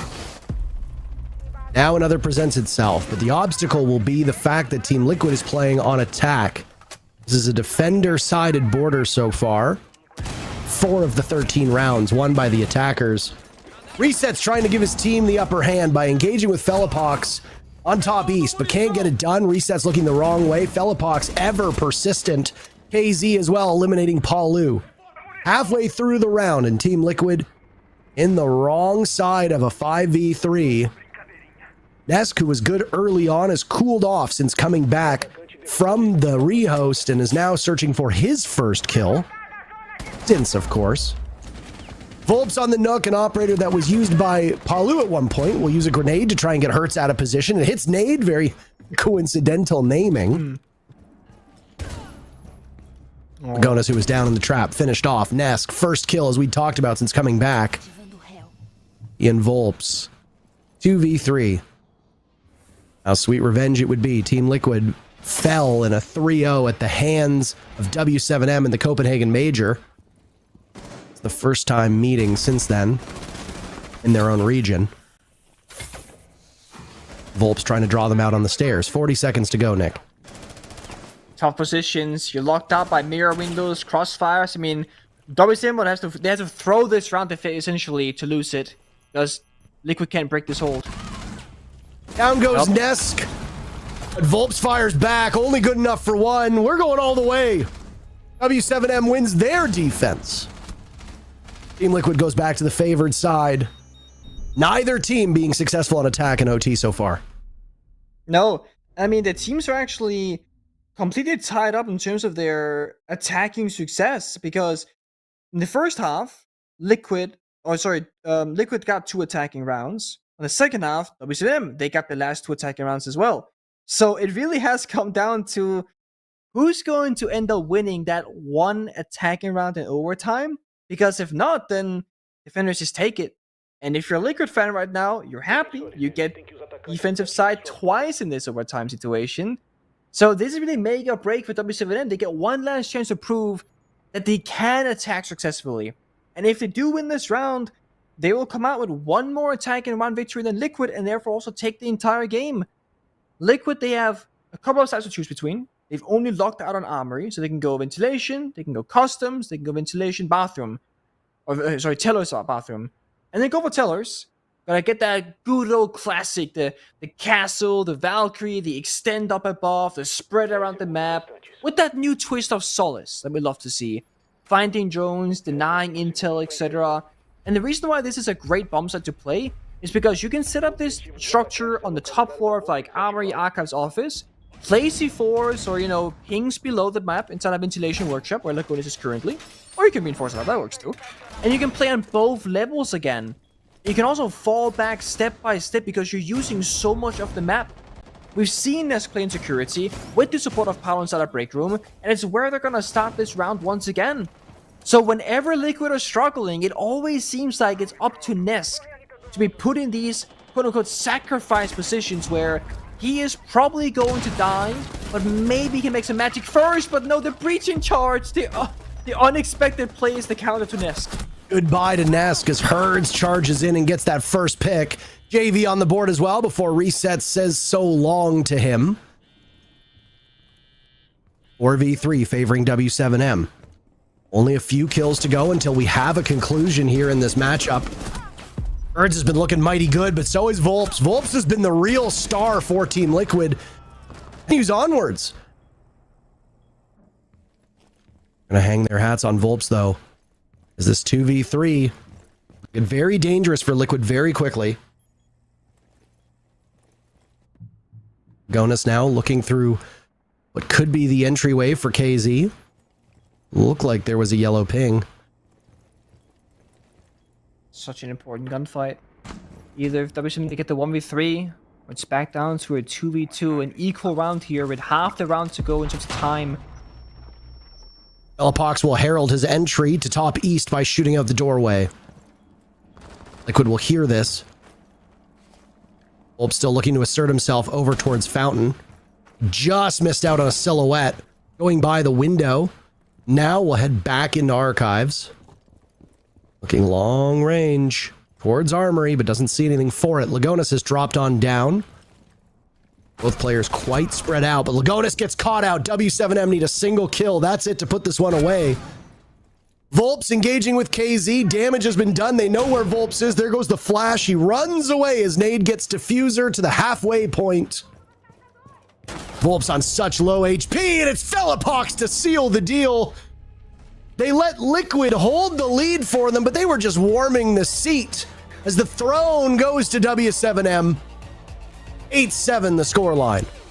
The game deserved overtime, absolutely at that. Liquid, they come so close once more and can't find the victory, but such a close game. Both teams get some points, but to no surprise in such predictions, it's W7M who takes the victory in the end. Excellently done by W7M. And honestly, this is what you come to expect from a team that consistently looks like one of the best in the world, whether they're going deep in international runs, whether they're beating up on other teams in Brazil. It's honestly, it's so hard to tell at this stage of Rainbow Six what team is the best, but there's no question in my mind that any conversation that we have absolutely must include W7M, a masterclass from them over Liquid, even if, as we said for the other two matches, there's still things that they can improve upon. No 10 out of 10 for W7M, but a 9 out of 10 because they can always get better. We got one more match left.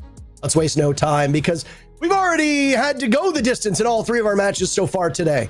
We got a break ready for you, and then we'll come back with our final matchup of the day.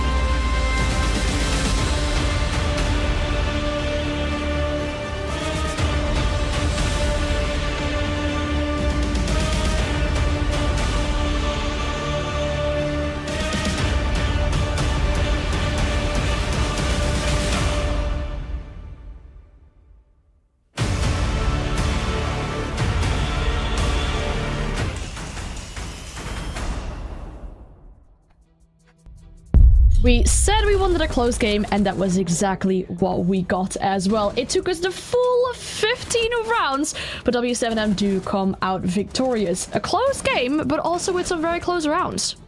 Yeah, I mean, it's exactly what we wanted out of this game. We hyped it up so much. Hey, this is the rematch of a grand final, and we pretty much got some of the best siege we've seen so far in Stage 2 of Brazil on display on this border match. There were 2v4s like we saw in round 3. There were big explosive plays where just overall both of these rosters were bringing everything to the table, laying it out on the line, and W7M were just barely the better roster. Indeed, yeah. Some curious bans as well. I mean, the attacker bans are especially ones that we don't see that often. The sledge one and then a nomad one as well. That kind of shows that you want to go for these funky jump clouds.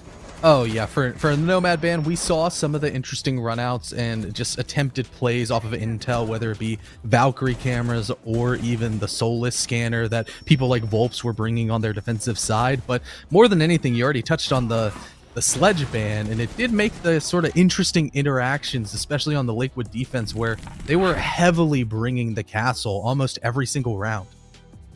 Wow, okay, despite this being a close game, the stats are heavily leaning in the favor of W7M, but if we look at the rating and the kills, it's just, for example, one more on the side of W7M, but still being convincing with that one.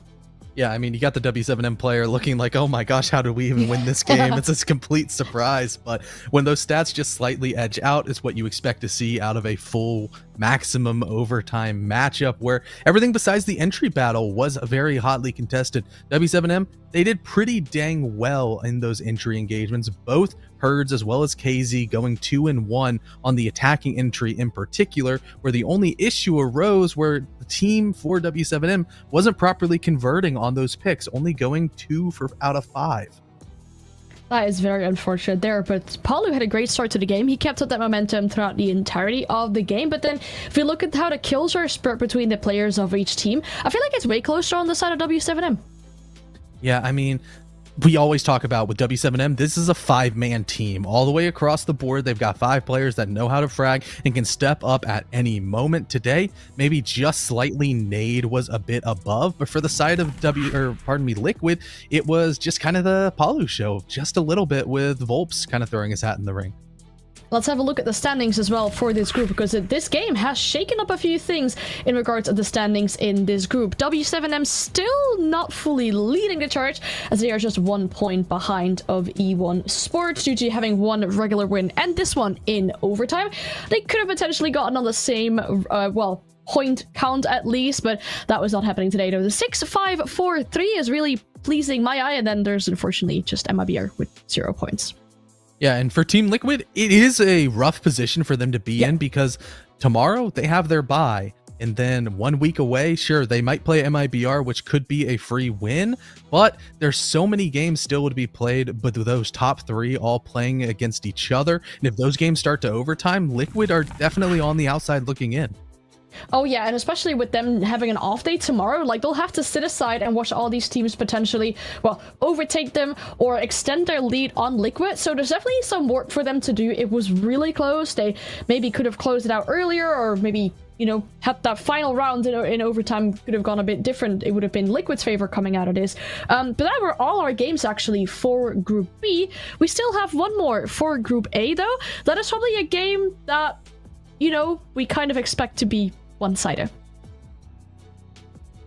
Yeah, I mean, Netshoes Miner, they really haven't brought much to the table. They haven't looked that good this stage, as opposed to NIP, who you can argue have looked the most impressive in this stage so far, continuing the momentum and the growth that they've shown every single time they load up on a play day. So Netshoes Miners definitely have their work cut out for them.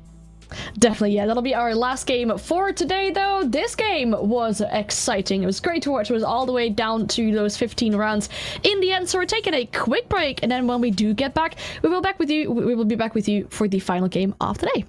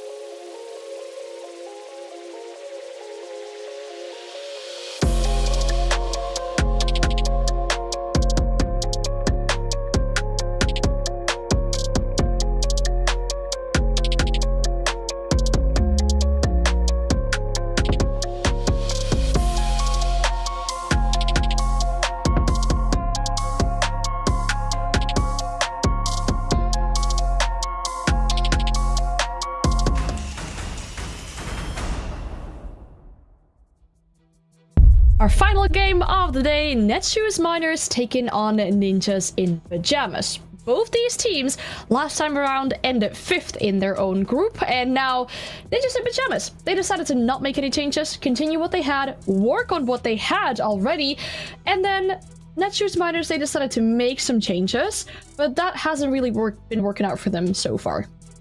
No, I mean, I guess you could say that the one shining light on the side of Netshoes Miners is one of their newer players in the form of Baseto, but at the end of the day, Netshoes Miners have been pretty much dominated in both of their matches. You see the lowest defensive win rate and the second lowest attacking win rate because they got 7-0'd and then they got dominated by FaZe right after. My goodness, once we get on that defense for, well, both these teams, really, it's going to be a tough battle considering NIP are almost leading the charts in regards of defense here. But for Miners, I mean, we need to talk about them, right? They're currently last in the group. They've already suffered 2 losses. Today, a game against Ninjas in Pajamas, current number 2 in the team. And then tomorrow they have another game against Low Swan. That is it for them. They need to get all the points that they can get today. Yeah, I mean, even if they lose in regulation today, they're already finished. It's over. And it's an unfortunate position for these players to be in because there's so much pressure starting to mount on their shoulders where all of a sudden you have former, just really well sort of established international players like Levy coming in, you know, Baseto and Midi both come into this roster and it looks maybe like there's going to be some changes for the good on the side of this team, but now 2 games in, they still haven't won a defense, and that's really alarming. No, I was looking at that stat. I was like, we're gonna talk about those 0% defense wins there. What's happening? What do they need to work on? Just kind of everything across the board. Sure, they can get an opening pick every once. They get the opening pick every once in a while on the defensive side, but more than anything, it almost feels like how they're playing their defenses is just sort of very old school style, and it's not really refined and elevated to the new meta where they're almost just like sitting ducks inside the bomb sites, and people know how to shoot a fish in a barrel. Yeah, okay, well, that's really unfortunate for them, though. But on the other side, Ninjas in Pajamas, they have made a decent growth, considering last stage into this one. They ended the last group stage as the 5th team in their own group, still attended the major, had a pretty decent run in that one, too. And now in stage 2, they're looking pretty good. Yeah, I mean, sure, you can say that 38% attacking win rate doesn't look that great, but all things considered, they only had to play 1 attacking round in their first game, or pardon me, their game against Lowe's, and then the other matchup that they played was a max OT super defender-sided consulate against FaZe Clan. So it's almost a giant asterisk as to why their attacking win rate is so low. It's definitely not indicative of how this team is as a whole, because across the board, they haven't made changes and they've improved so drastically. Definitely. They're currently second in the group. This is their chance to overtake Black Dragons and take the lead into Group A, and they probably kind of want to as well because tomorrow they have an off day. Yeah, I mean, they can pretty much, I believe, if they win in regulation, just punch their ticket and be confirmed for at least the 3rd place slot. And then going into the final week, just one play day, they'd be kind of chilling. That's for sure. I mean, if we take 2 players or 1 player from each roster and put them in a head-to-head against each other, what are those 2 players that we would be thinking about then? You know, for Khan's last game was probably the best game of his career. He went absolutely crazy. I believe 12-0 while playing hard support. And yeah, sure, that means like his next year's, his game against FaZe wasn't necessarily the best, but when you compare it against Basetto, who's playing very similar roles on the hard support for the side of Netshoes Miners, the comparisons aren't necessarily the best. NIP definitely take it with their hard support being so much better, but for Netshoes Miner, not only is their hard support not doing too bad, but he's also the shining light. He's the highest rated player, the only player somewhat close to being at least neutral in the KD department, and also being above 50% cost. It's a little bit worrying. That is a big ouch, but I think also a bit of a support diff, I guess, for both these 2 teams. I mean, when you talk about your supports, right, they're not the players that you'd expect to shine in regards of kills and really be that spearhead for your team in that case, but that was definitely something that was happening then on the side of Ninjas in Pajamas, I will say. And if you have that as a support player, that should build some consistency for your team as well. Yeah, I mean, with really high octane fraggers that are very aggressive, like we sometimes see out of Muzi and people like Wizard or even Psycho throwing their hat in the ring on the side of NIP, sometimes that playstyle can lend to a little bit of inconsistency where if you don't hit the shot, all of a sudden your team can just really struggle. But for the side of NIP, it's nice to have the real kind of plan B in case some things happens. If it's a 1vx for Khans, the round is never over. They might need a plan B in regards of maps as well, because the last time they played, it was a 7-0 against Loss on Skyscraper. So, you know, seeing this first banned Skyscraper from Netshoes Miners, I'm not really surprised by that.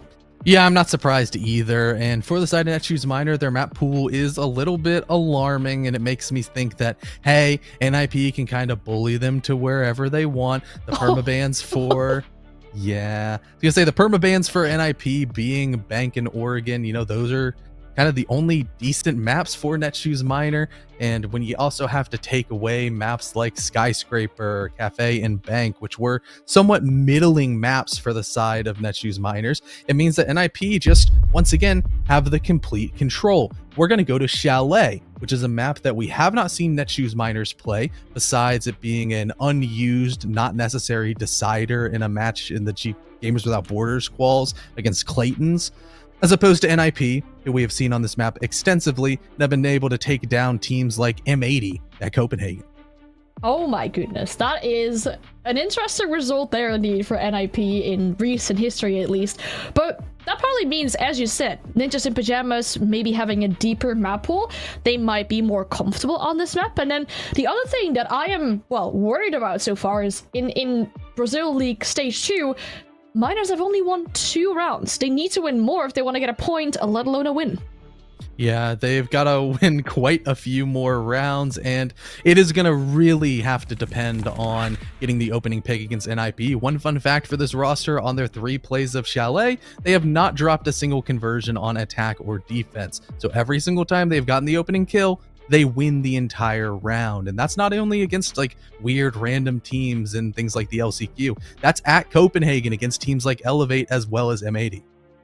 All right, I'm sensing that this is potentially going to be a really, really quick match. So I think it's time that we get our casters in. We got Parker and Pengu back with us here. Now, we talked about Miners. They won 2 rounds so far. Do you think there's a possibility for them to double the amount of rounds that they've won so far? Yeah, I mean, I think there's a possibility. Do I think that it's, you know, going to happen? Not really. There's a possibility that we land on Mars and during our lifetimes. I don't think it's likely. You know, there's a possibility I play Pro League at some point. I don't think it's likely either. That's a hard no from Pengu. It's like, yeah, no, that's not happening. That's not happening. But we also said the same about Black Dragons and Lowe's earlier, where, yeah, it's going to be a one-sided game, no chance. And it turned out to be a relatively competitive game. So this one could, of course, go the distance. But realistically, I'm on Parker's side. NIP should sweep the floor with them. Indeed, yeah. I feel, obviously, we talked about Ninjas in Pajamas, currently second. They stuck with what they kind of had last stage around, even though, well, the stage itself didn't really work out for them. Then they had that good run at Copenhagen Major. Now, for Ninjas in Pajamas, obviously the chance to overtake Black Dragons. And, well, they have an off day tomorrow, so are you two thinking they have the opportunity to take that #1 spot in the group? Yeah, I mean, absolutely. Ninjas in Pajamas is an odd team because they go from being so good, and then what was this? Several seasons ago, they almost got relegated in LATAM like 3 years ago after finishing first overall. So it's like you never really know. There's obviously inconsistency issues. I like this iteration of the roster an awful lot, and I think from what they've shown us so far, there's no reason to doubt them. 100%. I completely agree with you. I think this might be a dominant match for Ninjas in Pajamas, but only time will tell. We're about to head into our last game of the day. And if you haven't heard it yet, it's Ninjas in Pajamas taking on Netshoes Miners. But before that, we do have a break and we will be right back with you.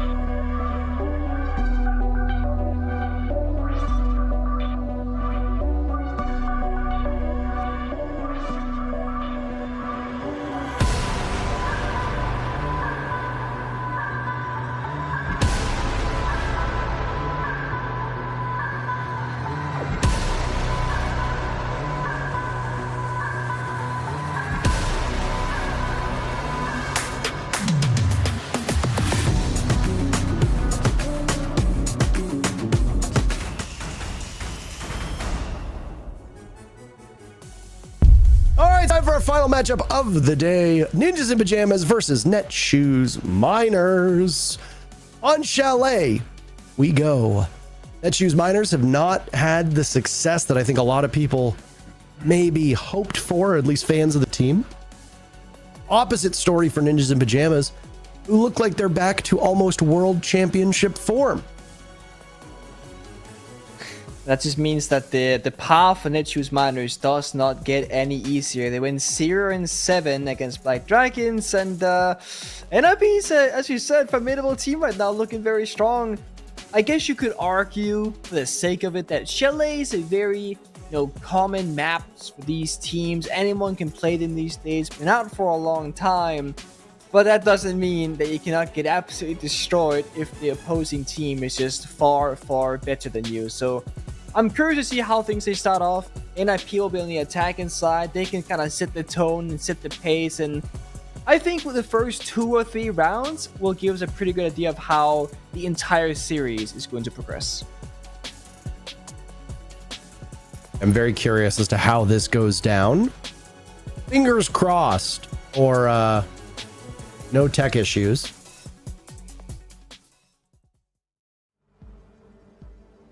Looks like we're in it, which is good.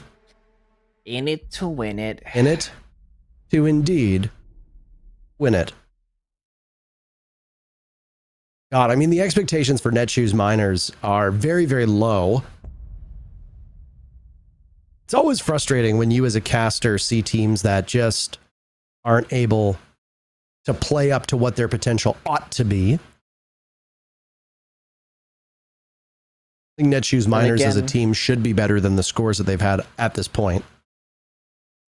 Yeah, but then there's the reality of your opponent, right? I mean, it would be so wrong to say, you know what?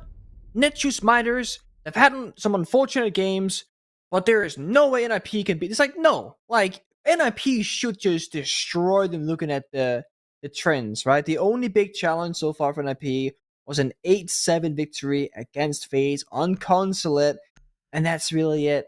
And Netshoes Miners, they're not a FaZe clan, they're not a Team Liquid, they're not a W7M. Not yet. Of course, with time they can change, they can improve, they can learn, etc. But they are a young team with this current roster. They've gone through some changes, and yeah, they're only a couple games in. Like, it's, takes time.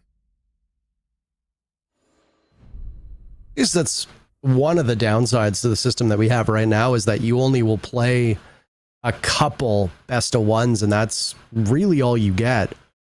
Yeah. But when you think about it, let's settle this right now. Is it Levy or Levi?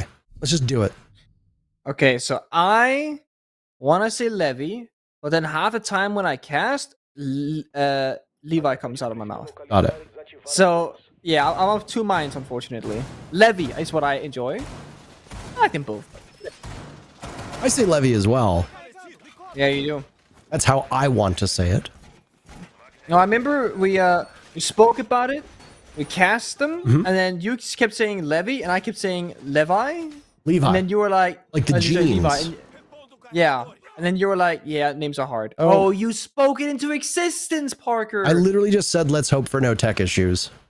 Yeah, that's what I mean. That literally means there's going to be tech issues. I hope there's going to be no tech issue today. Look at that. Sorry, I guess my optimism really brought the party down. Yeah. Sometimes, so I used to be a pro player. Way back in the day. Oh my god. I had this mindset where I went into every single game thinking that we were the worst team and that we were going to lose. And it gave me this no sense of fear for losing because it was expected outcome. It was genius, right? So if you sit here and you basically beg, oh please, let's have 4 tech issues this game, there's gonna be 0. So you can either speak it into existence or out of existence. Yeah, that's my fault there, isn't it? It's your fault. Not sure what the issue is. We will update you as we get information. Again, it might not always come out. I believe there is a small update on Discord. It's for your eyes and your eyes only. Secret only my eyes. Yep. All right. Well, We have been told that the break will be decently lengthy, so we are going to send to a break. And we're not sure exactly how long it's going to last, but we will be back when the game is ready. We'll see you soon. Thank you.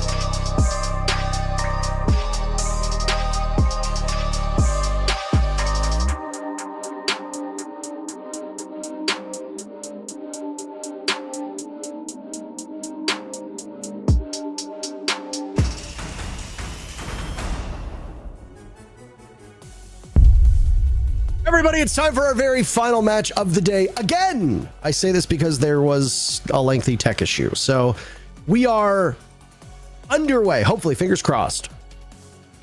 Before we get there, I would like for you to take responsibility because you kind of caused the tick delay. Oh, for goodness sakes. Indirectly.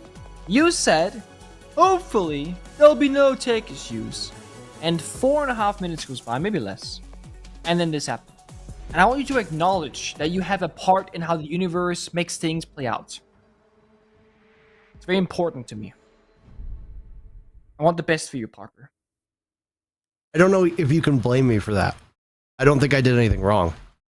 I mean, technically, people can blame other people for no reason at all due to their own ignorance. So I could absolutely blame you for it. True. For no reason. But I choose to give you a reason and an example as to why my reason is that way. All right, well, nice. Let's get underway here. Okay. With what could be our shortest match of the day. So far, we have needed all 12 rounds for our first game, all 12 rounds for our second, all 15 rounds. So that's regulation plus overtime for the W7M Team Liquid matchup. And now, Netshoes Miners versus Ninjas in Pajamas going to Chalet. Will we need all 12? 2. We'll find out. We did see the bomb site being picked before the rehost happened. There was indeed this master bedroom bomb site, and we saw the operator line up. And I'll be honest, I can't remember it. I don't even gotta try to. But I do believe it looks similar. I remember the mirror and the fender at least being there. Operator bands, they're of course the same. Cannot change that. Cannot change the bomb site. But I do believe nowadays with the rules of attack or repick, you can technically change your operators at least with the attack inside. Either way, things are going to start in 10 seconds time. And NIP looking to make a statement. They always like to show off in the first couple of rounds and kind of set the tone for the game to come. And I think NIP on attack, they can be very lethal.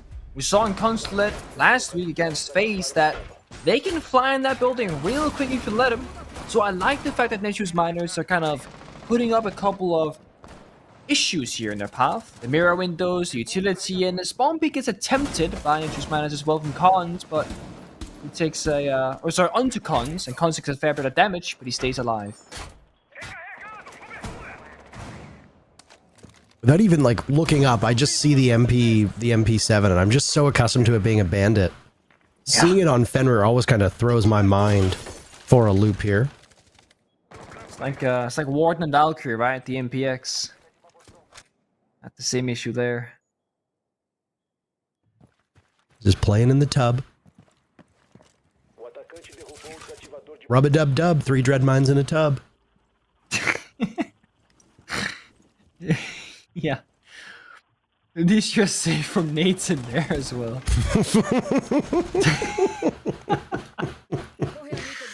I can't, man. I can't. There goes Logic Bomb.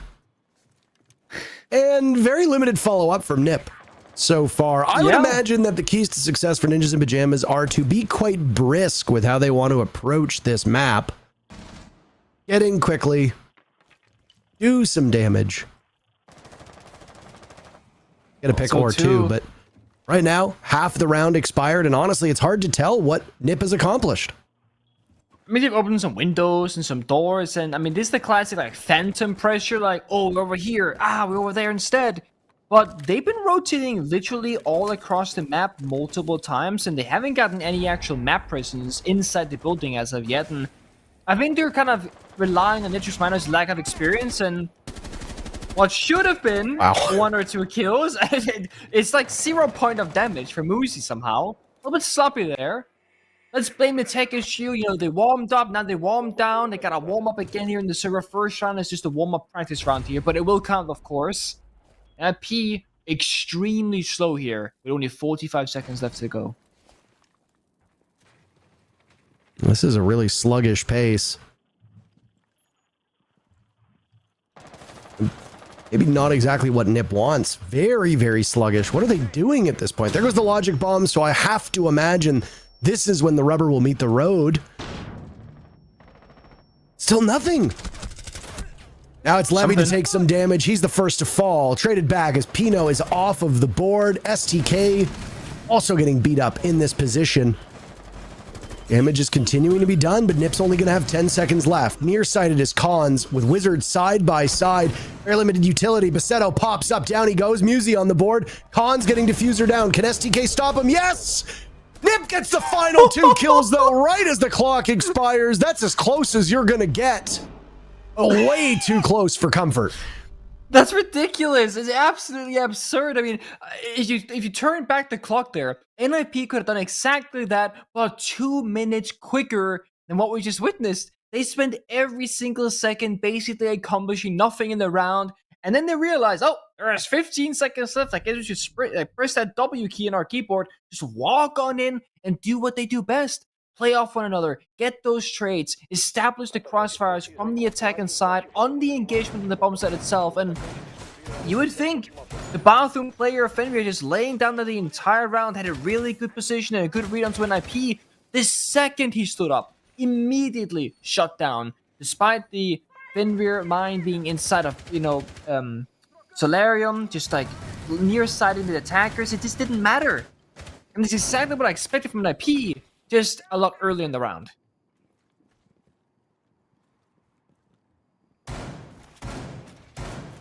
Watching the Netshoes Miners Brigade up top over the bomb site now. I'm stunned at how slow Nip was on that round. Just absolutely gobsmacked. And the fact that they still won it just goes to show you the prowess that Nip has when it comes to getting down and dirty and just going for those kills, because honestly, the moment that STK killed Cons holding on to that diffuser, I thought that was it for Nip that round. How wrong I was.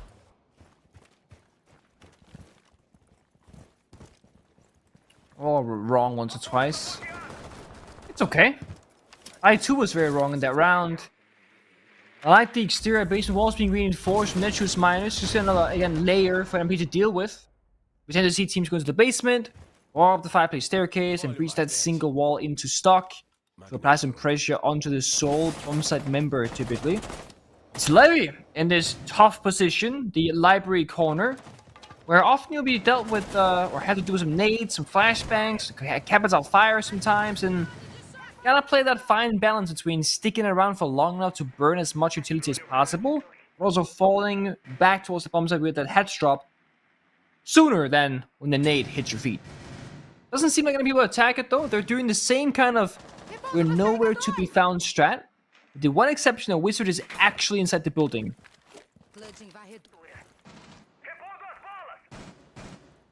Small opening in that garage panel now being watched by Pino towards connector, but there's nobody even remotely close. Now circle around towards the games window. Very important that Nip clear out library above as fast as humanly possible. They did it. They cleared out library. I mean, with a single drone. They've cleared it, but they haven't taken control of it. Well, you're right. There is that mirror interfacing them down, and a C4 as well. There it goes, tossed out, but nobody is home. 1 minute remaining and still limited action at the moment. Explosives used, grenades thrown. Nobody dead. Cons holds the diffuser and will have to drop right into the Viper's pit. Or nest. Still soft destruction. Nip really not looking confident here. Musi and Wizard, though, get on the board. Even if structurally their attacks might not be the greatest, they're still able to get the kills that are required. Logic Bomb goes out. Basetto struggling with basically a drone. At this point, he can't struggle when an opponent finds his way in front of him.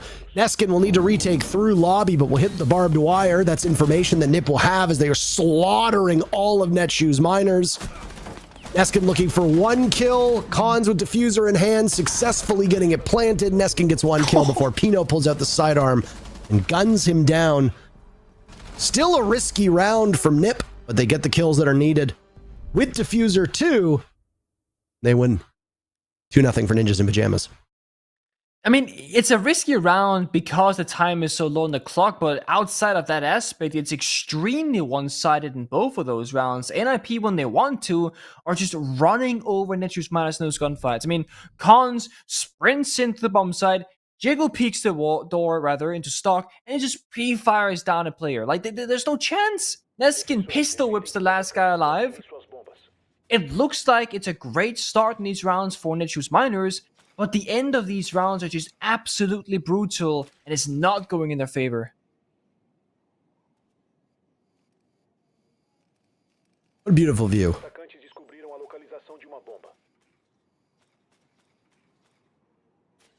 A lot to see. I'm assuming this is a downstairs defense. I believe so. Given the thermite attacker repick, that's the safest assumption at least, and that has reinforcement that does it too. Oh. And wait, right here. Boom. There we are. 50 seconds later, we get to see the action. Hell yeah. Finally in on it.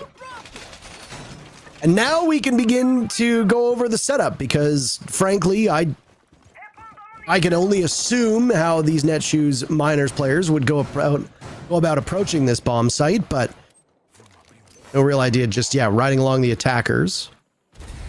Already that trench door seems to be prepped. I don't know if that was Nip who did it or if it was done ahead of time by the defense.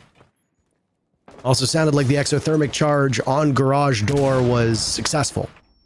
If that's the case, that's an entry point into the bomb site that will now effectively work to cut off the bottom of main stairs, the bottom of blue, or at least the doorway into blue, and then connector as well. But with a mirror on the board, I have to imagine that there's a very default mirror spot that'll be staring at that now open garage door. But all we can do is speculate. The roam is pretty heavy here from Netshoes miners. Normally on a basement hold, you don't tend to extend that far across the map, but they're playing top floor, first floor, and the basement itself right now. They do have those mirror windows, going to help them, of course. The mute jammers. NIP, I think this is a good time to take it slow. There's so much map to work with. They got the Monty. They can just kind of play for intel. Oh, they actually have a rotate as well, made by the defending team. You see NIP trying to get a stronghold, lock down that Whispering Staircase flank, drone out trench and pipes, and see what the bomb site looks like. Once they realize this kitchen dining hatch is open up towards the bomb site itself, they have to roam clear or push deep in through side.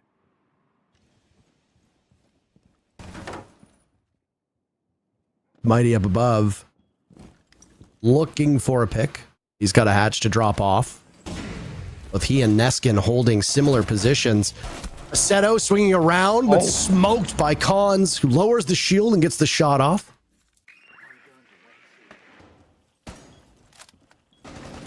Levy in tough shape. They do indeed have that mirror setup that we talked about, staring at the opening. 40 seconds left. Some of that wine wall has been opened up. Wizard goes for a hop in, not expecting Neskin to be there. Pino also rushing in. Cons, the only one getting kills at the moment, but Psycho is side by side. EMP thrown at the wall. Now Cons will assume the position to go for a plant. It will all come down to Psycho to hold off the last two players from Netshoes miners. Don't have a clear line of sight towards this diffuser, which goes down successfully. Now we're in a post plant. Excellent play by Midi from above. Cons will have to be the one to get it done. Limited HP and only a pistol to his name. Timer will be his ally. Both players will swing from the same direction, challenging from that blue door. Meat shield established. What a play by Cons to get both at the same time. And sloppiness from Netshoes miners as they line up perfectly. Nip undefeated through these 3 rounds. Cons was playing Monty and got 4 of the 5 kills because it started off with Smoke swinging that side door, and then Cons just walks in, hit fire headshots in first bullet. Phenomenal play. And you have to kind of question as well, what were Netshoes miners doing? They knew the last guy was the Monty because he had gotten kills earlier, he was spotted out, etc. They had exact info on the operator. If you're 1 versus 2 against the Monty, you don't have to bait out the defuse like a typical player. You just run at him. Sure, he was standing there ADS expecting the push, but you can do some jiggle leaning, try and get the intel, tap the diffuser one time and try and play together. Monty cannot fight two members with that ADS pistol. Doesn't do a lot of damage, doesn't have a lot of bullets, and it didn't really have any HP to work with. But he made the clutch work in his favor. That is some good play. He had to go on the offense. He knew it. And what was a sloppy round from NIP not dealing with that roam, actually, well, they did a pretty good play around it. They just pushed deep to the bomb site when they recognized, okay, there are in fact two members roaming, because the new mirror was on the hatch itself, and Jaeger was the person who killed the ace inside of West Main. They could deduct from that. The last two members alive were indeed off-site. A good read from them. Well, Nip pulling off the perfect rotation, but not the way that you want. The 3 bomb sites played by Netshoes Miners in the bedroom upstairs, Bar Gaming on the main floor, and then Garage in the basement, not breaking in their favor whatsoever. It's been very close rounds, though. The score does not tell you the whole story. Nip have been quite sluggish on their first 2 rounds. They had a better pace on that most recent execute onto Garage. Tons of bloodshed occurring. That, honestly, I don't know if Nip should have walked away with a victory in that round, but sometimes you win rounds that you have no right winning. It's true. Another attempt for Netshoes Miners upstairs on bedroom. I imagine Nip will approach this bomb site with a bit more gusto than we saw in the very first attempt. NIP, they are happy to try out different operators, though, which is a good sign. Bring out both the Twitch and the Flores now, but they keep doing this thing where they find the opening kills more often than not, and their conversion rate. See, Dapper spoke about on the desk. Ever NIP gets the opening kill, they tend to pretty much always win those rounds. And we see NIP, yeah, they can swing out and be offensive when they have to be, but when they get into this man advantage, they also have to slow it down and really try to leverage that advantage as much as possible. Look at this. They're expecting another offensive move from Netshoes Miners, try and get back the numbers into an even 4 versus 4. So if Netshoes Miners were to go for that play, they'll be shut down because NIP are holding those angles. Psycho, you gotta actually peek it, my friend. You can't shoot the tip of it. You gotta commit here. 2 saps, both misses. Waiting for the 3rd recharge here to get down that Fenrir mine. But Levy finds Cons on the breach that just got opened up by, well, Cons himself. Cons has been the most important player. I mean, we just witnessed the previous round of how he handled it as the Montaigne, but more importantly, been rocking it on the support-oriented roles, this time as Hard Breach. Hopefully all of those Selmas have gone down, and hopefully the job has been done so that it's not detrimental that they've lost an ace. STK falls to Wizard, and Nip regain the lead in terms of numbers count. There's 2 smokes on the board in the hands of Psycho, so STK would have been especially good at dealing with that. I don't know if Besetto falling through the hatch was intentional or not, but if not, that leaves only potentially 2 players from Miners still on site. Nip get ever closer. 2 separate bodies, both looking in different directions. With Pino and Wizard to now possibly flush them out, and there go the flashbangs. End up flashing Levy, Neskin as well, as he seeks comfort inside of the bathroom. Seto's gotten back up, but looks the wrong way. Nip's guns are just too hot at the moment. Way too much for Netshoes Miners to deal with. Pino attempting the plant, only 1 player up for Miners. It's Neskin, who gets gunned down after getting a pick. Diffuser doesn't go down, but it doesn't matter because all the kills come in well within the timer. 4 in a row for Nip. Netshoes Miners still not able to win a round. No, and it's again, this pretty much comes down to sheer individual gun skill. I mean, yes, NIP, they have great team synergy and coordination. The double set of flashbangs going out, the Dokubi call, they push on and they establish again that crossfire that they force the defenders to peek into, which is very abnormal. Typically, attackers, they walk into a crossfire from the defending team, but NIP, almost every single round, they manage to get a foothold on the bomb site itself and force Netshoes Miners to swing them. The bomb doesn't even go down in most of these rounds because, well, the kills, they end the round first. And then what do you do for Netshoes Miners? I think you start playing some individual playing, what should you say, buffing operators, right? Try and make NIP, you know, suffer more. Because like the Echo Stun from Yoga Jones, the Lee Shingu mines, the Eli Grismot mines, try and weaken them in a sheer 1-to-1 scenario, kind of like what Fenrir does. Or you can play Mirror Windows, play Deployable Shields, and play Utility. You can't just fight NIP 1-to-1 with a gun because very evidently NIP are just outmatching the players of the Choose Miners. Don't really know what you can do at this point to solve the issue, because it looked like, at least in a couple of the previous rounds, even the rounds where it came down to the wire, it looked like most of the time Netshoes Miners were not prepared for the duels against Ninjas in Pajamas, and that really shouldn't be the case when you look at the players on this Miners squad. You've got good guns. You've got players that have competed for major championships. You know, you've got major champions on the team. This really shouldn't be something where there's such a huge gulf of gun skill between them. But even if Cons dies early, Wizard steps up. You know that Psycho and Musi can take over games. You know that Pino can do it as well. It's been a disappointing start to the stage for Netshoes Miners. I know from their potential that they are able to do better than they are doing. Sometimes you don't realize that potential. Will it happen in this matchup? Right now, it seems unlikely, but anything is possible at this point. Even something like that. Look at a failure to shoot a Flores drone. A Rotero drone makes an awful lot of noise. You know it's coming for the soft wall, but Neskin is just looking the other way. And now they've lost a very vital wall that leads into one of the most crucial parts of this bomb site, or rather to hold for this bomb site down below. Yeah. There's a bit of a camera, they use the intel.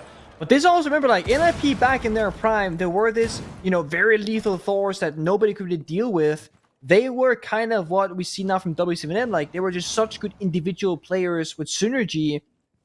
And you just take the steps, 1, 2, 3, one step at a time. And you look at this, no one's really overstepping their welcome. They're waiting for the drones. Musi kind of baiting out Niskin's position here. And then aggressing to the gunfight afterwards. Swinger Be Swung is the name of the game for Neskin at this moment, and with the P90, he's got 51 bullets to make his presence known and can heal himself back up. Can't save STK, though. A first pick going in favor of Ninjas in Pajamas yet again. Finding the board early, helping the Ninjas quite a lot. Neskin still swinging on this same window. His presence known by the Logic Bomb, finished off by Pino. There goes Wizard. Mitty will follow. It's Levy and Bassetto. 2v4. Uzi by Piano. There's the Rotero drone to open up some of the floor. It's great that NIP have the top floor control, but that's not where the bomb site is, Nick. It's down below in kitchen. Continue to tear away at the floor, and Levy's life miserable. The 2v4 can swing in favor of the two very... But Netshoes Miners are hoping. 10 seconds left. And Musi is still trapped upstairs with that diffuser. About to drop. Smoke, but it's not good enough. There goes Pino. Levy doing some serious damage. Musi running out of bullets. What an embarrassing round for Ninjas in Pajamas. It's the first time the Netshoes Miners can get on the board, and honestly, they're given a leg up by how dreadful Nip looked that round. Yeah, what was that? I mean, it started off, honestly, in a completely fine way, but they don't do anything for like 40 seconds. Yeah, they break the floor apart, but they lose one member. While the second takes a bunch of damage, nobody's shorting out the bomb site, and they're forced to just drop the hatch with all the soft walls around it opened up, with no intel what the site looks like. That is puzzling, absolutely. I was kind of expecting people to just like walk down the Solarium stairs, take those gunfights as they have been doing, but instead they kind of just didn't do a whole lot. And I don't know if it was like what one bullet left for Musi or he lagged out or something, but it looked like he was kind of clocked out, and maybe it's a tech issue, not entirely sure, but that's not really a major problem that round because that's Musi in a 1 versus 2. The issue for NIP was what happened before it came down to the wire. Sloppy play. I'm imagining with the tech pause issue that it indeed was an issue, and I mean, he's talking to the admins right now. From my perspective, it looked like he shot a single bullet, which I would imagine the culprit for that simply would have been the new reload changes. You only have a single bullet, right? You reload, you forget about it. You reload, cancel, just a single bullet, and that's that. But, I mean, you said it correct. Another tech issue that we will have to wait for information on. Well, you're right. I mean, I thought at first glance as well that it was just like a single bullet issue, but then after he fired, he also stopped moving. I was like, you wouldn't stop moving even if you're like, nobody gives up like that. You know, you stop to your secondary, you die in the midst of animation or whatever. But yeah, frustrating. I'm sure for NIP, if you're the players, you're gonna maybe blame that a little bit on that. You know, like, I could have gotten him if my mouse worked or whatever the issue was. And, classic kind of try and take away the root of the issue, being like, it wasn't our fault, guys. Like, we actually did well in that round. I don't let that bother you. Like, we're fine. Just a tech issue, whatever. We'll go next. Because while you are 4-0 up and now 4-1 for an IP, we do know that some teams and some players, they do struggle with, let's say, the mental side of the game, right? Where your emotions can get the best of you. You can tilt and get frustrated with yourself or your teammates, with the game, whatever something stupid is happening. And sometimes you gotta just kind of laugh about it. We saw, was it yesterday in the NAL, Troy Canadian from Dark Zero, he blew himself up with a Retero drone, and we didn't see on stream why it happened, but in the interview afterwards, Jesse asked Troy, because DC did, spoiler alert, win the game, and Troy said that he had started his Retero drone, and then he heard a guy on piano, so he went off it. What happens is that the Retero drone will just keep driving forward until the timer runs out, then self-explode. But somebody from the defense had used the bulletproof camera, the secondary gadget, and shot out an EMP on the drone as it was moving, which stuns it for 10 seconds but keeps the timer running, basically. So when Troy had swung the piano guy, he went back to drone where he was before, and then that 10-second timer from the EMP expired, and he immediately blew up. Like, there's nothing he could do about it. And he just kind of laughed and said, I guess I didn't have the read on it. And that's such a good take, because Troy's one of the most experienced players in the world, and even he did not have the read on that situation with the EMP from the defense. It's wild. Don't know if the issues have been resolved or not. No admins present is usually a good sign. True. There we go. All players from NipBin SDK getting the last operator to lock in. The timer is live, so we are back in the action. Longest day of Brazil so far. Damn, the matches have been good. They have been good matches. Also, let's recollect my memory here. It's been 4 different maps as well, yeah? It has been, yeah. Big fan of that. Cafe, Skyscraper, Border, Chalet. Yep. What we have not seen today, however, is a good old Blitzy Boy round. I'm a huge fan of Blitz. I would say probably, Pino. I would say probably a bigger fan of Blitz rounds than Monty rounds, just because Monty's all about the super fine decision making when you play the Monty, and it's kind of hard to understand what's good and what's right. That's why it's difficult to learn how to play the Monty operator. But with Blitz, it's all about speed and chaos, right? How fast can you run into that bombs at door and just start off that round explosively? And it's so easy to understand when a Blitz does a good job and a bad job, and I just love watching it. Of course, Blitz is a time and a place. And to be honest, Chalet typically isn't the time or place for the Blitz player or operator, but you can wish. You can always wish for it. You got baited. Yeah, I did. He goes from Blitz to Flores. Like, what happened there? They're like completely not the same thing at all. Are you just like mad that he's not playing the operator? Yeah, I'm a little bit mad. My bad. I think the way NIP is playing the game, I could really see a Blitz working for them. I guess you can make the argument that, they're all so good with guns, it's a bit of a shame for them to play the Blitz. But we also saw Cons literally get 4 kills on Monty, 3 of them being while ADSing, so it could work. What Levy was looking at and what he was aiming for, but Ipep looks so sluggish on attack. I wonder if this pacing changes when they swap on over. Maybe Netshoes will play more aggressively on attack, or Nip will feel more at ease and confidence. Hard to tell if it's the map right now or just simply the team, but even though they're up 4-1, Nip certainly haven't looked like the squad that we've seen over the last couple play days. Yeah, I'm actually curious if this might be a conscious choice, just being like, guys, let's take this as, of course, a serious match, but a practice game to try out maybe this new playstyle they've been working on, because it looks like it's very decisively that they're playing this though, because everyone's doing it together. Like, nobody's overly exposing themselves. Look at this. The second they get the man advantage, they all back off trench. Nobody's nearby that door. Nobody can get swung. So it seems like a stylistic choice more than a, oh, NIP are struggling to enter the building. But it is peculiar.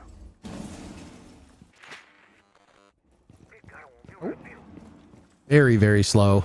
Something that we don't need to keep saying, but I honestly think needs to be brought attention to just because of the fact that NIP are not usually a slow team. One of the things that, the older NIP squad was so well known for was how fast they could set paces. Seto might learn just what level of quickness NIP are capable of. Down he goes to Cons. Rotero drone going in, 30 seconds to go. Very calculated. They drone bait it, they second drone bait it, they flash it, they get the kill. Yeah, time is slow, but look at this advantage they got for themselves. 25 on the clock. STK playing this angle, but that might not be where you want to be. 5 players still alive. Down goes Cons. That's Diffuser as well. Now Pino has access to it. 2 kills from Netshoes. They lose midi. STK scavenging for kills above. Stopped in his tracks. And there's Muzi to get the final 2 kills. But his PC works. You can see what he's capable of. 5-1 the first half for Ninjas in Pajamas. Yeah. If you tell me the score, I'll be like, you know what? I expected this 5-1 situation. But then you watch the video, like the entire VOD, you're like, I did not expect how we got here with all of how these rounds have turned out. But the more I see it, I truly think this is a conscious choice by NIP because it's so calculated. It looks completely wrong. If you had hit the names of the players and the team logos and all that stuff, anonymous matchup, you would have never guessed this was NIP that was just attacking for 6 rounds straight. But that's a good thing, because obviously it's working. Yeah, the round score, the clock is running down quite low, sub 10 seconds most round, and you can argue it's close, but they're so dominant once they actually get to that execute stage of the round. So I'm going to take on my positive hat and say they're trying to practice the disciplined way of playing Rainbow Six Siege and the strategic way of trying to solve problems and not just brute force the moment it's difficult. And that requires time, especially if you're a team like NIP who are known to be super quick, like we keep saying, who are known to just be like, okay, guns blazing, easy peasy. Because there was a time back in 2020, 2021, really like a small portion 2019 as well, where NIP was the team. They're the main character. They're doing so well. Winning invite, making the finals the year before. They did great. And then they kind of fell off a cliff. Like, really, really hard fall off. And the kind of nature of why that happened was because they didn't change anything. Now they've made a resurgence. They're back, quote-unquote, on top. Doing great so far. But there's a twist to it. They're able to play these more flexible operators. Their playstyle has both slowed down in some areas and sped up in others. And they're trying to utilize all 10 drones alive in these rounds. Either that's the case, or they're just like Giga Brain confusing everybody and just gonna do it for the sake of being confusing. I don't know. But it's working. They're 5-1. Oh. I feel like we've been more critical of Ninjas in Pajamas than Netshoes Miners, even despite the fact that NIP is punishing them. But I think that is more than anything a game of expectations. Yeah. When you look at the way that these two teams have played over the stage so far, we're going to be critical of the quote-unquote better team, and NIP has objectively been the better team between the two. So when the better team does something wrong, you're going to come down on them a little bit harder because your expectations of them are higher.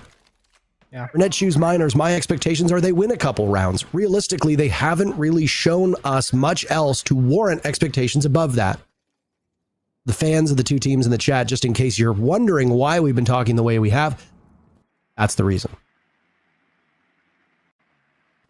Much like NIP, Netshoes Miner is also taking their time and paying their respects to the possibility of a disgusting gunfight that could just break out at any moment's notice.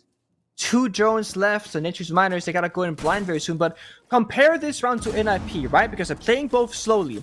When Netshoes Miners have that explosiveness and synergy to effectively break this defense, or will they just fall short the moment they press that button where they say, it's time to go? Still got a minute left, 1 drone alive currently, and they have taken a tiny bit of map control, but not really near the bomb site just yet.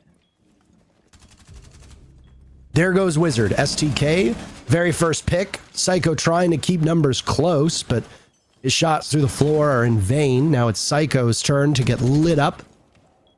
Still got some goo mines in pocket. Would be a shame if he died with them.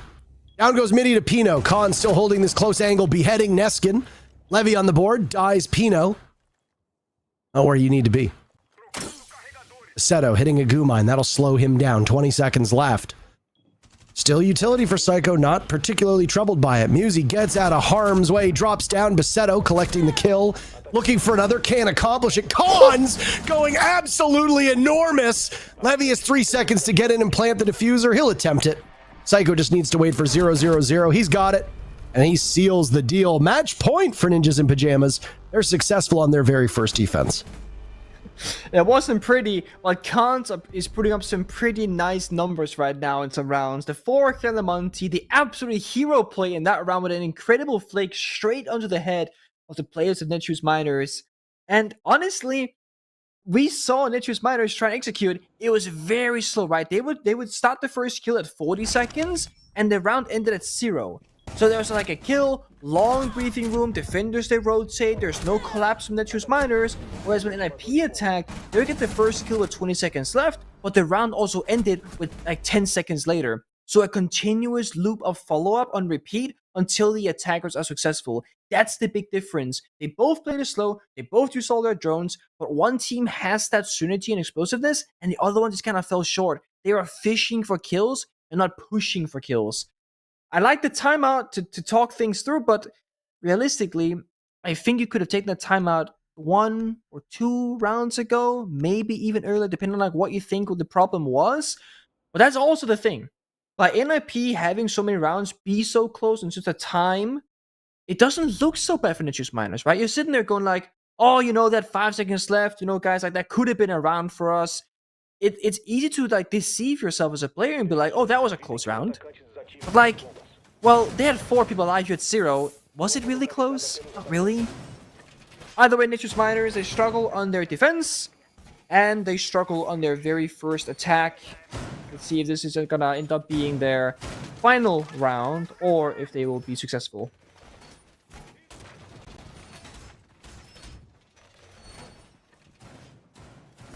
It's been a disappointing start for Netshoes Miners.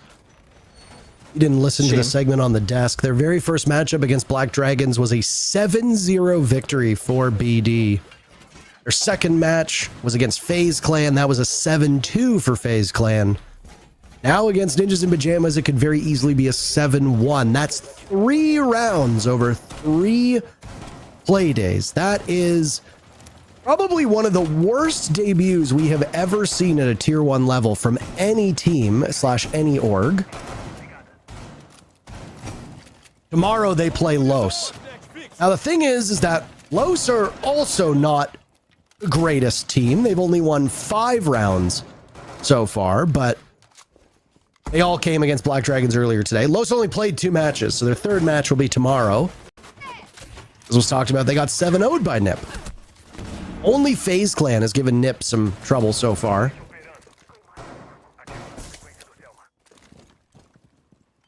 It's been a hectic round. Like not much has happened, but 2 members have taken damage. Wall's been opened up, and NIP they looked like they could use a little bit of intel here. Of course, they are suffering from that Valkyrie ban from Netru's Miners. That's why they're playing the secondary bulletproof camera on the castle of Pino. But positions already compromised. It's a good pace right now by Netru's Miners. They're very quick in this round. Wizard getting rid of Midi. Goodbye. That's not what you need to see. The only hard breach on the board. No secondary hard breach. Instead, 6 claymores available for Netshoes Miners. There goes another. STK eliminated. As Wizard is on a sliver of HP. Musi also dropped quite low. But 90 seconds in, you've lost your Dokkaebi. You've lost your Ace. You've lost your hard breach. You've lost your pocket EMPs, which I guess are not particularly relevant if you don't need to open anything up. Or rather, don't have a way to open anything up, more importantly. Yeah. 6 claymores, Nick. That's special. We don't see that every day, and they put them down, to be fair, but not sure about the value. Levy fighting back. Down goes Pino. Suddenly, we have a 3v3 on our hands. Netshoes Miners just wanting to brute force their way through. That's Basetto to enter down below. Levy wandering into closet, punished by Musi on a completely different floor. 2 kills from Netshoes Miners. It's prolonging this match. Psycho clutch out. Send NIP home 7-1. He's got a great shot against Pacetto, but luck runs out against Neskin. Netshoes Miners winning their second round, matching their tally for the stage so far in one game. Timeout seemingly paying off. There's a long hill to climb. Yeah. But I mean, when it comes to Netshoes Miners, right, every single round victory is good. And the more experience for them, the better as well. Because they are, not as established. And of course, they want to work out their map pool too. One of the issues with being a new team, having new members on it, is that, or just lack of experience in pro play together, is that your your map pool is going to suffer. So when you're in that drafting phase, you're going to be forced, and like C-Tep's kind of spoke about this on the desk, you're forced into bad maps, or at the very, very best case, like neutral maps compared to your opponent. It's why it's such an important asset to your team to learn new maps of like Consulate and Nighthaven labs, because most teams should, by today's standard, be able to just pull out a Chalet, the Oregon, those kind of basic maps like the Clubhouse. And yeah, they're not easy to play by any means. But they've been around for so long, and there's so many VODs you can watch and study how other teams do it. Like, just watch the best teams in Oregon in the world. Study how they do it. Take a lot of notes, if you will. Write them down in your own strat book. Make some small adjustments. And wow, you're a great Oregon team all of a sudden, right? And we see teams that are very established spend a lot of time, like, they want to learn the Nighthaven labs and the Consulate because they already know the basic maps.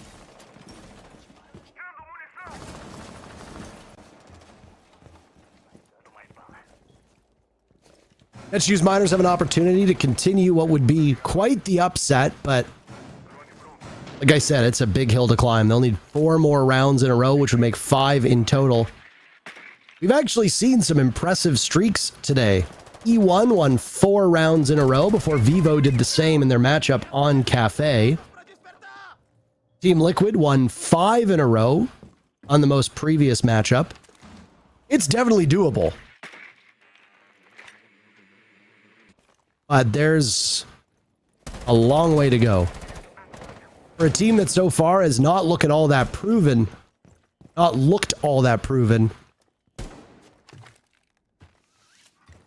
We'll find out, won't we? We will. Nip were slow on their attacks. Netshoes Miners looking slow as well, but at least they've made it into the building so far for the first minute. And NIP don't have that many tools to work with either. Not up to, C4 does the trick for Wizard, but there's no mirror for them. So Warden's gonna have to be a big playmaker. Those smoke grenades and flash are gonna be a problem for them otherwise. Oh, okay. A 5v2 for Nip. Excellent position. Grenade in hand. Pino shutting him down. 5-1 Ninjas in Pajamas. 5v1 rather. Need to be an incredible clutch from Midi.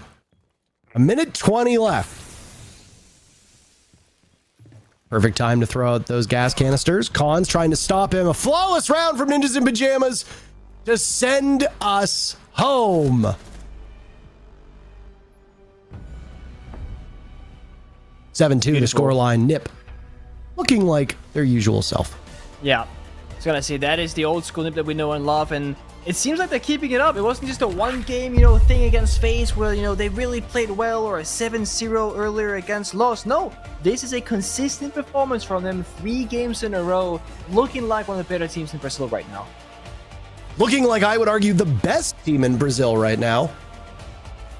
Absolutely demolishing the last 2 teams they faced up against. FaZe Clan was the only real exception. I mean, we know FaZe Clan is a good team. We know FaZe Clan is statistically one of the best teams from this region. So the fact that Nip were able to still edge them out and then clobber the teams that they should beat, and we put those in quotes, just goes to show you that Nip are doing what needs to be done. That's it for us, by the way. That's it for our day, but we're not finished yet. There's still a little bit more to the broadcast. We still got a desk to come in and talk about it and do a debrief. So sit tight. Be right back.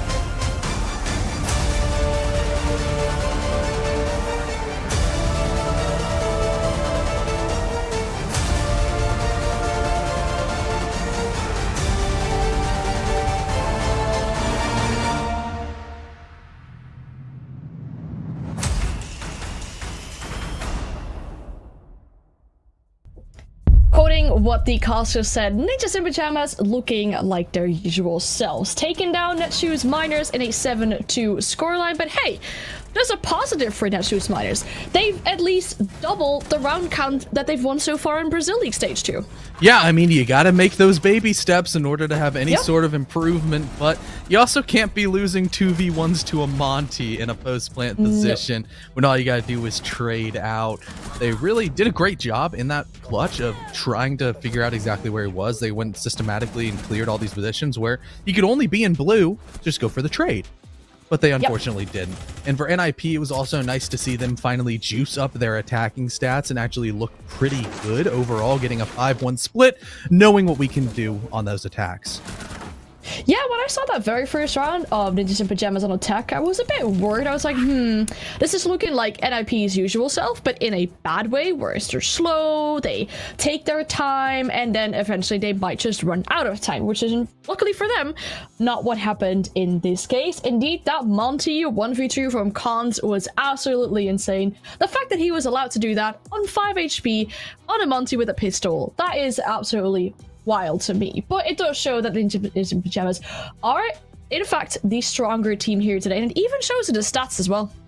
Yeah, I mean, at the end of the day, not really a whole lot that we can say about Netshoes Miners as they fall to 0-3, and I think they might just be eliminated from the decider race unless there's some crazy scenario that I'm not quite seeing. But for NIP, they're feeling good. They're feeling strong. They're going to try to lock up this #1 spot. When you have a hard support player like Cons, once again, dropping absolute numbers, it makes it pretty easy to do.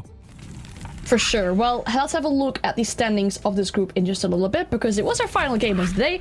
It was our final game of Group A as well. And then if we look at the points here, and if we take in consideration that Miners only have one more game against Lowe's tomorrow, and that is their final day, then indeed with the fact that they have 0 points, there is no way they can overtake FaZe in 3rd spot right now. Yeah, it's just looking like a rough position. Not really. So neither Los or Miners can overtake NIP. So that means they've got at least that 3rd slot locked up, and they're going to the deciders. They're going to be trying to fight their way into a automatic Atlanta major slot, as opposed to having to fight through the last chance qualifiers that they had to do just a couple of months ago. Yeah, and NIP in the top of this group have an off day tomorrow, actually, so they get to see teams maybe will approach them in points or maybe even overtake them. Let's have a look at our schedule for the games that will be happening tomorrow, because we got 4 best of ones once again tomorrow as well. Then we'll start with the first game. W7M taking on Vivo Kid. We've got Lowe's versus Miners. After that, a battle of the bottom 2 teams in Group A, not that great, but for Lowe's there is still the opportunity to overtake FaZe in that 3rd spot. They need all the points they can get there tomorrow. Then FaZe, after having an off day today, they'll be taking on Black Dragons to see if Black Dragons are actually in top-notch form or whether they can be taken down by FaZe. And then we'll end the day with MIBR taking on E1. Now, E1 at the very top of the group and MIBR at the very bottom of the group. That's supposed to be a slaughter one, I think, but any game you're looking forward to? Funnily enough, you were saying that match 4 is going to be a slaughter, but I'm somewhat excited for it because, once again, I really did think MIBR had the right pieces connecting through to try to bounce back, and they did keep it relatively close against W7M in their 2nd play day, so maybe they're on the upward trajectory to maybe have us see RE1 truly that team, and will they be able to just punch their ticket fully and confirm their slot in the deciders? They have to. I mean, all the points they can get tomorrow would be really good against the #1 team, and then Liquid right after. And considering Liquid's now just ahead of them, it would maybe be a straight shootout for a potential decider spot. So a lot still to play for our teams in these final 2 play days. However, that was it for our play day today. We've had our 4 best of ones, some really close ones, and then the last one was almost a perfect sweep. That's it for me as well for Brazil. Dinero will be back tomorrow with you, and we'll continue the rest of the playdays. So, not sure if there's anything you want to say still to end our broadcast today. You know, it was a pleasure working with you. Hopefully you're going to do amazing in the other regional leagues that you're still knocking around in, and I'm sure there's still going to be a whole lot of siege left for you for the entirety of this stage. Oh, for sure. I'm cosplaying all of Miss Worldwide now with all the regional leagues that I am working indeed. But yes, it was a pleasure to work with you too. I really enjoyed it. That's it for our show today. Thank you so much for watching. We'll be back tomorrow with some more Brazil League action. So have a great rest of your night. Stay safe, and we'll see you tomorrow.